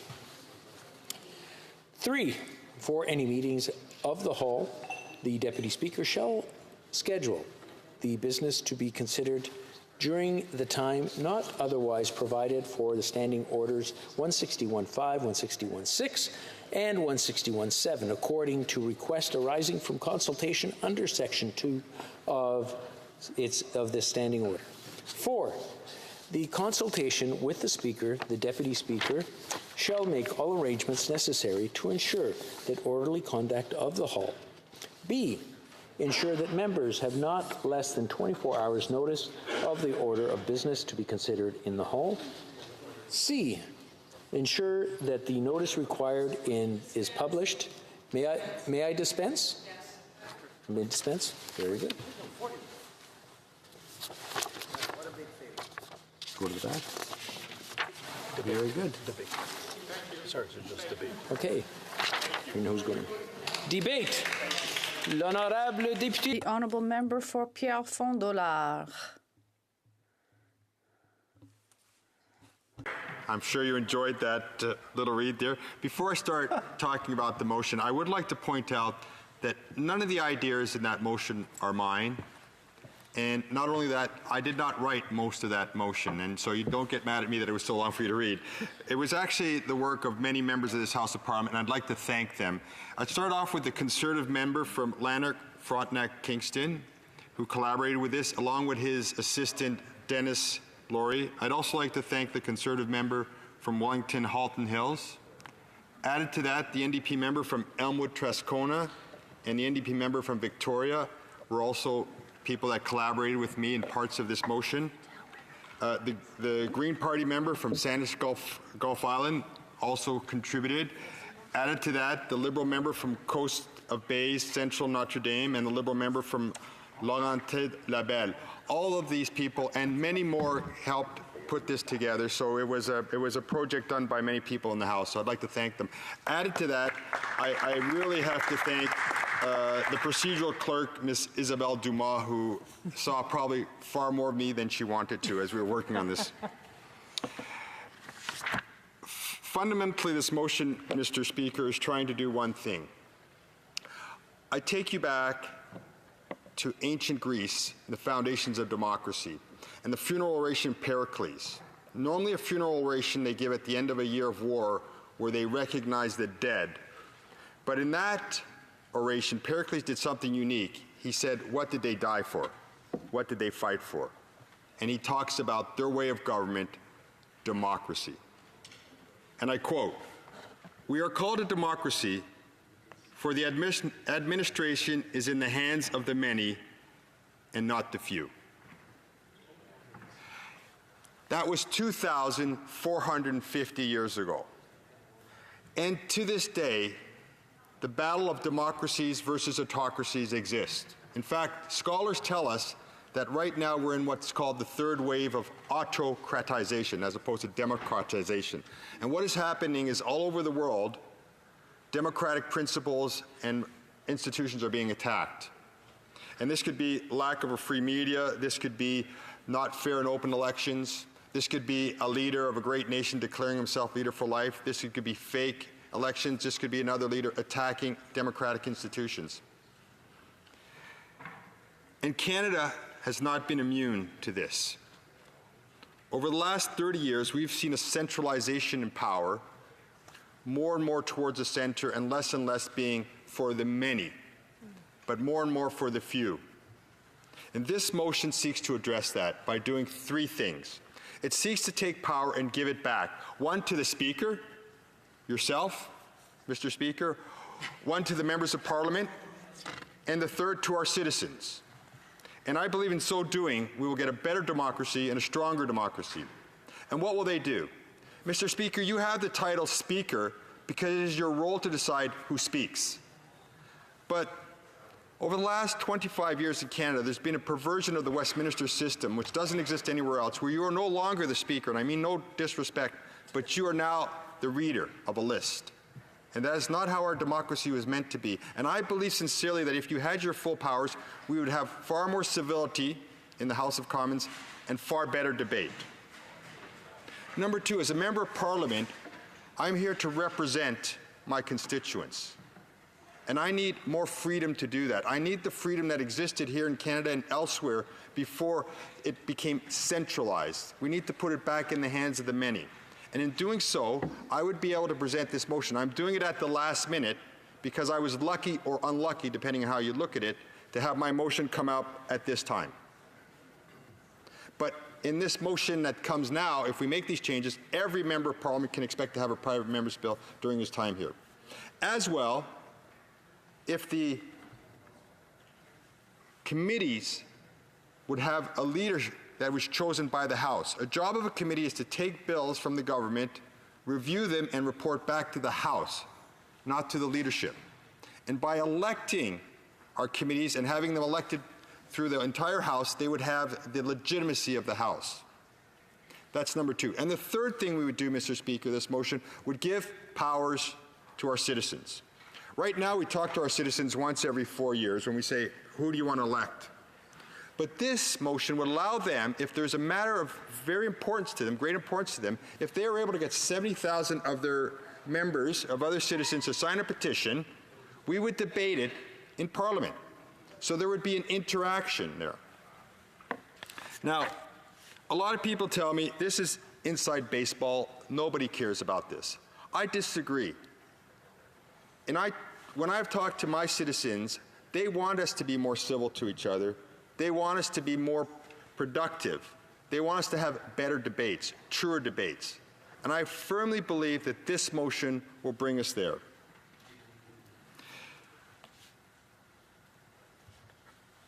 It is unlikely, given our lack of time, that this motion will come to a vote. And I recognize that.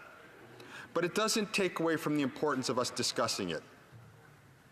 I believe our democracy in Canada is one of our most precious gifts, and it reminds me a bit of health. You know, they say you never appreciate your health till you lose it.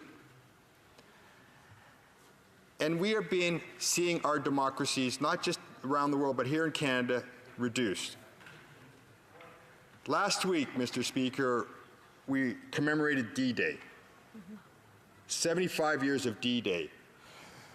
There are people that don't exist because their grandfather died or their grandmother died in the Second World War, that are not here to exist. My grandfather fought, but luckily survived. I believe, sincerely, that we honor them and we honor their sacrifices by not taking our democracy for granted. And I believe by taking and making these changes to our democracy, we will strengthen it. And in so doing, we will ensure that our democracy is in the administration of it, is in the hands of the many and not the few. Thank you, Mr. Speaker. The honourable member for Pierre Fond-de-l'Or will have 8 minutes coming to him when M 231 comes back before the House, and he will also have 5 minutes of questions coming to him, and I'm sure we all look forward to hearing that. The time provided for consideration of private members' business has now expired, and the order is dropped to the bottom of the order of precedence on the order paper. Comme il est 2h30, It being 2:30, the House shall now stand adjourned pursuant to Standing Order 24-1. I wish you all a good weekend.